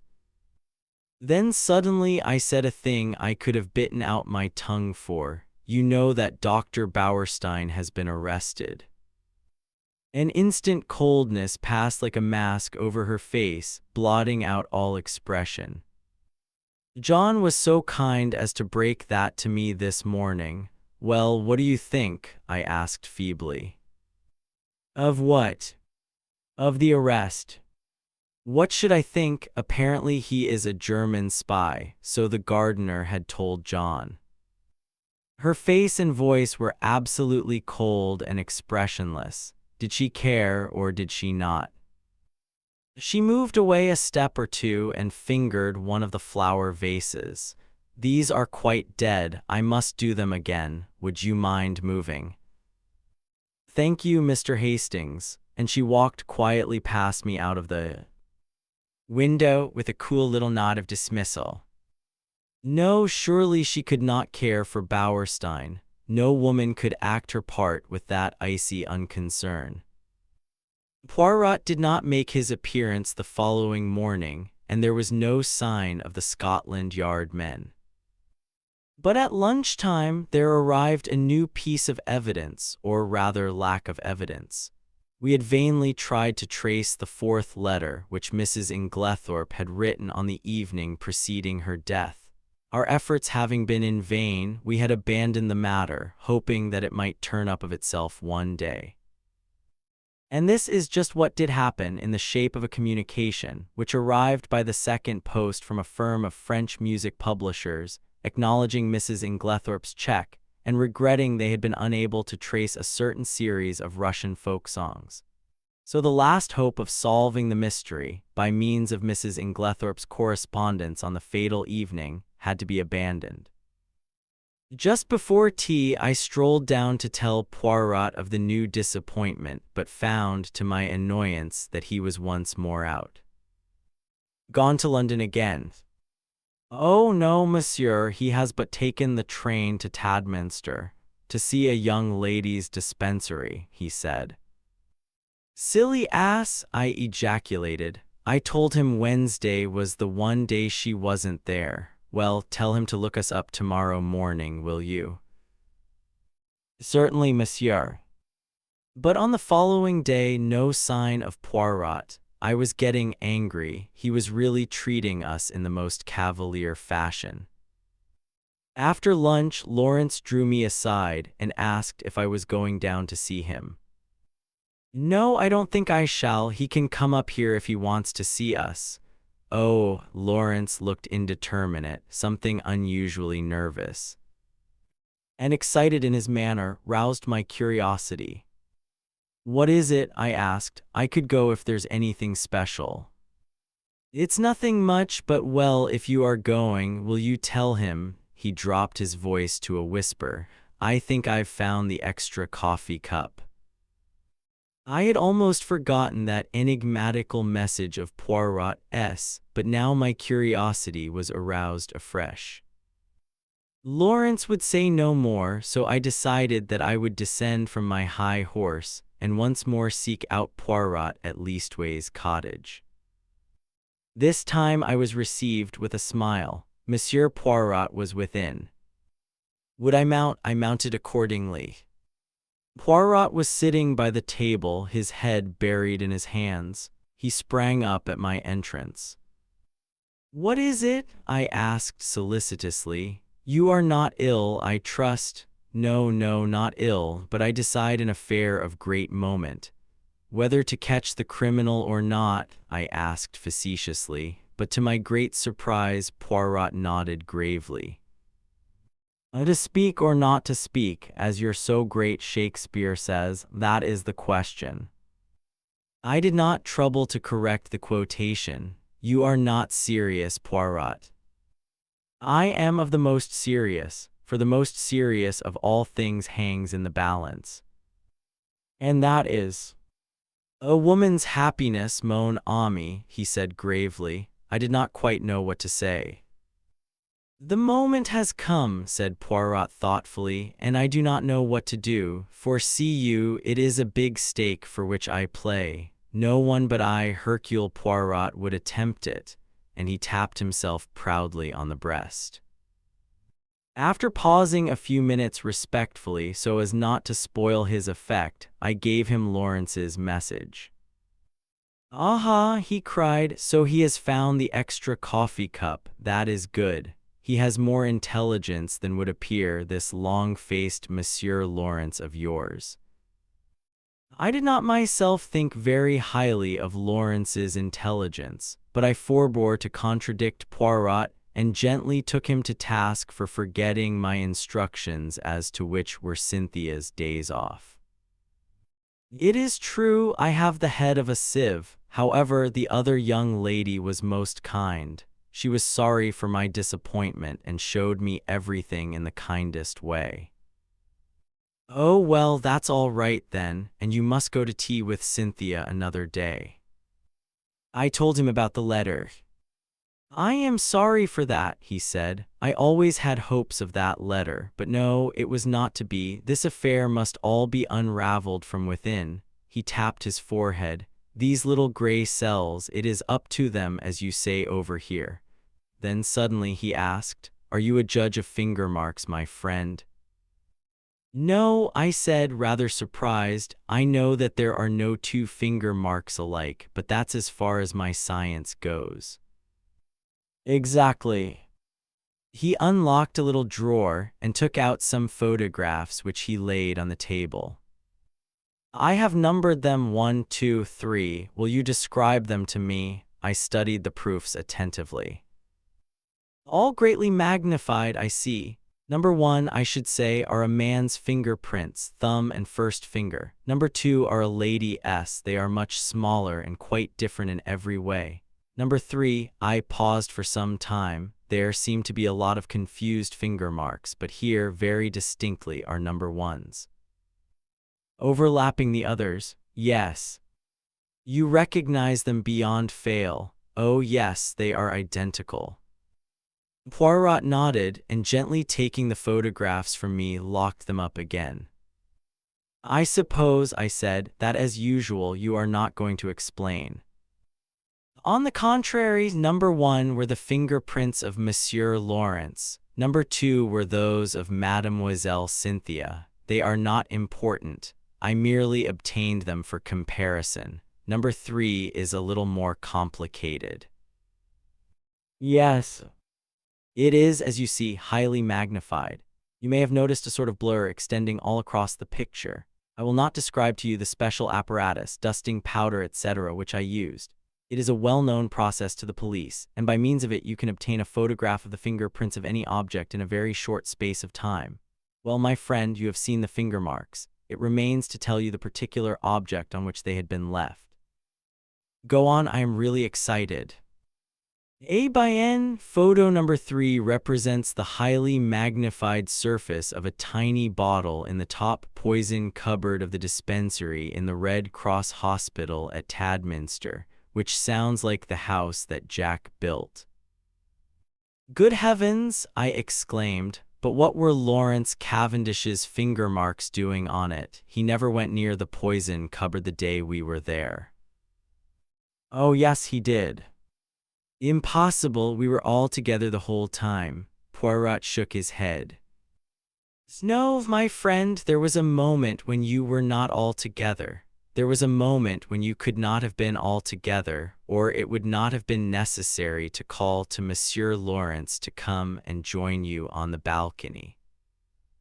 "I'd forgotten that," I admitted, "but it was only for a moment, long enough." "Long enough for what?" Poirot's smile became rather enigmatical. "Long enough for a gentleman who had once studied medicine to gratify a very natural interest and curiosity." Our eyes met. Poirot's were pleasantly vague. He got up and hummed a little tune. I watched him suspiciously. "Poirot," I said, "what was in this particular little bottle?" Poirot looked out of the window. "Hydrochloride of strychnine," he said over his shoulder, continuing to hum. "Good heavens," I said it quite quietly. I was not surprised. I had expected that answer. "They use the pure hydrochloride of strychnine very little, only occasionally, for pills. It is the official solution, lick. Strychnine hydrochlor. That is used in most medicines. That is why the finger marks have remained undisturbed since then." "How did you manage to take this photograph?" I dropped my hat from the balcony, explained Poirot simply. Visitors were not permitted below at that hour, so, in spite of my many apologies, Mademoiselle Cynthia's colleague had to go down and fetch it for me. Then you knew what you were going to find. No, not at all. I merely realized that it was possible, from your story, for Monsieur Lawrence to go to the poison cupboard. The possibility had to be confirmed or eliminated. Poirot, I said, your gaiety does not deceive me. This is a very important discovery. I do not know, said Poirot, but one thing does strike me. No doubt it has struck you too. What is that? Why, that there is altogether too much strychnine about this case. This is the third time we run up against it. There was strychnine in Mrs. Inglethorpe's tonic. There is the strychnine sold across the counter at Styles St. Mary by Mace. Now we have more strychnine handled by one of the household. It is confusing, and as you know, I do not like confusion. Before I could reply, one of the other Belgians opened the door and stuck his head in. There is a lady below asking for Mr. Hastings. A lady. I jumped up. Poirot followed me down the narrow stairs. Mary Cavendish was standing in the doorway. I have been visiting an old woman in the village, she explained, and as Lawrence told me you were with Monsieur Poirot, I thought I would call for you. Alas, madame, said Poirot, I thought you had come to honor me with a visit. I will some day if you ask me, she promised him, smiling. That is well. If you should need a father confessor, madam, she started ever so slightly. Remember, Papa Poirot is always at your service. She stared at him for a few minutes, as though seeking to read some deeper meaning into his words. Then she turned abruptly away. Come, will you not walk back with us too, Monsieur Poirot? Enchanted, madame. All the way to Styles, Mary talked fast and feverishly. It struck me that in some way she was nervous of Poirot's eyes. The weather had broken and the sharp wind was almost autumnal in its shrewishness. Mary shivered a little and buttoned her black sports coat. Closer, the wind through the trees made a mournful noise like some great giant sighing. We walked up to the great door of Styles, and at once the knowledge came to us that something was wrong. Dorcas came running out to meet us. She was crying and wringing her hands. I was aware of other servants huddled together in the background, all eyes and ears. Oh, ma'am, I don't know how to tell you. What is it, Dorcas? I asked impatiently. Tell us at once. It's those wicked detectives. They've arrested him. They've arrested Mr. Cavendish. Arrested Lawrence, I gasped. I saw a strange look come into Dorcas's eyes. No, sir, not Mr. Lawrence, Mr. John. Behind me, with a wild cry, Mary Cavendish fell heavily against me, and as I turned to catch her, I met the quiet triumph in Poirot's eyes. Chapter 11. The case for the prosecution. The trial of John Cavendish for the murder of his stepmother took place 2 months later. Of the intervening weeks I will say little, but my admiration and sympathy went out unfeignedly to Mary Cavendish. She ranged herself passionately on her husband's side, scorning the mere idea of his guilt, and fought for him tooth and nail. I expressed my admiration to Poirot, and he nodded thoughtfully. Yes, she is of those women who show at their best in adversity. It brings out all that is sweetest and truest in them. Her pride and her jealousy have. Jealousy, I queried. Yes, have you not realized that she is an unusually jealous woman? As I was saying, her pride and jealousy have been laid aside. She thinks of nothing but her husband and the terrible fate that is hanging over him. He spoke very feelingly, and I looked at him earnestly, remembering that last afternoon when he had been deliberating whether or not to speak. With his tenderness for a woman's happiness, I felt glad that the decision had been taken out of his hands. "Even now," I said, "I can hardly believe it. You see, up to the very last minute, I thought it was Lawrence." Poirot grinned. "I know you did. But John, my old friend John."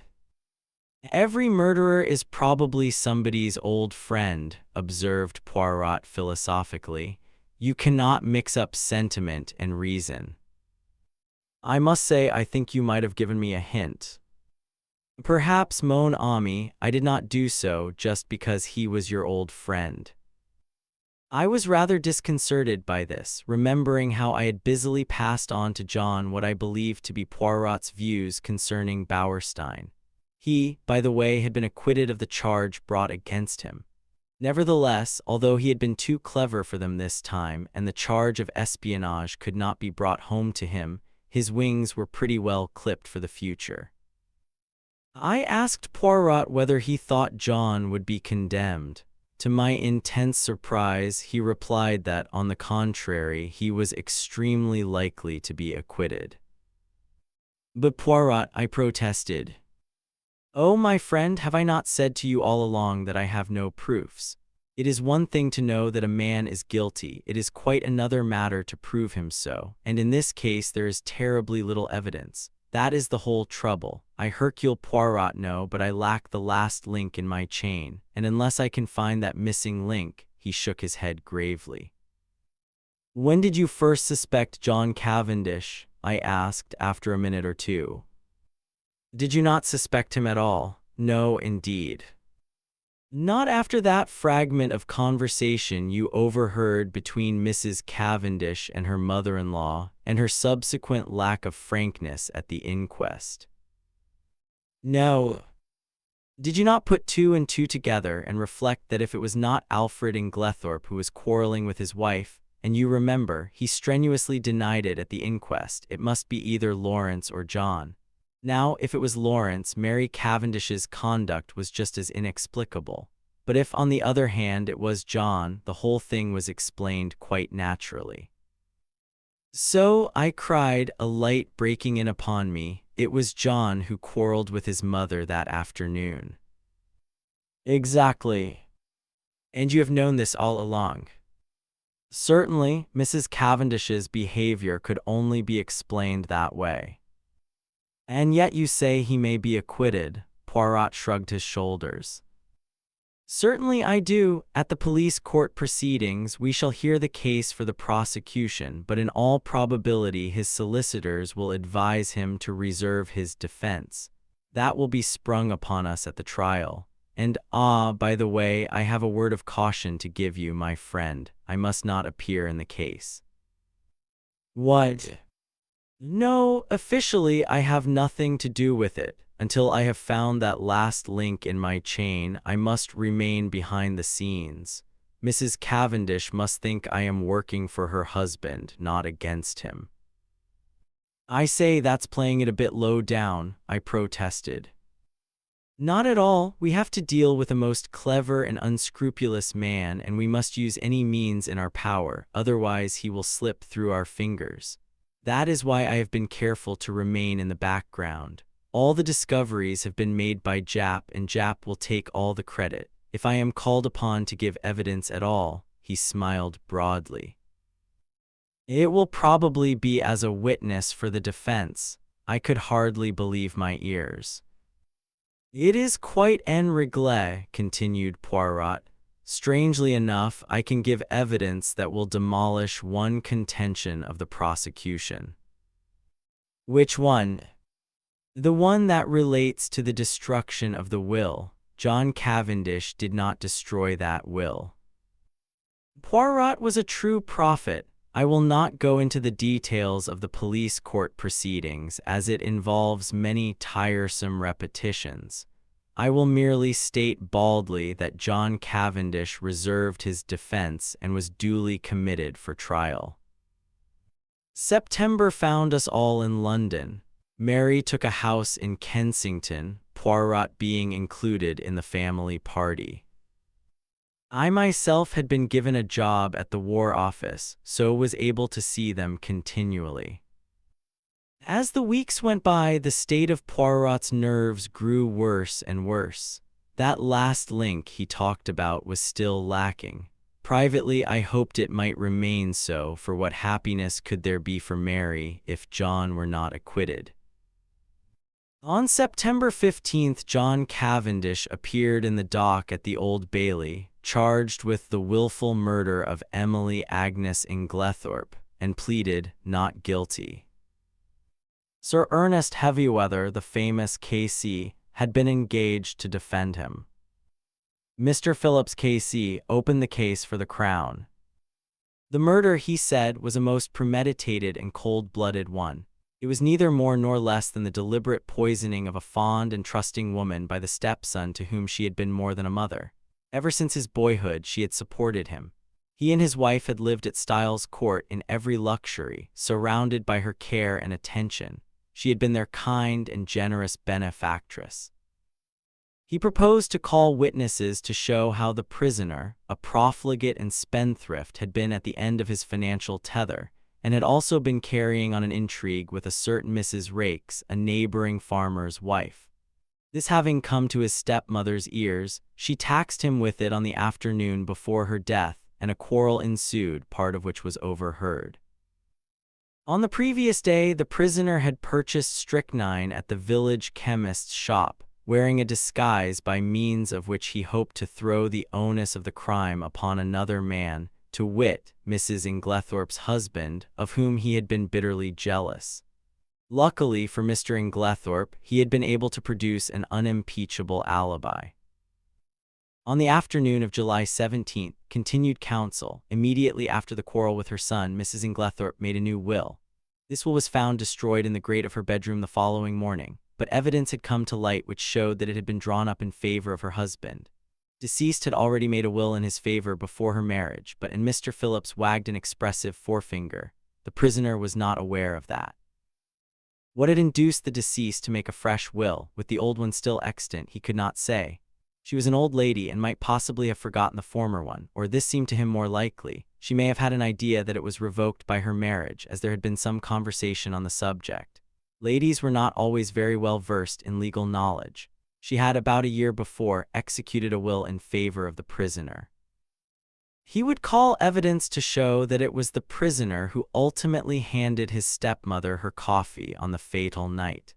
Later in the evening, he had sought admission to her room, on which occasion, no doubt, he found an opportunity of destroying the will which, as far as he knew, would render the one in his favor valid.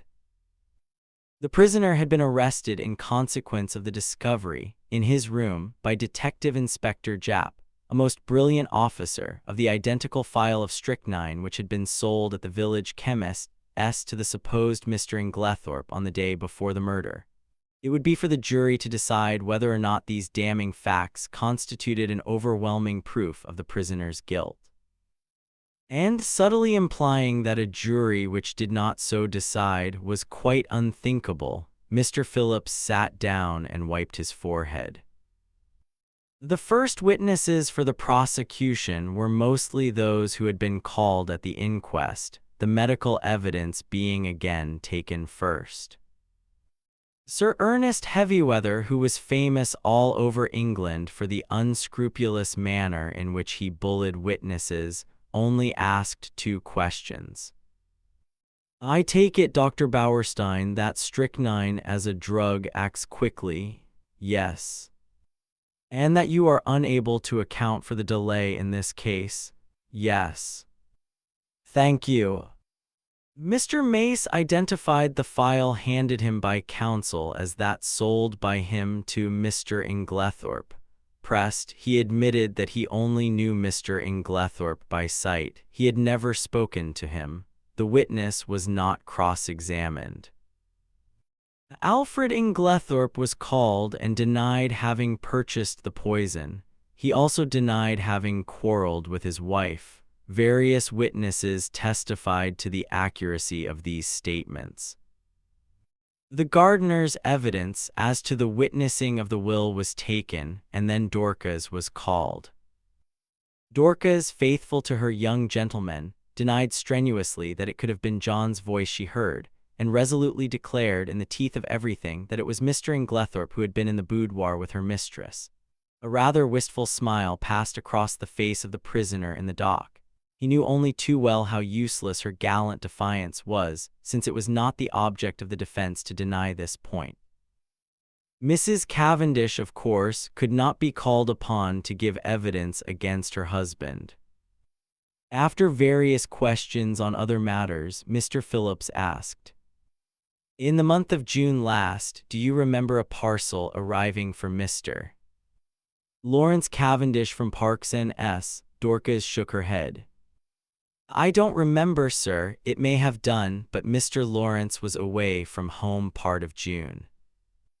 In the event of a parcel arriving for him whilst he was away, what would be done with it?" "It would either be put in his room or sent on after him, by you." "No, sir, I should leave it on the hall table. It would be Miss Howard who would attend to anything like that." Evelyn Howard was called and, after being examined on other points, was questioned as to the parcel. "Don't remember, lots of parcels come, can't remember one special one." "You do not know if it was sent after Mr. Lawrence Cavendish to Wales, or whether it was put in his room?" "Don't think it was sent after him, should have remembered it if it was." "Supposing a parcel arrived addressed to Mr. Lawrence Cavendish, and afterwards it disappeared, should you remark its absence?" "No, don't think so. I should think someone had taken charge of it." "I believe, Miss Howard, that it was you who found this sheet of brown paper." He held up the same dusty piece which Poirot and I had examined in the morning room at Styles. "Yes, I did." "How did you come to look for it?" "The Belgian detective who was employed on the case asked me to search for it." "Where did you eventually discover it? On the top of a wardrobe?" "On top of the prisoner's wardrobe, I believe so." "Did you not find it yourself?" "Yes." "Then you must know where you found it." "Yes, it was on the prisoner's wardrobe." "That is better." An assistant from Parkson's theatrical costumers testified that on June 29 they had supplied a black beard to Mr. L. Cavendish as requested. It was ordered by letter and a postal order was enclosed. No, they had not kept the letter. All transactions were entered in their books. They had sent the beard as directed to L. Cavendish, Esquire, Styles Court. Sir Ernest Heavyweather rose ponderously. "Where was the letter written from?" "From Styles Court." "The same address to which you sent the parcel?" "Yes." "And the letter came from there?" "Yes." Like a beast of prey, Heavyweather fell upon him. "How do you know?" I don't understand." "How do you know that letter came from Styles? Did you notice the postmark?" "No, but—" "Ah, you did not notice the postmark, and yet you affirm so confidently that it came from Styles. It might, in fact, have been any postmark." "Why, is?" "In fact, the letter, though written on stamped notepaper, might have been posted from anywhere, from Wales, for instance." The witness admitted that such might be the case, and Sir Ernest signified that he was satisfied. Elizabeth Wells, second housemaid at Styles, stated that after she had gone to bed she remembered that she had bolted the front door, instead of leaving it on the latch as Mr. Inglethorpe had requested. She had accordingly gone downstairs again to rectify her error. Hearing a slight noise in the west wing, she had peeped along the passage, and had seen Mr. John Cavendish knocking at Mrs. Inglethorpe's door. Sir Ernest Heavyweather made short work of her, and under his unmerciful bullying she contradicted herself hopelessly, and Sir Ernest sat down again with a satisfied smile on his face. With the evidence of Annie as to the candle grease on the floor, and as to seeing the prisoner take the coffee into the boudoir, the proceedings were adjourned until the following day. As we went home, Mary Cavendish spoke bitterly against the prosecuting counsel. "That hateful man, what a net he has drawn around my poor John, how he twisted every little fact until he made it seem what it was." "Well," I said consolingly, "it will be the other way about tomorrow." "Yes," she said meditatively, then suddenly dropped her voice. "Mr. Hastings, you do not think, surely it could not have been Lawrence?" "Oh, no, that could not be." But I myself was puzzled, and as soon as I was alone with Poirot, I asked him what he thought Sir Ernest was driving at. "Ah," said Poirot appreciatively, "he is a clever man, that Sir Ernest. Do you think he believes Lawrence guilty?" "I do not think he believes or cares anything. No, what he is trying for is to create such confusion in the minds of the jury that they are divided in their opinion as to which brother did it. He is endeavoring to make out that there is quite as much evidence against Lawrence as against John, and I am not at all sure that he will not succeed." Detective Inspector Japp was the first witness called when the trial was reopened, and gave his evidence succinctly and briefly. After relating the earlier events, he proceeded. "Acting on information received, Superintendent Summerhay and myself searched the prisoner's room during his temporary absence from the house. In his chest of drawers, hidden beneath some underclothing, we found, first, a pair of gold-rimmed pince-nez similar to those worn by Mr. Inglethorpe. These were exhibited. Secondly, this file. The file was that already recognized by the chemist's assistant, a tiny bottle of blue glass containing a few grains of a white crystalline powder and labeled strychnine hydrochloride, poison. A fresh piece of evidence discovered by the detectives since the police court proceedings was a long, almost new piece of blotting paper. It had been found in Mrs. Inglethorpe's check book, and on being reversed at a mirror, showed clearly the words, "Everything of which I die possessed I leave to my beloved husband Alfred Ing." This placed beyond question the fact that the destroyed will had been in favor of the deceased lady's husband. Japp then produced the charred fragment of paper recovered from the grate, and this, with the discovery of the beard in the attic, completed his evidence. But Sir Ernest's cross-examination was yet to come. "What day was it when you searched the prisoner's room?" "Tuesday, the 24th of July. "Exactly a week after the tragedy?" "Yes." "You found these two objects, you say, in the chest of drawers. Was the drawer unlocked?" "Yes." "Does it not strike you as unlikely that a man who had committed a crime should keep the evidence of it in an unlocked drawer for anyone to find?" "He might have stowed them there in a hurry." "But you have just said it was a whole week since the crime. He would have had ample time to remove them and destroy them." "Perhaps." "There is no perhaps about it. Would he, or would he not have had plenty of time to remove and destroy them?" "Yes." "Was the pile of underclothes under which the things were hidden heavy or light?" "Heavyish." "In other words, it was winter underclothing. Obviously, the prisoner would not be likely to go to that drawer." "Perhaps not." "Kindly answer my question. Would the prisoner in the hottest week of a hot summer be likely to go to a drawer containing winter underclothing? Yes or no?" "No." "In that case, is it not possible that the articles in question might have been put there by a third person, and that the prisoner was quite unaware of their presence?" "I should not think it likely, but it is possible." "Yes." "That is all." More evidence followed. Evidence as to the financial difficulties in which the prisoner had found himself at the end of July. Evidence as to his intrigue with Mrs. Raikes, poor Mary, that must have been bitter hearing for a woman of her pride. Evelyn Howard had been right in her facts, though her animosity against Alfred Inglethorpe had caused her to jump to the conclusion that he was the person concerned. Lawrence Cavendish was then put into the box. In a low voice, in answer to Mr. Phillips' questions, he denied having ordered anything from Parks N.S. in June. In fact, on June 29th, he had been staying away in Wales. Instantly, Sir Ernest's chin was shooting pugnaciously forward.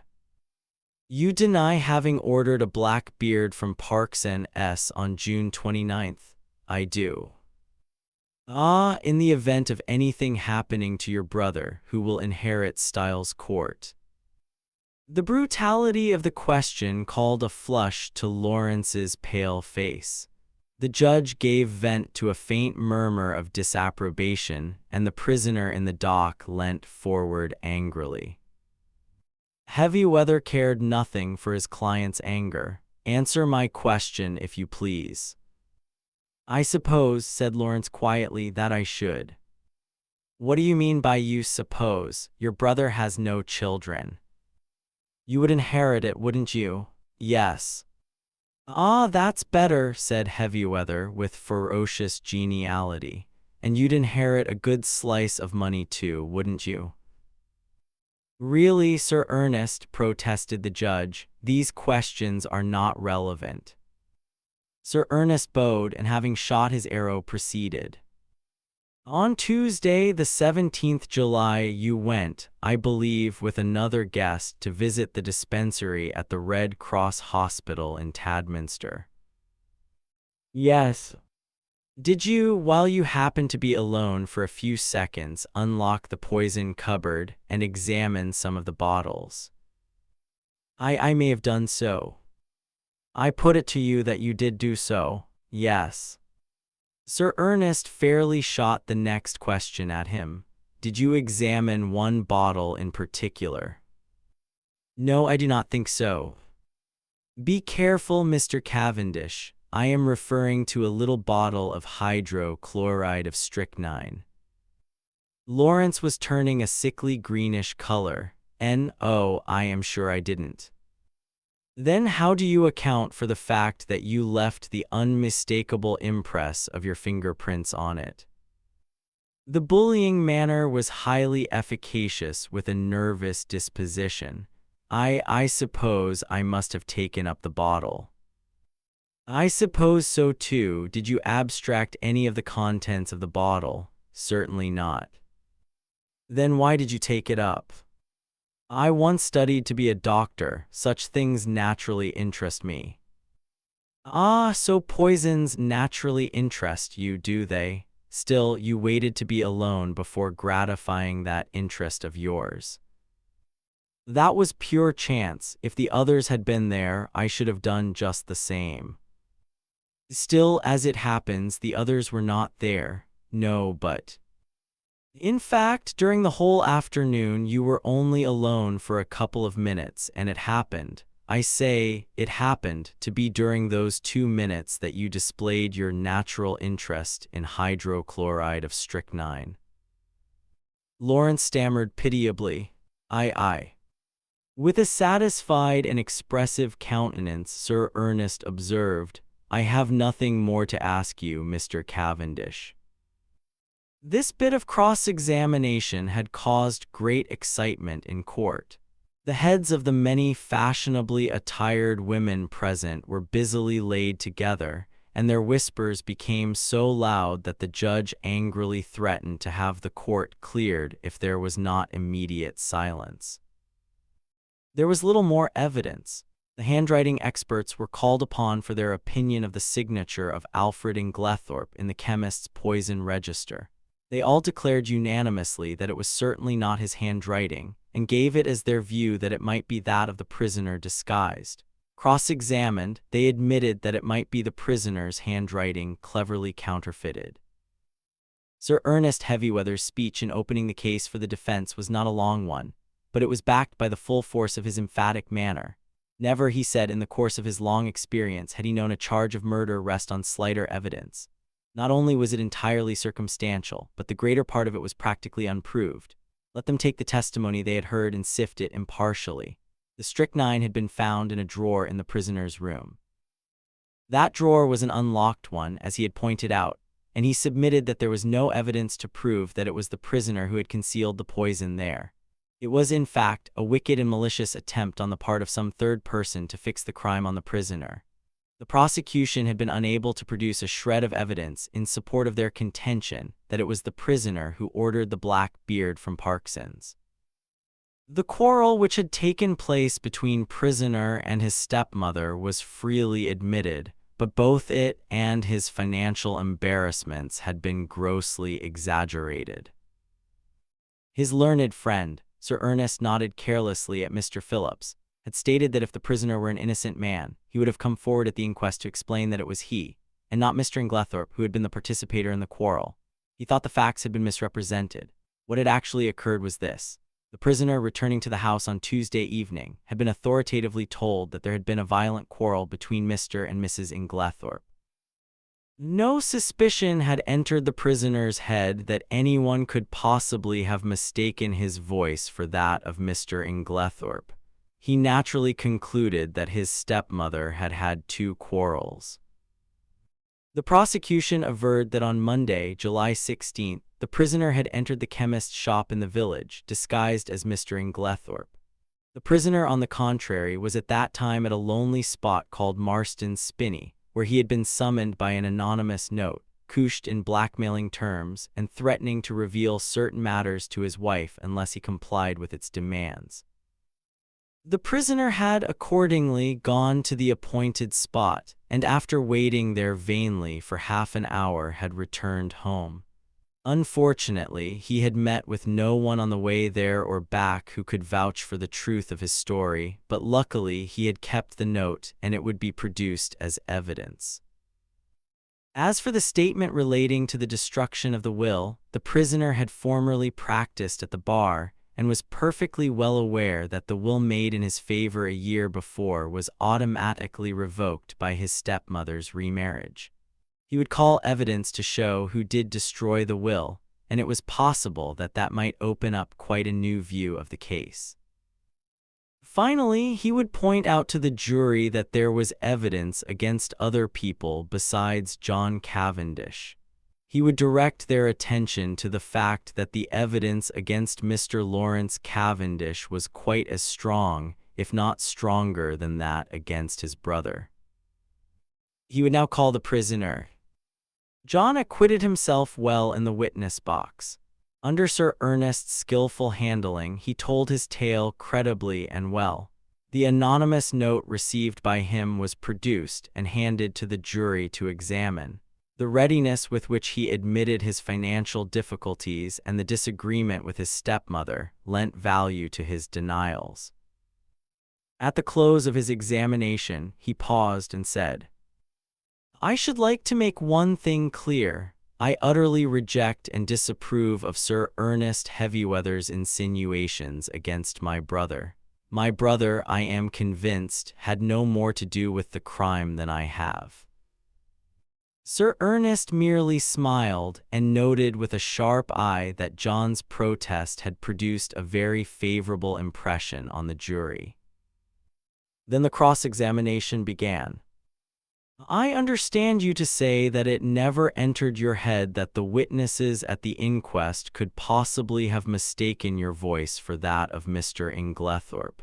Is not that very surprising?" "No, I don't think so. I was told there had been a quarrel between my mother and Mr. Inglethorpe, and it never occurred to me that such was not really the case." "Not when the servant Dorcas repeated certain fragments of the conversation, fragments which you must have recognized." "I did not recognize them." "Your memory must be unusually short." "No, but we were both angry and, I think, said more than we meant. I paid very little attention to my mother's actual words." Mr. Phillips' incredulous sniff was a triumph of forensic skill. He passed on to the subject of the note. "You have produced this note very opportunely. Tell me, is there nothing familiar about the handwriting of it?" "Not that I know of." "Do you not think that it bears a marked resemblance to your own handwriting, carelessly disguised?" "No, I do not think so." "I put it to you that it is your own handwriting." "No." "I put it to you that, anxious to prove an alibi, you conceived the idea of a fictitious and rather incredible appointment, and wrote this note yourself in order to bear out your statement."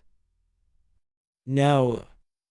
"Is it not a fact that, at the time you claim to have been waiting about at a solitary and unfrequented spot, you were really in the chemist's shop in Styles St. Mary, where you purchased strychnine in the name of Alfred Inglethorpe?" "No, that is a lie." "I put it to you that, wearing a suit of Mr. Inglethorpe's clothes with a black beard trimmed to resemble his, you were there, and signed the register in his name." "That is absolutely untrue." "Then I will leave the remarkable similarity of handwriting between the note, the register, and your own, to the consideration of the jury," said Mr. Phillips, and sat down with the air of a man who has done his duty, but who was nevertheless horrified by such deliberate perjury. After this, as it was growing late, the case was adjourned till Monday. Poirot, I noticed, was looking profoundly discouraged. He had that little frown between the eyes that I knew so well. "What is it, Poirot?" I inquired. "Ah, mon ami, things are going badly." In spite of myself, my heart gave a leap of relief. Evidently, there was a likelihood of John Cavendish being acquitted. When we reached the house, my little friend waved aside Mary's offer of tea. "No, I thank you, madame. I will mount to my room." I followed him. Still frowning, he went across to the desk and took out a small pack of patience cards. Then he drew up a chair to the table and, to my utter amazement, began solemnly to build card houses. My jaw dropped involuntarily, and he said at once, "No, mon ami, I am not in my second childhood. I steady my nerves, that is all. This employment requires precision of the fingers. With precision of the fingers goes precision of the brain, and never have I needed that more than now." "What is the trouble?" I asked. With a great thump on the table, Poirot demolished his carefully built-up edifice. "It is this, mon ami, that I can build card houses 7 stories high, but I cannot find that last link of which I spoke to you."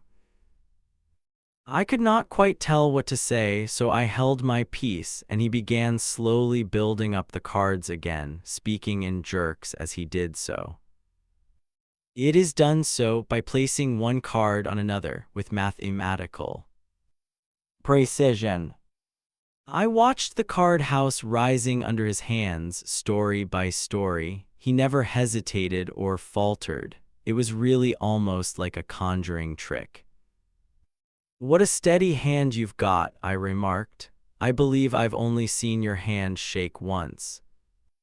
"On an occasion when I was enraged, without doubt," observed Poirot with great placidity. "Yes, indeed, you were in a towering rage. Do you remember? It was when you discovered that the lock of the dispatch case in Mrs. Inglethorpe's bedroom had been forced.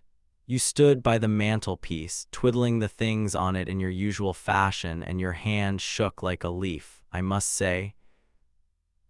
But I stopped suddenly, for Poirot, uttering a hoarse and inarticulate cry, again annihilated his masterpiece of cards, and putting his hands over his eyes swayed backwards and forwards, apparently suffering the keenest agony. "Good heavens, Poirot," I cried, "what is the matter? Are you taken ill?" No, he gasped. It is that I have an idea." "Oh," I exclaimed, much relieved. "One of your little ideas."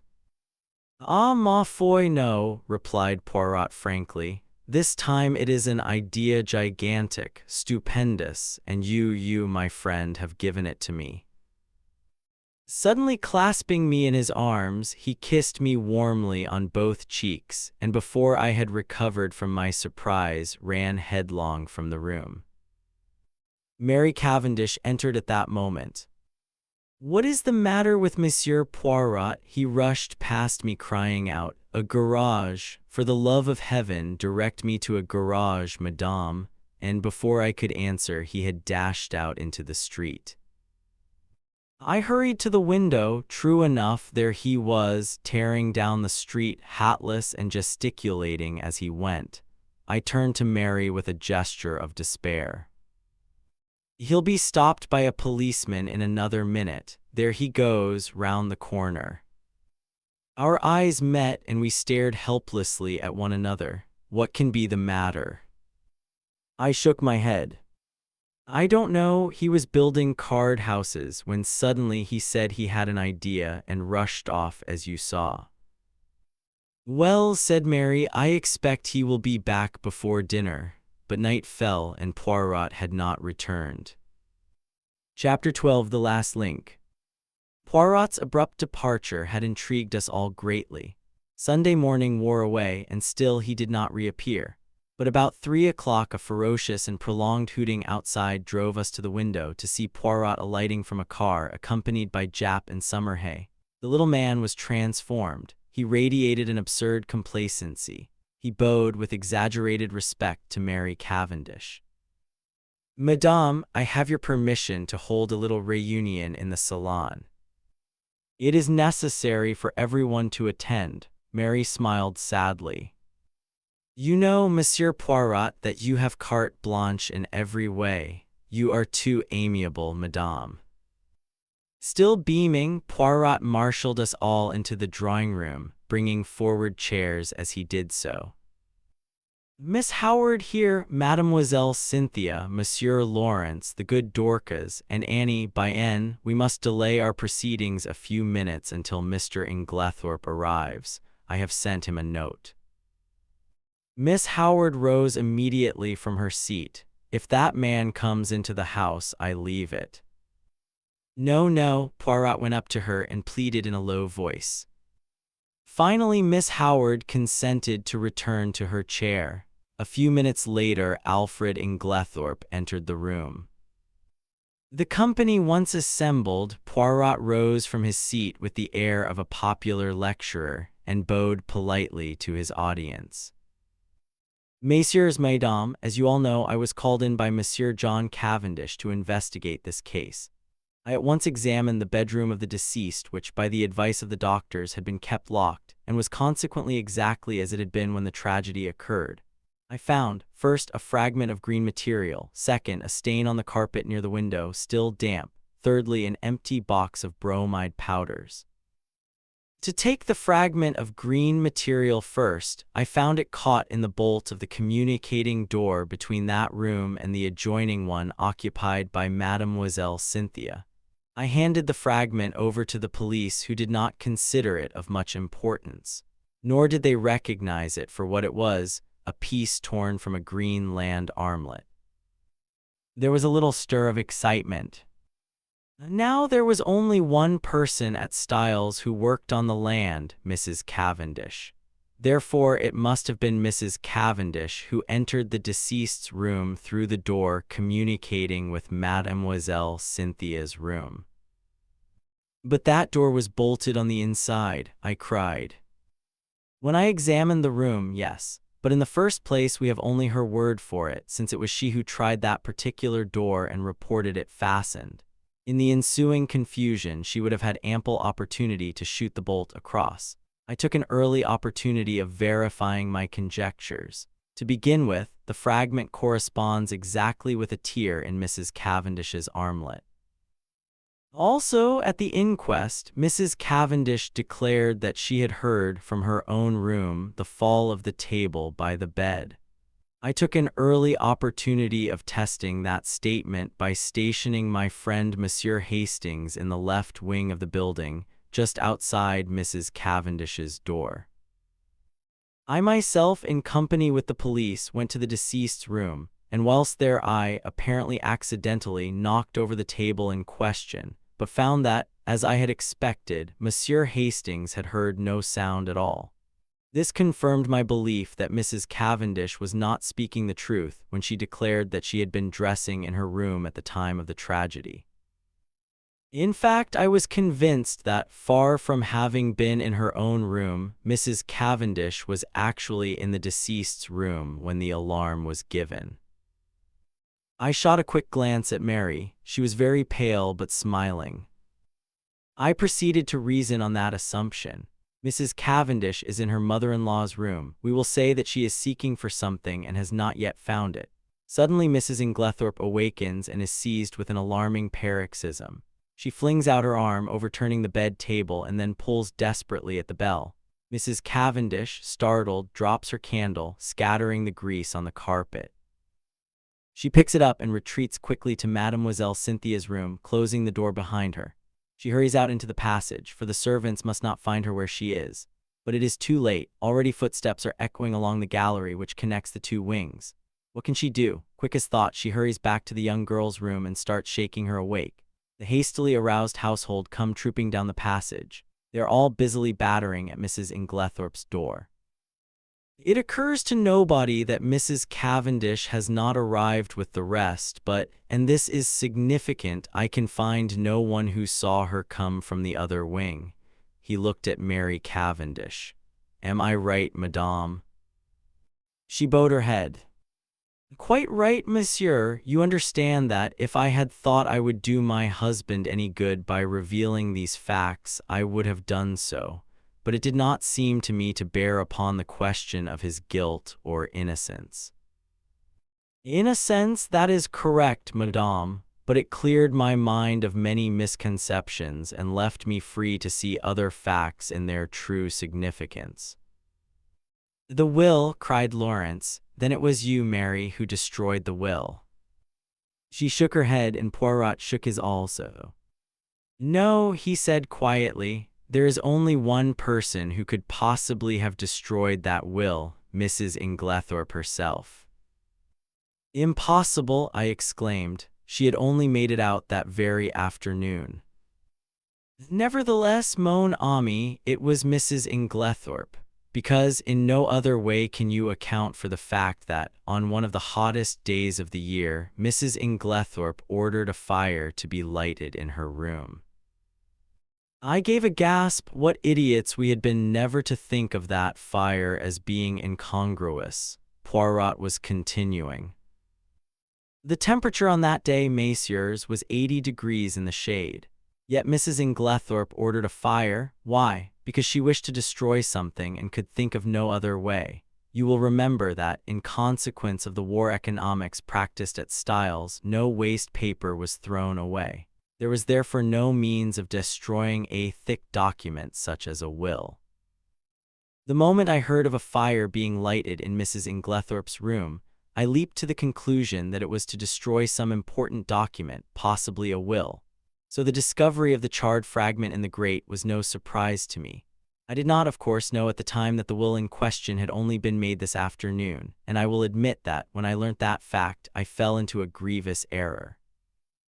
I came to the conclusion that Mrs. Inglethorpe's determination to destroy her will arose as a direct consequence of the quarrel she had that afternoon, and that therefore the quarrel took place after, and not before the making of the will.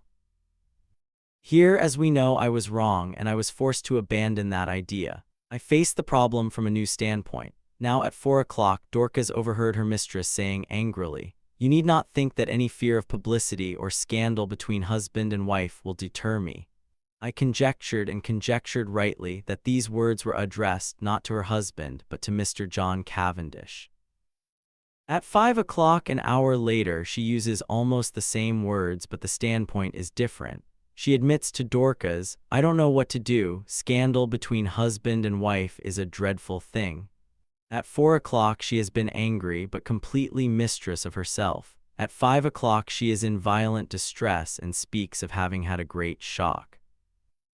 Looking at the matter psychologically, I drew one deduction which I was convinced was correct. The second scandal she spoke of was not the same as the first, and it concerned herself. Let us reconstruct. At 4 o'clock, Mrs. Inglethorpe quarrels with her son and threatens to denounce him to his wife, who, by the way, overheard the greater part of the conversation.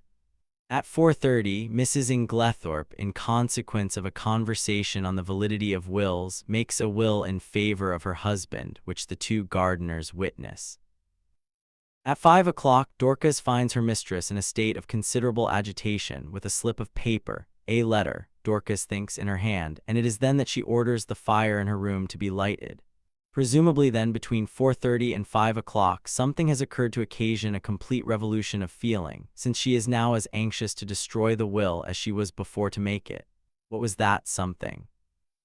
As far as we know, she was quite alone during that half hour. Nobody entered or left that boudoir. What then occasioned this sudden change of sentiment? One can only guess, but I believe my guess to be correct. Mrs. Inglethorpe had no stamps in her desk. We know this because later she asked Dorcas to bring her some. Now in the opposite corner of the room stood her husband's desk, locked. She was anxious to find some stamps, and according to my theory, she tried her own keys in the desk. That one of them fitted, I know.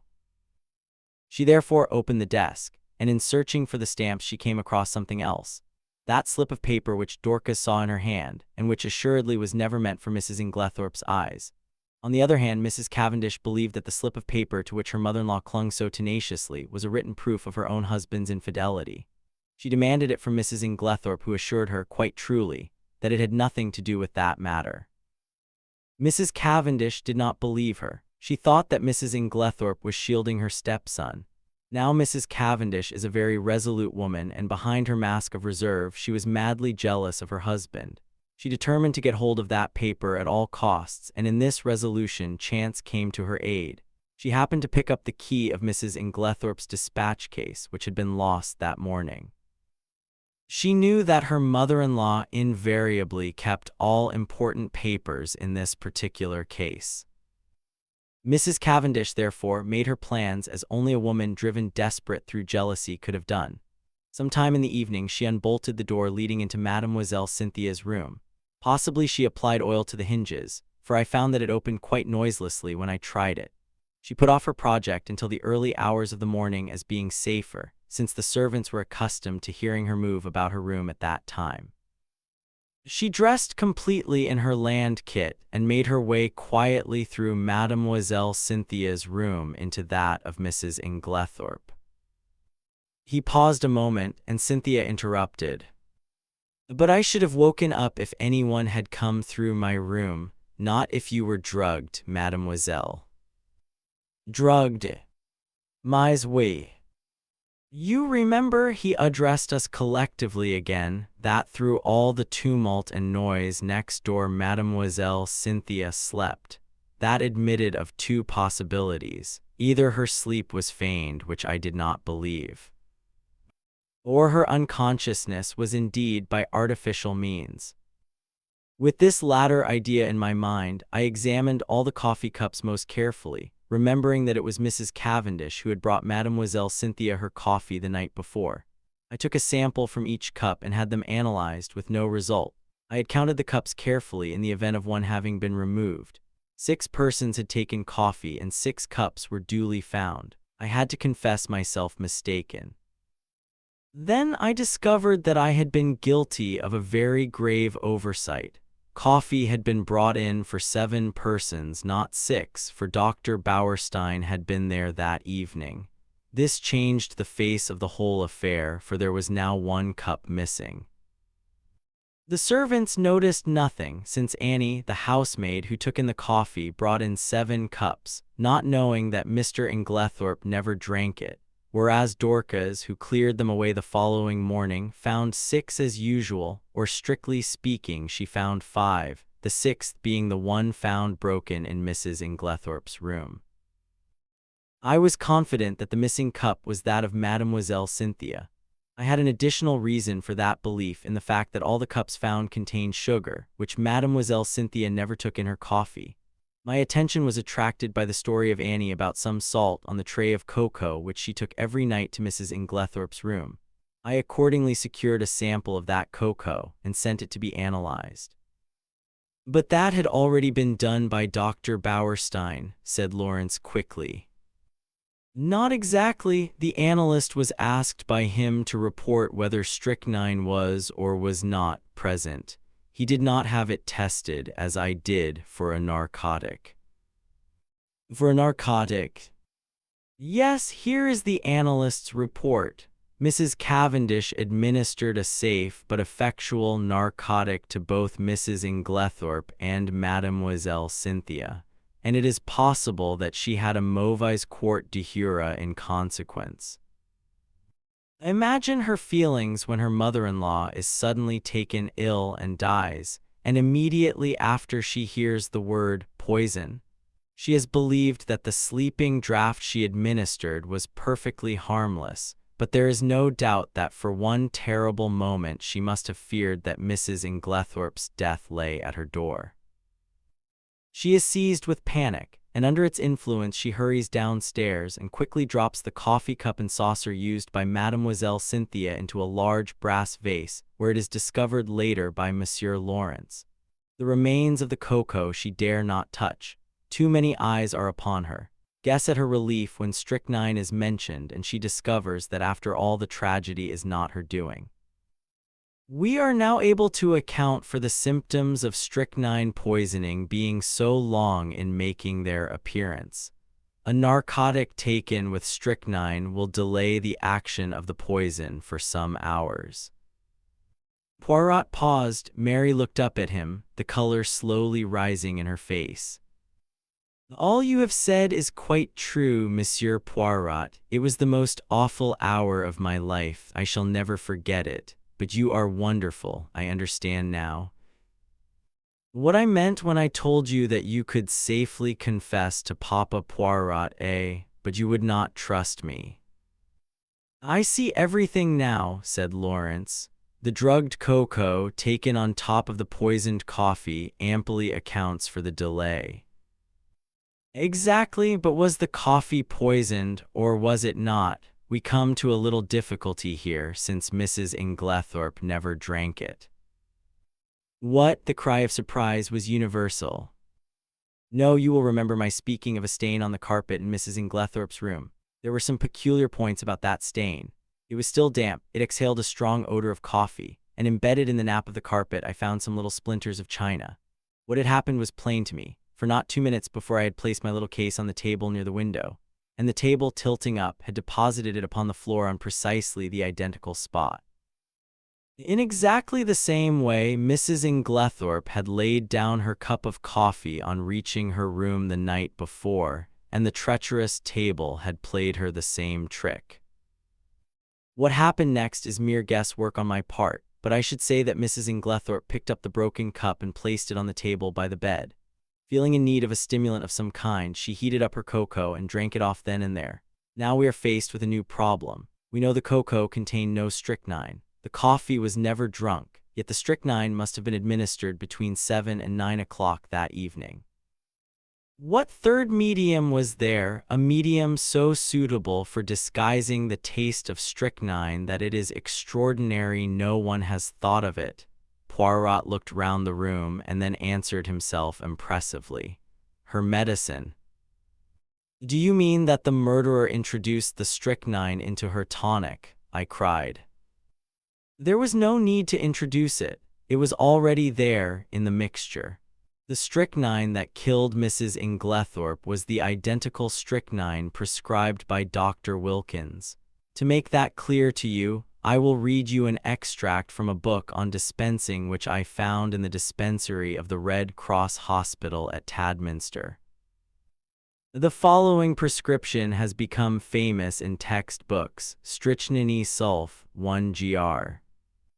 Potass bromide Roman 6 aqua add, Roman 8. Fiat mistura. This solution deposits in a few hours the greater part of the strychnine salt as an insoluble bromide in transparent crystals. A lady in England lost her life by taking a similar mixture. The precipitated strychnine collected at the bottom, and in taking the last dose she swallowed nearly all of it. Now there was, of course, no bromide in Dr. Wilkins' prescription, but you will remember that I mentioned an empty box of bromide powders. One or two of those powders introduced into the full bottle of medicine would effectually precipitate the strychnine, as the book describes, and cause it to be taken in the last dose. You will learn later that the person who usually poured out Mrs. Inglethorpe's medicine was always extremely careful not to shake the bottle, but to leave the sediment at the bottom of it undisturbed. Throughout the case, there have been evidences that the tragedy was intended to take place on Monday evening. On that day, Mrs. Inglethorpe's bell wire was neatly cut, and on Monday evening Mademoiselle Cynthia was spending the night with friends, so that Mrs. Inglethorpe would have been quite alone in the right wing, completely shut off from help of any kind, and would have died in all probability before medical aid could have been summoned. But in her hurry to be in time for the village entertainment, Mrs. Inglethorpe forgot to take her medicine, and the next day she lunched away from home, so that the last and fatal dose was actually taken 24 hours later than had been anticipated by the murderer. And it is owing to that delay that the final proof, the last link of the chain, is now in my hands. Amid breathless excitement, he held out 3 thin strips of paper. A letter in the murderer's own handwriting, mes amis. Had it been a little clearer in its terms, it is possible that Mrs. Inglethorpe, warned in time, would have escaped. As it was, she realized her danger, but not the manner of it. In the deathly silence, Poirot pieced together the slips of paper and, clearing his throat, read. Dearest Evelyn, you will be anxious at hearing nothing. It is all right, only it will be tonight instead of last night. You understand, there's a good time coming once the old woman is dead and out of the way. No one can possibly bring home the crime to me. That idea of yours about the bromides was a stroke of genius, but we must be very circumspect. A false step. Here, my friends, the letter breaks off. Doubtless the writer was interrupted, but there can be no question as to his identity. We all know this handwriting, and a howl that was almost a scream broke the silence. You devil, how did you get it? A chair was overturned. Poirot skipped nimbly aside. A quick movement on his part, and his assailant fell with a crash. Messieurs, mesdames, said Poirot with a flourish, let me introduce you to the murderer, Mr. Alfred Inglethorpe. Chapter 13. Poirot explains. Poirot, you old villain, I said, I've half a mind to strangle you. What do you mean by deceiving me as you have done? We were sitting in the library. Several hectic days lay behind us. In the room below, John and Mary were together once more, while Alfred Inglethorpe and Miss Howard were in custody. Now at last I had Poirot to myself and could relieve my still burning curiosity. Poirot did not answer me for a moment, but at last he said, I did not deceive you, mon ami. At most, I permitted you to deceive yourself. Yes, but why? Well, it is difficult to explain. You see, my friend, you have a nature so honest and a countenance so transparent that en fin to conceal your feelings is impossible. If I had told you my ideas the very first time you saw Mr. Alfred Inglethorpe, that astute gentleman would have, in your so expressive idiom, smelt a rat, and then bonjour to our chances of catching him. I think that I have more diplomacy than you give me credit for. My friend, besought Poirot, I implore you, do not enrage yourself. Your help has been of the most invaluable. It is but the extremely beautiful nature that you have which made me pause. Well, I grumbled, a little mollified, I still think you might have given me a hint. But I did, my friend, several hints. You would not take them. Think now, did I ever say to you that I believed John Cavendish guilty? Did I not, on the contrary, tell you that he would almost certainly be acquitted? Yes, but... And did I not immediately afterwards speak of the difficulty of bringing the murderer to justice? Was it not plain to you that I was speaking of two entirely different persons? No, I said, it was not plain to me.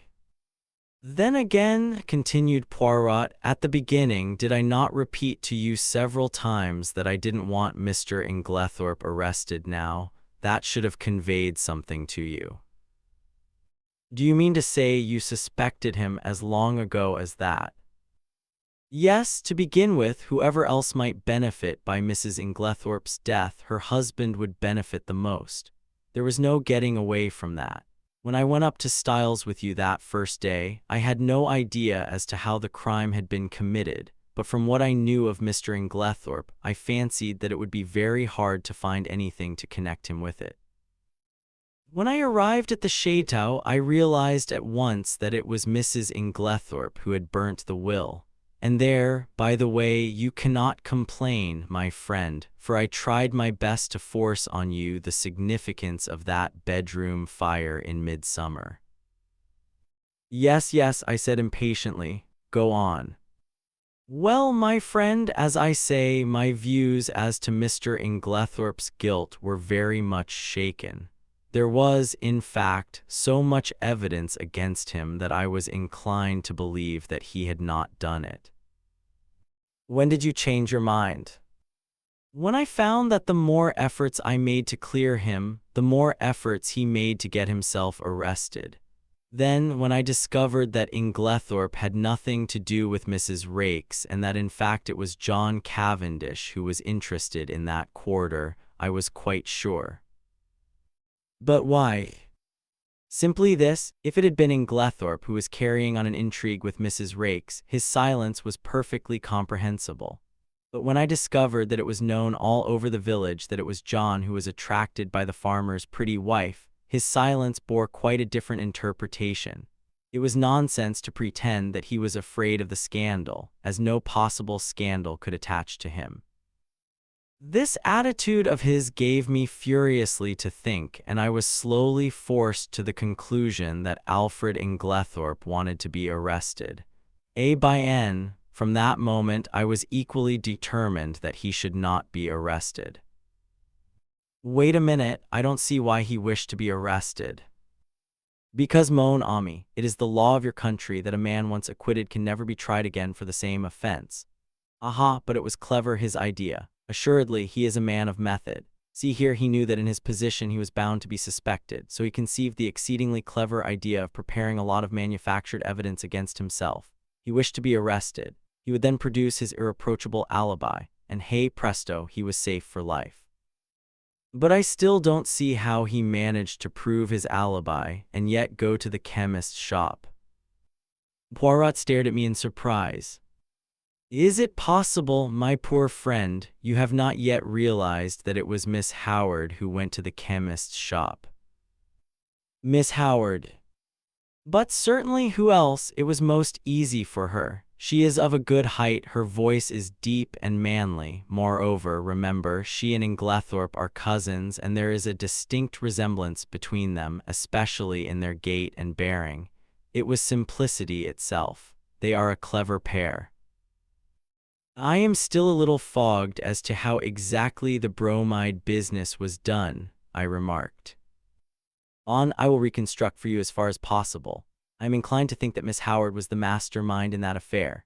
You remember her once mentioning that her father was a doctor. Possibly she dispensed his medicines for him, or she may have taken the idea from one of the many books lying about when Mademoiselle Cynthia was studying for her exam.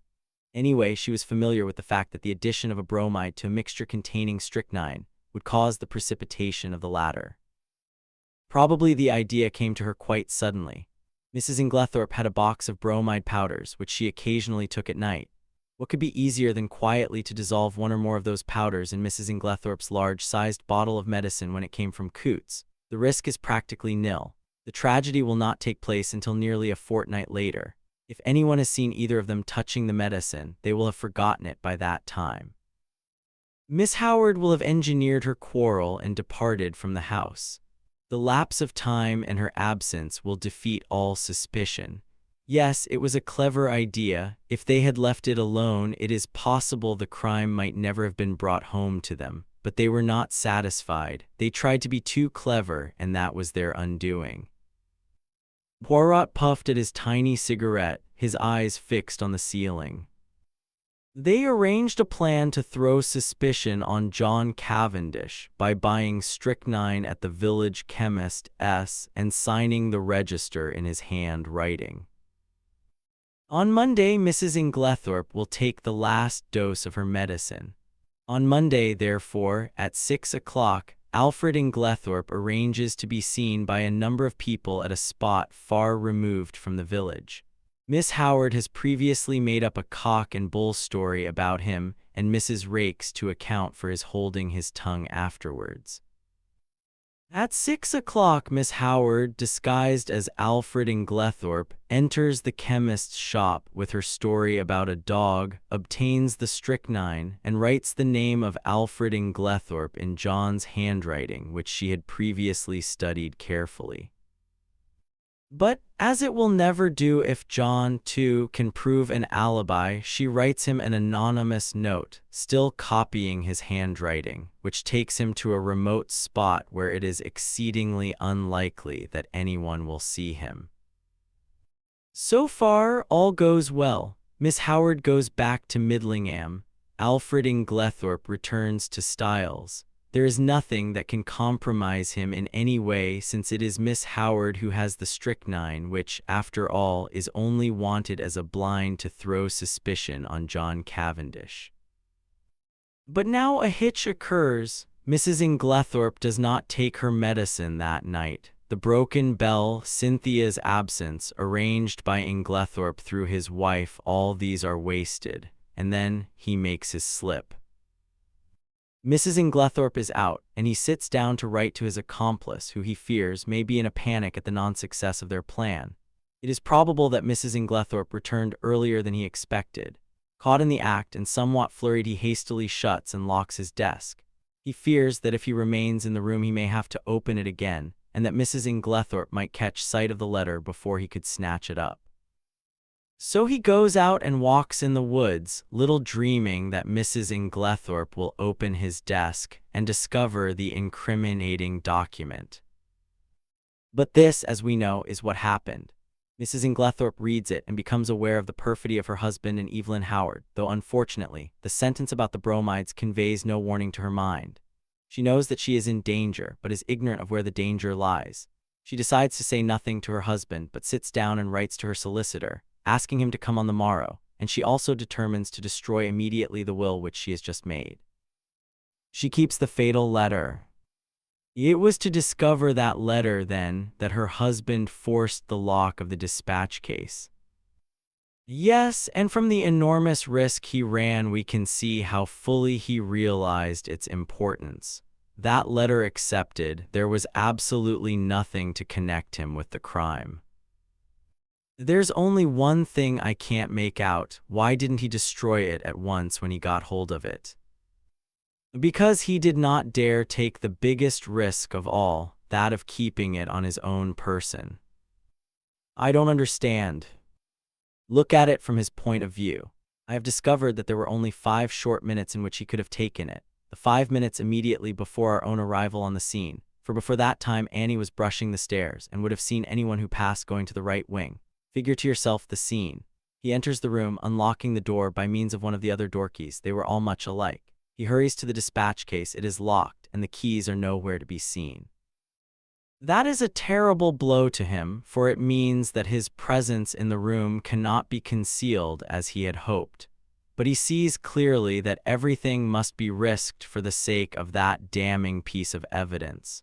Quickly, he forces the lock with a penknife and turns over the papers until he finds what he is looking for.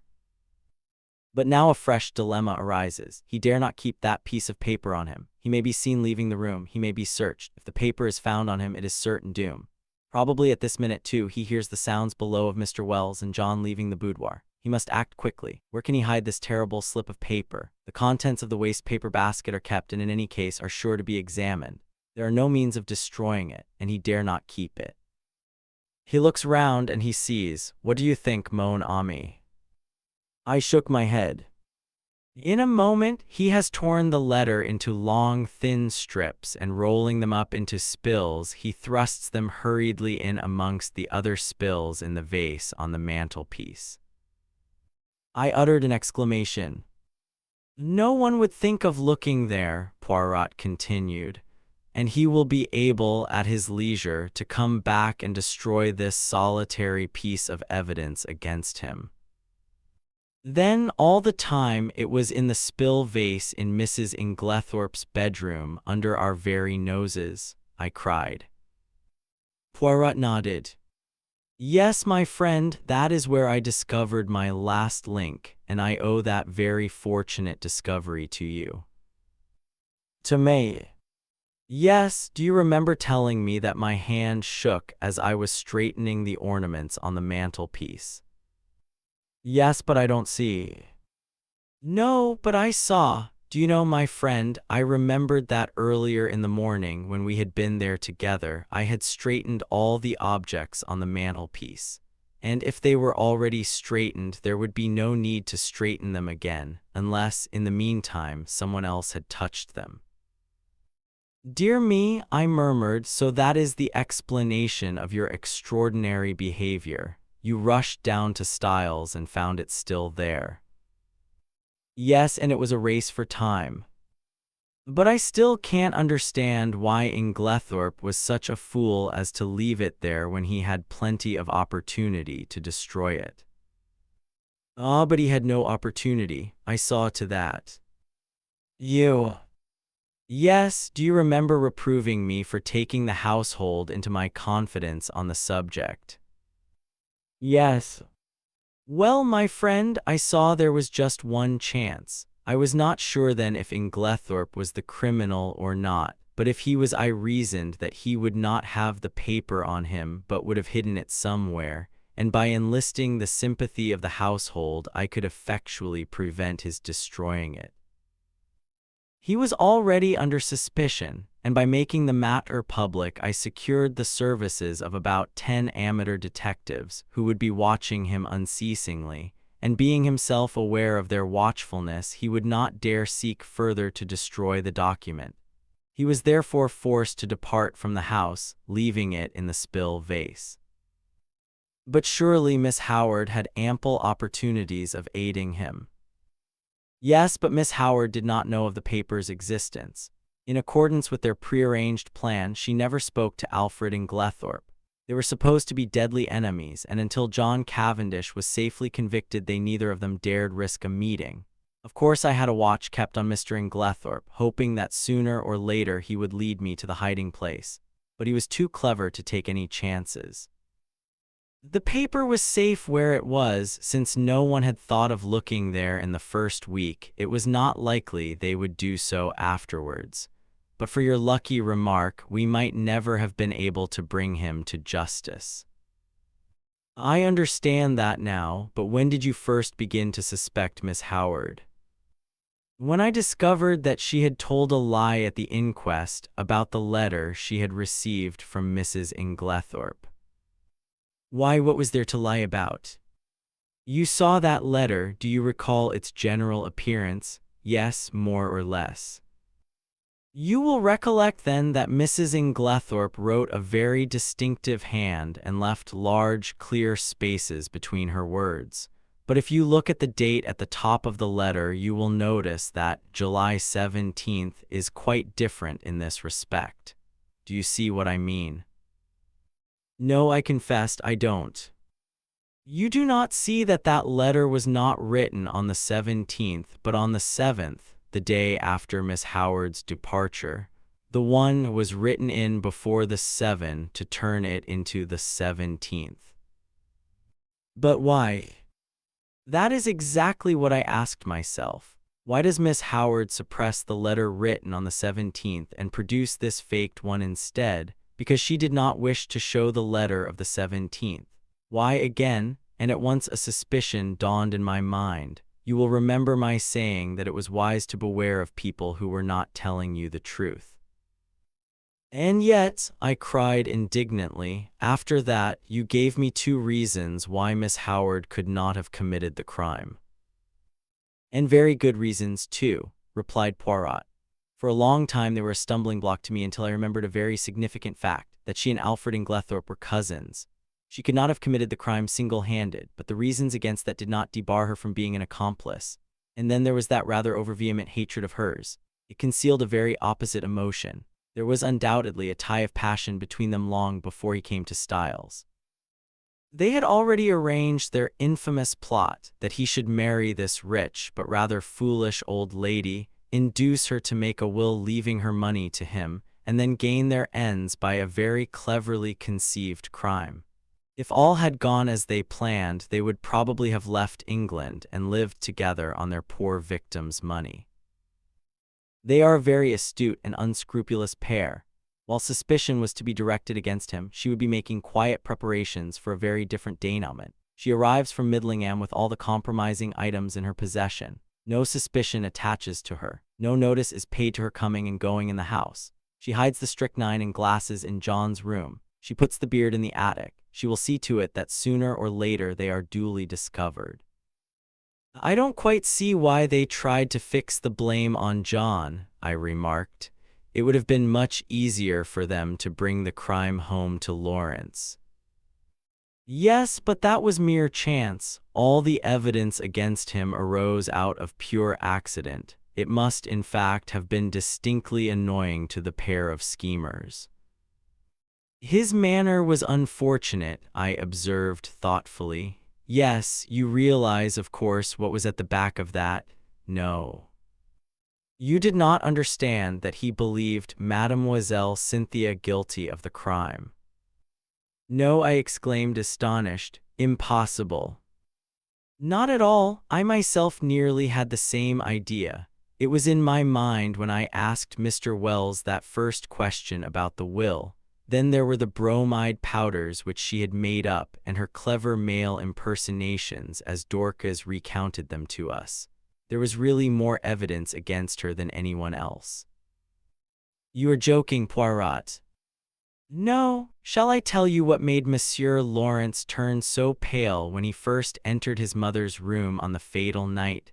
It was because, whilst his mother lay there, obviously poisoned, he saw, over your shoulder, that the door into Mademoiselle Cynthia's room was unbolted.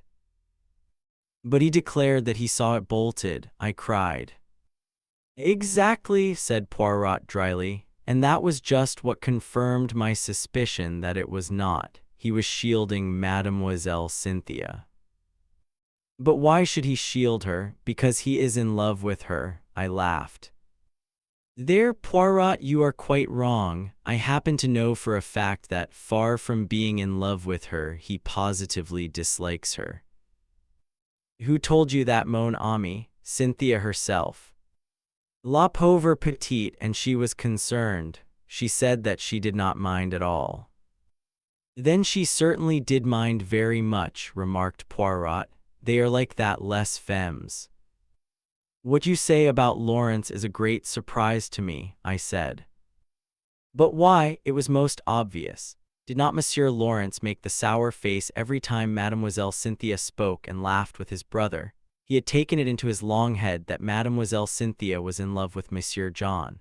When he entered his mother's room and saw her obviously poisoned, he jumped to the conclusion that Mademoiselle Cynthia knew something about the matter. He was nearly driven desperate. First, he crushed the coffee cup to powder under his feet, remembering that she had gone up with his mother the night before, and he determined that there should be no chance of testing its contents.